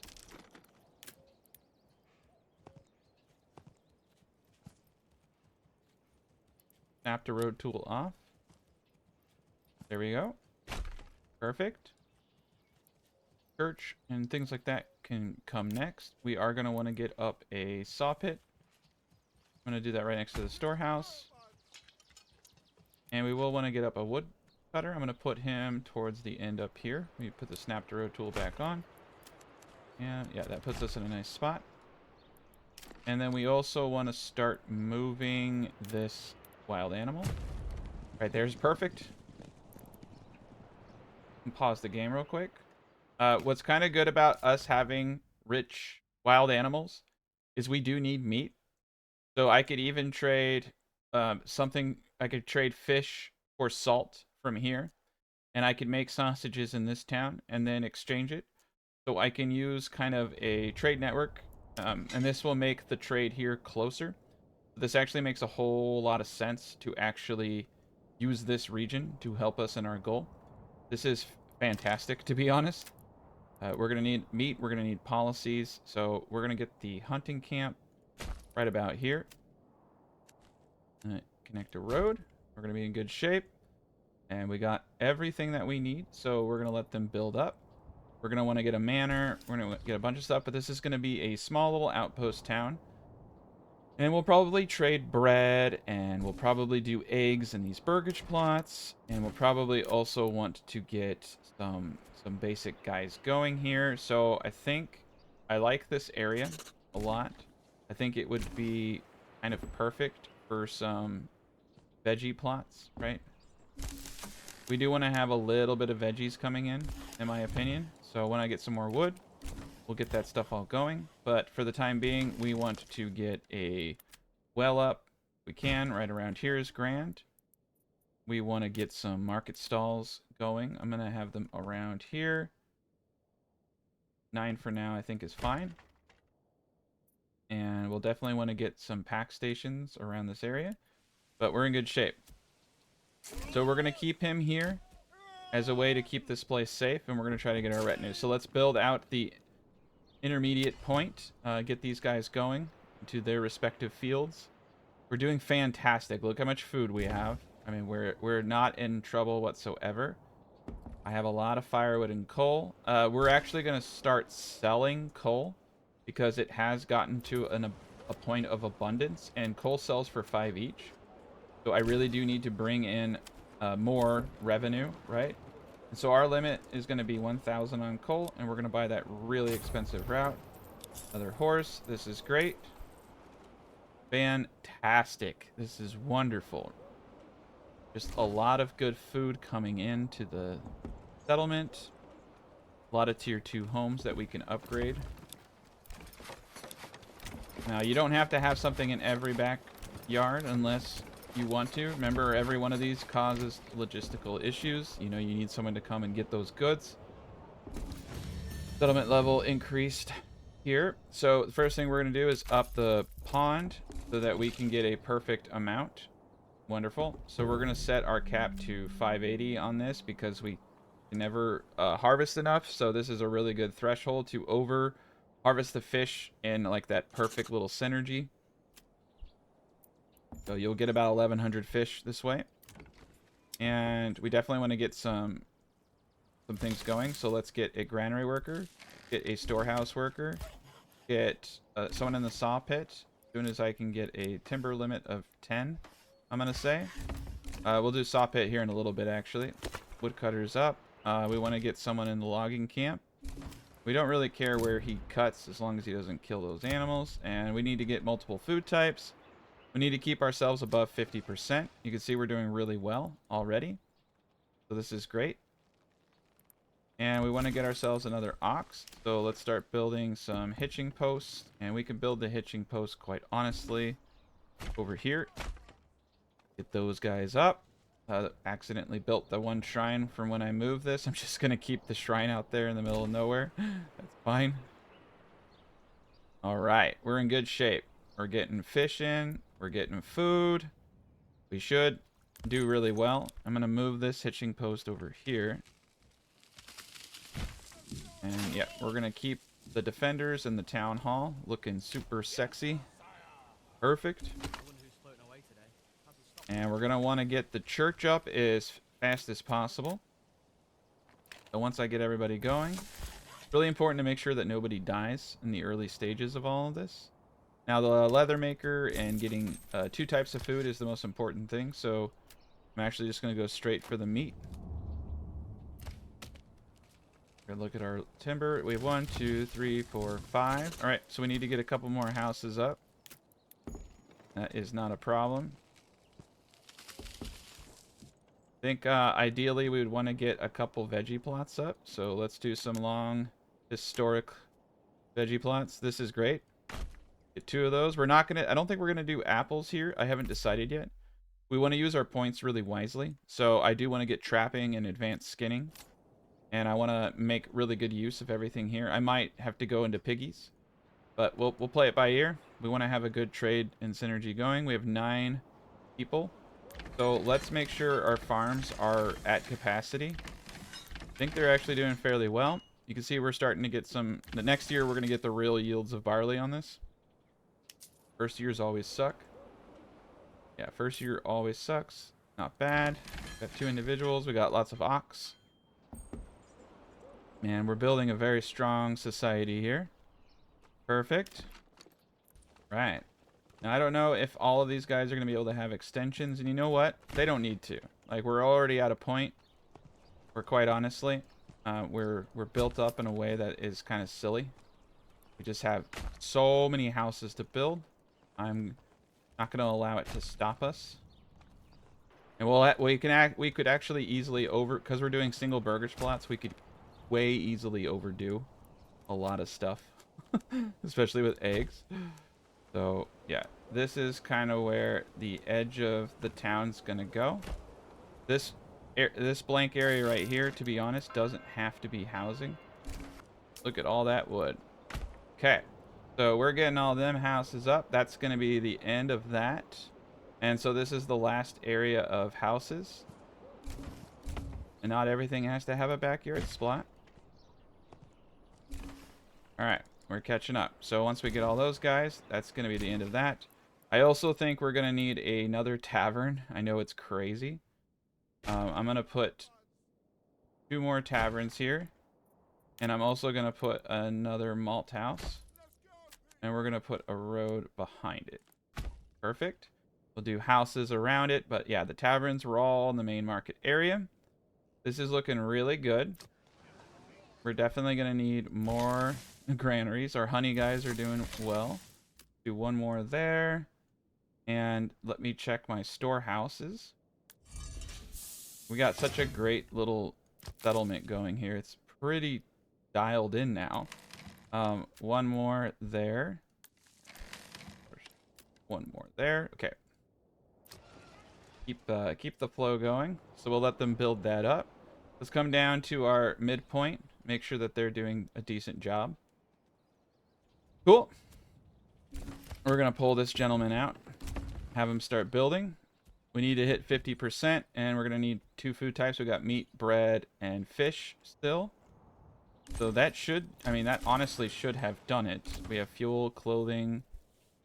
They're being kind of jerks. We have a little bit of money. Church would be the main thing that they want. Saw pits over there. How much wood do I have? 15. Okay. Once we get a house up, I'm gonna switch him over. I think we could probably try to get the church going. Let's see, how many animals do we have? We want to hunt this down to 20 because it's rich. I think the fish are gonna be a good trade item for us. There we go. Let's get it going, right? Get these places with veggies so that we can get some more foods in. We got our second family already. I got lucky. All right, fuel at 2 months. We're gonna put a woodcutter in. We should be above 50% on everything now. And we got the granary worker. Let's get the saw pit going. We already have 10 as the cap. 14 timber, which is like just enough to get those 20 boards that we need. This is perfect, actually. And the churches were always center of designs in these Polish towns and a lot of other areas too. So we could put the church and the tavern right here. Let's get this going down. I want to put a church and I want to put a tavern side by side here. We could probably put the tavern in like a nice little angled area over here and make it work. I don't know why it's saying I don't have enough goods. Oh, 5 more boards and we're good to go. So we should be right there once they saw that last log. Here we go. Come on. Boom. All right. I think that puts us in a good spot. We're gonna have this. We're gonna let these guys cook and grow. Fan that. Fan that. Perfect. Gonna pull him out of the saw pit. Let him start building. Gonna order one more ox. Perfect. All right.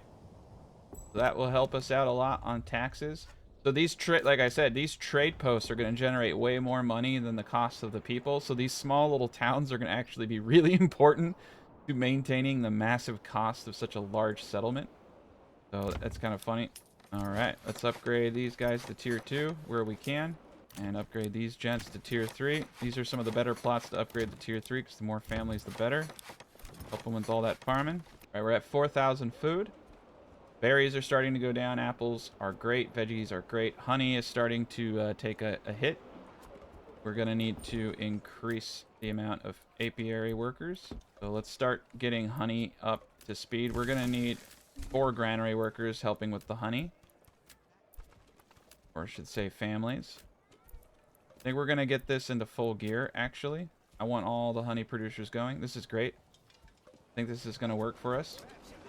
We're at 100% on everything. We are at 100% ale. How much ale do you think I have? Ooh, 259. Not bad. 518 barley, 776 rye. All right.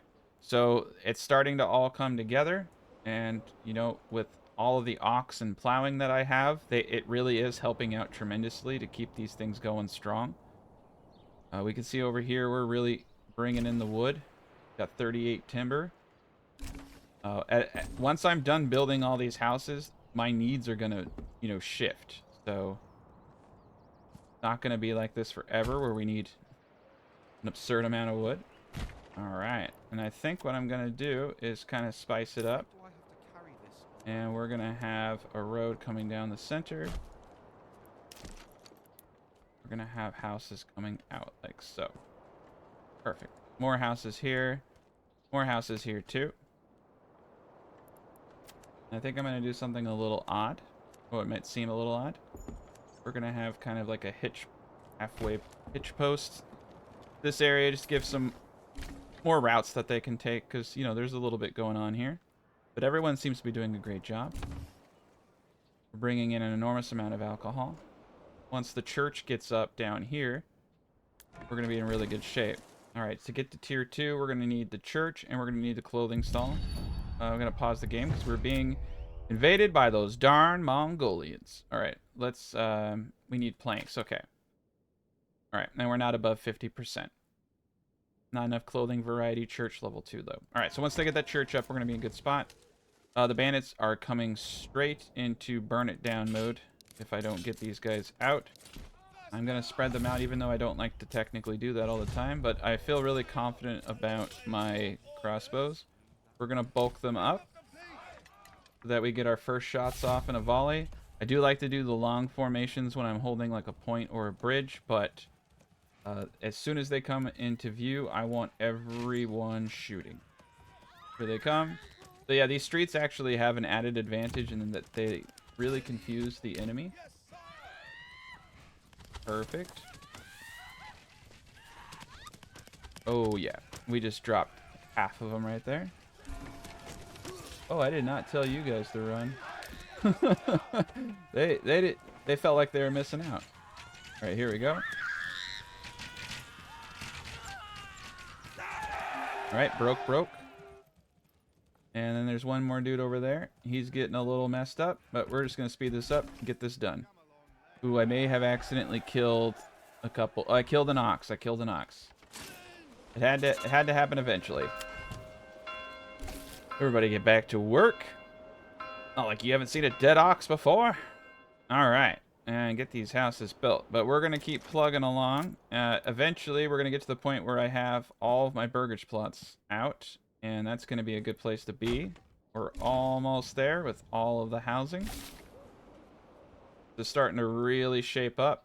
The satellite camp over here, I think, is doing pretty well. We still got people to move in. We have 153 families to move in. That's why projects like this are really nice. Kind of get you away. Get you in the zone. So we're not going to go into apples or any of that stuff here. we're going to go into trapping and advanced skinning. And we're going to focus on meat. Perfect. All right, we're above 51% here. So let's speed this bad boy up. All right, we got about 3. We got 2 ox, or we got a third one coming. It's in the mail. Our storehouse is full. So we do need to turn the saw pit back on.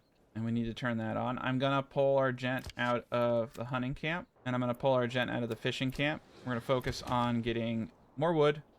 I'm going to reduce the reserve to just 4. We make 2 burgage plots at a time.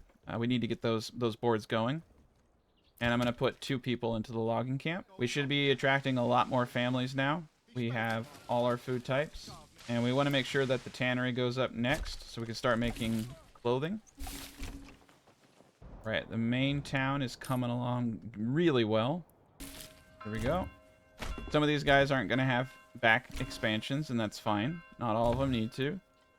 We're already producing more chicken eggs than I can eat. And this should help with any additional tavernry we need. It looks like we have a lot of barley, so I am going to get this other malt house going. All of our malt houses should be going now. Luckily, it looks like we're doing a good job of processing all the bread and the rye. Eventually, as I said, we're going to want to get mules. Livestock trader. I told him to import mules, and it is doing a bad job. I think once it's finished with the oxen, it will maybe start on mules finally. Taxation is starting to kind of hamper me, but I need to keep the taxes up so that we have money to start these towns. Okay, so let's get these roads right. I need to get boards too so that we can build a bridge south of here to make a much cleaner connection, a shorter route. And we're going to need more houses, but we want these guys to have backyard extensions for sure. But I'm going to do these guys as potentially 3 double burgage plots. I want to keep my burgage plots a little low in the beginning over here, down to 10. Helps a lot. All right, the granary can be upgraded. We're going to upgrade the storehouse, and we're going to upgrade the granary. Saw pit's going strong. Tannery, going to put 1 person in there. That will give us clothing. We're in good shape. We have everything that we need to be successful here and to keep our ratings high. This is beautiful. And I'm very confident that we're going to be mass producing sausages here and trading sausages for bread. That way we'll have, you know, sausage and bread and fish, and we'll have a good thing. And then we're going to trade, probably have to trade something really good to get that salt into this region. So I'll have to figure out what I can do there. Now this is also, it looks like a rich farming area. Nope, nope, nope. So I have rich fish and rich meat. Okay, sorry. Yeah, I forgot. We have a good thing going here. We need to put 1 person into fish. We need to make sure that we keep our food coming in or we're all gonna die. And I need 1 person in the hunting camp. So we got 4 places for people to move in. We got veggies going up. We're not going to do apples here. We're in really good shape. It does look like potentially everything is in good order. All right. Looks like that ox just never came, so we're going to order that ox. All right. And if we ever get into any kind of food crunch, it's good to have those backyard extensions. There we are. That was it. Those are all the houses for this. Wait. We got houses to go on the backside of this church. Yeah, that's fine. They don't need to have extensions. And let's do our beautification. Make the graveyards around it. There we go. That area is up too. Want to get all of these to tier 3 if possible. Still need a couple, we need access to the tavern, it seems. I may need to activate one of the taverns. Put 1 family in there. Perfect. Upgrade that to a larger tavern. How many plots do I have? 283. Okay. So I have 210 other in construction. So we're just we're about shy of 300 burgage plots. So I need 6 taverns going. What's cool is they patched in the beta that taverns can work together to spread out demand. So we have 1, 2, 3. So we can just start turning these bad boys on. 1, 2, 3, 4. 1, 2, 3, 4. And then we got 5 and 6 down here. Perfect. Turn them on. And then we got another one over somewhere else. But I'm just going to turn all my taverns on. This place is bustling. And we're going to put 2 people in this malt house. We have a lot of barley to process. In fact, we're going to put 2 people in any malt house we see. Keep the flow of booze just coming in strong. Doesn't look like we have 450 ale. So I mean, our population is going to keep going up. So I think we're perfect. We have just the right amount. So now you can see they're getting 104, 75, 66, 68. We're bringing in more barley than we know what to do with. The small strips seem to still be doing a little bit better in some regards. On the bad land, you know, the barley isn't doing too hot. But all of these things really start to add up together. You know what I'm saying? Like, they really start adding up. We're doing great. So, yeah. We're going to have a lot of burgage plots. I think we're doing okay as far as markets go. Got the rich animals over here. I think we're going to have to put 2 people in the hunting camp. Alright, Tussin is being attacked. We're going to call this town Midtown. It's just a funny name for it because it's, you know, in the middle of everything. But it will help me know what's getting attacked because I never know what any of those weird names they give things are. And we're going to get attacked a lot more frequently. If we were smart, we would potentially start working on ridding the area of the Mongolians entirely so that we don't have to fight so many conflicts. We do have enough to hire mercenaries. We're going to get more retinue, though, and we'll have a retinue for every region. In fact, we can get our manor up now. So it looks like they're attacking from this point a lot. So I think this is a good spot for a manor. Perfect. Build our fortifications there, and we'll keep the retinue inside of the fortifications. That way it can hold a point and wait for reinforcements. It'll be really good. All right, we're in good shape. We've got 1 person hunting animals. We got 1 person fishing. Oh, shit. Yeah, they're already in burn down mode. That's another reason why you want to have a good halfway point. Okay, there we go. All right, the battle for Midtown is in wraps. We're going to clean through these guys. Not really even going to be a fair fight. It's never a fair fight when you have crossbows. All right, we can go to tier 2 pretty soon here.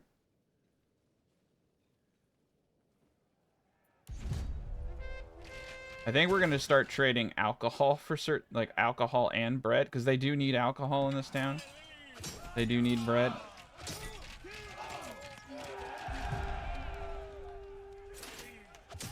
All right, big old dog pile.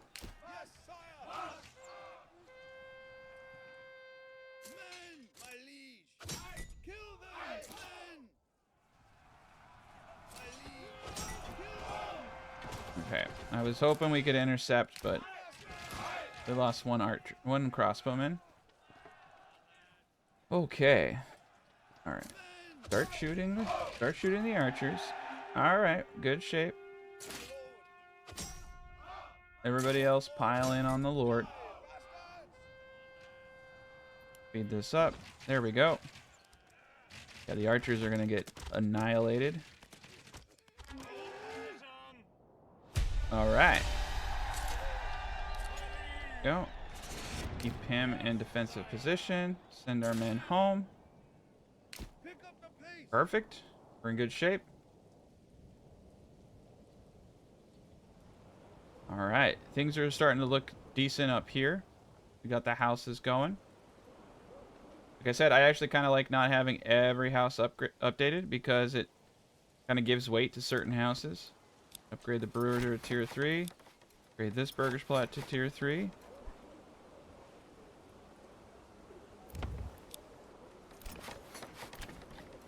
Alright. Look, the tavern supply is not hitting them yet. 98% coverage. Alright, it's going to start flowing here in a moment. We just need to let it catch up. We do have 487 ale. There we go, 100%. We're back in business. So we have enough taverns for everybody, but this is cool because you actually get to see the full utilization of a city like this. And I feel like we're getting everything 100 bar. Okay, things are shaping up. We're going to be in really good shape. We're only at a 695 population, but we have 203, or half our population to come into the city still. So I think I'm going to try to bring this city to a good population. We're in good shape for that. All right, I don't think we need any more of the blacksmiths making spears. We're going to go back to widgets. Joiner's shop is fine. The bowyer is making bows for sale. Okay, we're in good shape. 4,000 food. Look at all that honey. Look at all them eggs. Bread. Yeah, we're going to be able to trade so many good things. Let's build this mid-town up a little bit better. Looks like we got full families. We just need to continue to expand housing availability. Okay, I think we're going to do something a little different here. Curve around, get a couple more houses. We just really need to get a bunch of fish, to be honest. This isn't going to be that impressive of a town. It's more of a pit stop. It's, you know, a mid-town. Middle of the way. There we go. I think we're going to go a little big here, though. There we go. That's going to get us to a place where I'm going to need another individual here. And potentially another individual there. We'll get us our 100 percentages. Top hit's going strong. All right. Yeah, we got lots of food. Meat, veggies, fish, everything's coming in. They're waiting on guides. Cool. I'm going to let them do their thing. They're honestly doing great. Trade is flourishing.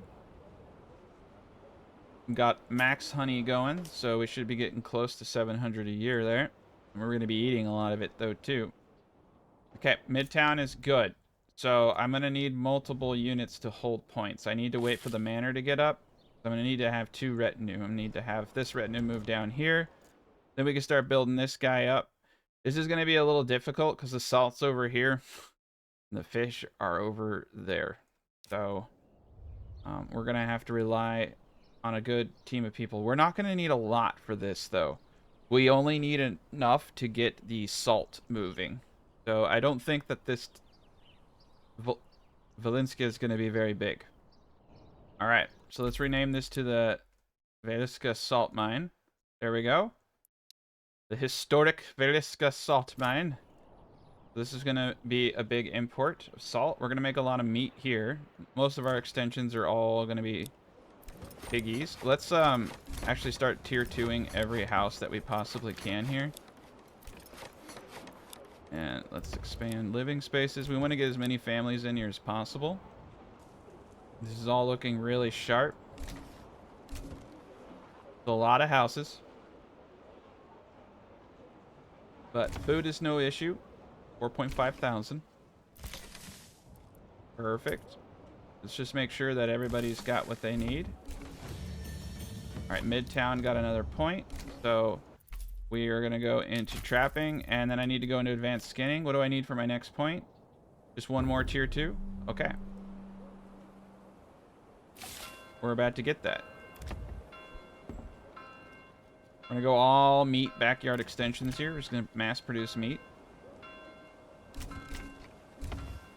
And we can trade fish for salt. We can probably fish for salt is going to be the way that I do my trade with this. All right, Midtown got its next one. Advanced skinning. Perfect. All right, animal pen time. Time to start mass producing them piggies. Every single one of these guys is going to be making pigs. And we're going to get a small tavern up. I think I'm going to put the tavern right up here in the industry sector. I think it's actually a good spot for it. People get out of work, then go drink it up. Get a stone mine over here. We're going to need to mine the clay. And we're probably going to want to mine that iron, potentially. Maybe not, though. Just need to let them cook. They're doing great. We're probably going to want to build more hunting camp. Maybe 2 of them. We are going to be using the policy to double the amount of breed rates once I get the manor up. So we just need to let them keep going. What's great is we're like at peak efficiency. I'm going to have like 200 families sitting around potentially doing nothing. Oh, man. We're too good.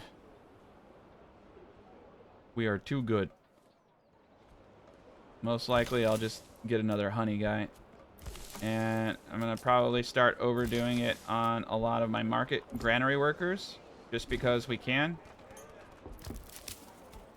We're doing so well, actually. We have an enormous amount of firewood, charcoal, barley, rye, grain. Malt is at 105. Ale is at 634. We're definitely going to trade... I think we're definitely going to be trading ale to this town for sausages. It just makes a whole lot of sense. We don't have too much money left, so we do need to get a trade hub.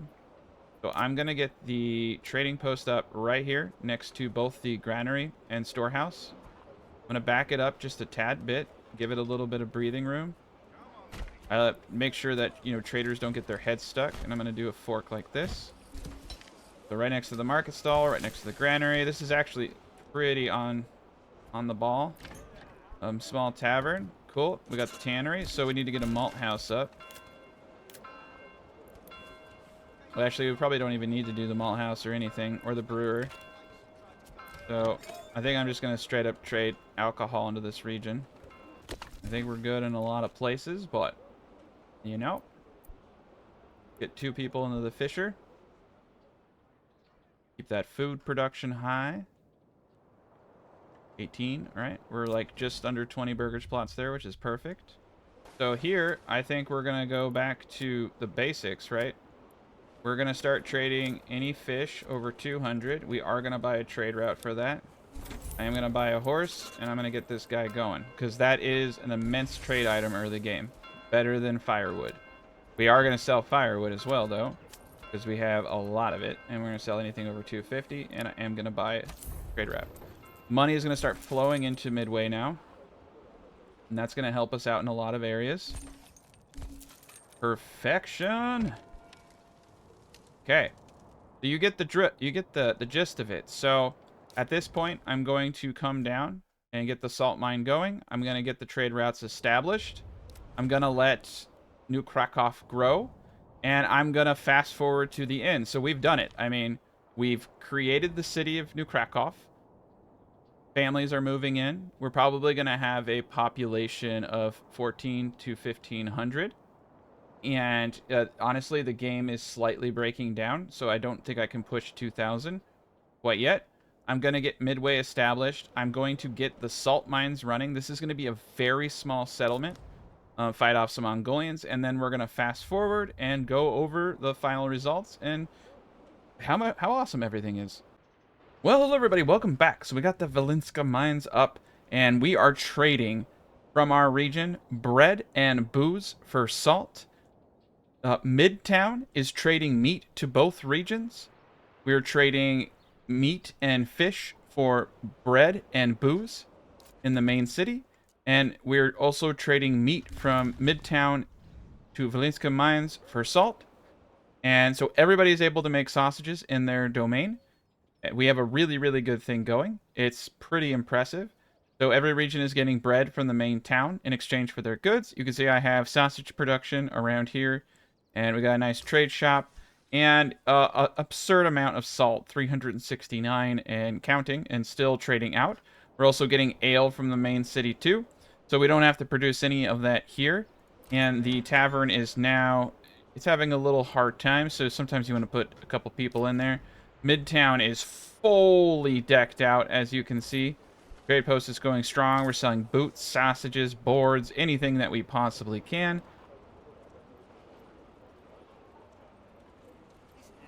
And we have a 100% entertainment bonus. Now, the main city is finally done. We got so much farming into this, and so many people farming, and so many ox strip farming using the ancient techniques that they had. But the city is done. We're at 100% and everything. Most important thing is that we're at close to 100% entertainment. Right now we're having a little bit of a hiccup with the booze. But what's going to happen is we're going to have a big old harvest of barley. And that's going to offset a lot of this. But you can see it broke down. It was actually functioning really, really well. And things are a lot more difficult once you hit a certain point because of the game mechanics. I was having a really good run down here at almost there. At couple hours ago. I was having booze flowing all the way out, but there are still some issues with pathfinding in the game. But for several hours, everything was in perfect equilibrium. And saving, reloading didn't unfortunately fix it. But you can get a fairly good game. You can also see how much money I had, which was absurd. But let's go to the working example that I had, where everybody was in harmony. We were upgrading to tier 3. This is the Valinska Mines. Now, one thing I will say is that when you place your granary, place it before the trade post, or they'll throw the bread and meat into the trading post, and that screws everything up. But you can see that we have veggies, meat, bread, everything there in this example. And we were getting all the salt that we could desire in this region. So we got bread, meat, fish, and we have plenty of ale, 258. We were in fact trading too much of our ale production. But at this time, I had 344 ale, and I was hitting 100% entertainment bonuses for the whole region. And then I decided to try to do barley in that region, but it failed. So this is actually a working example, and I'm just using 4 pack stations to do all of this. So this pack station is sending bread for meat to Midtown, and then is sending ale for fish to Midtown. This pack station is sending ale for salt, and this pack station is sending bread for salt to the Valinska Mines. These gents are doing nothing. So this is the city in its glory. It is an impressive build. Everything is running a lot better now. You can see I am making an enormous amount of money and taxes off of everything. I have 6,000 food. So many eggs, so much bread, so much everything. We were able to sustain 1,000 population like this. It really starts to break down right now once you go higher. But when you look at how many burgage plots I have, which is 294, you're going to need at least 6 large taverns. They will work in tandem, and they will work together. My advice is to make sure that you are stocking all of them to the brim, and maybe even using overstock features. But as you upgrade more of these burgage plots to level 2 and beyond, it starts to break down. But, anywho, that was not the point. The point was to create this historic build. And this is the final result of all that. Great trade city, great trade routes, midpoint towns, and the shining example. This will eventually remedy itself, but I am noticing people are getting stuck in objects, and it's unfortunately at the end of where I can bring it. But here it is in all of its glory. Such a beautiful city, such a beautiful build. Just sprawling, sprawling farmland as far as the eye can see. Very cool. Here's the castle, and we've defended many a battles. Here is Midtown. And here is Valinska Mine. I also created a small little farming area that you can see over here to do the majority of their fish and food production. We have a small fort in each of these areas where I keep a retinue at all times to make sure that the bandits don't burn anything to the ground. That's worked out really well. And a great map view shows you the trade routes. So the pack stations work actually really well. In fact, you could say they work too well. And we were able to trade foods between each other. I'm making sausages. I'm bringing meat. I even have fish. I have more honey that I know what to do with. I'm trading it. I ended up putting in multiple trade stations to help out with the massive quantity of goods I started exporting. I usually stick to one trade post, but you can see everything is really, really decent, and the game is definitely in a place where you can build much bigger cities, but we were able to hit almost 1,300 pop with 239 of 294 occupied burgish plots and over 400 families. So this is everything in its entirety. It's based off of the Valinsk, new, based off Krakow, and so we're calling it New Krakow, and it's really cool. If you followed along this far, I appreciate everything. I hope you enjoy the series and have a great and wonderful day.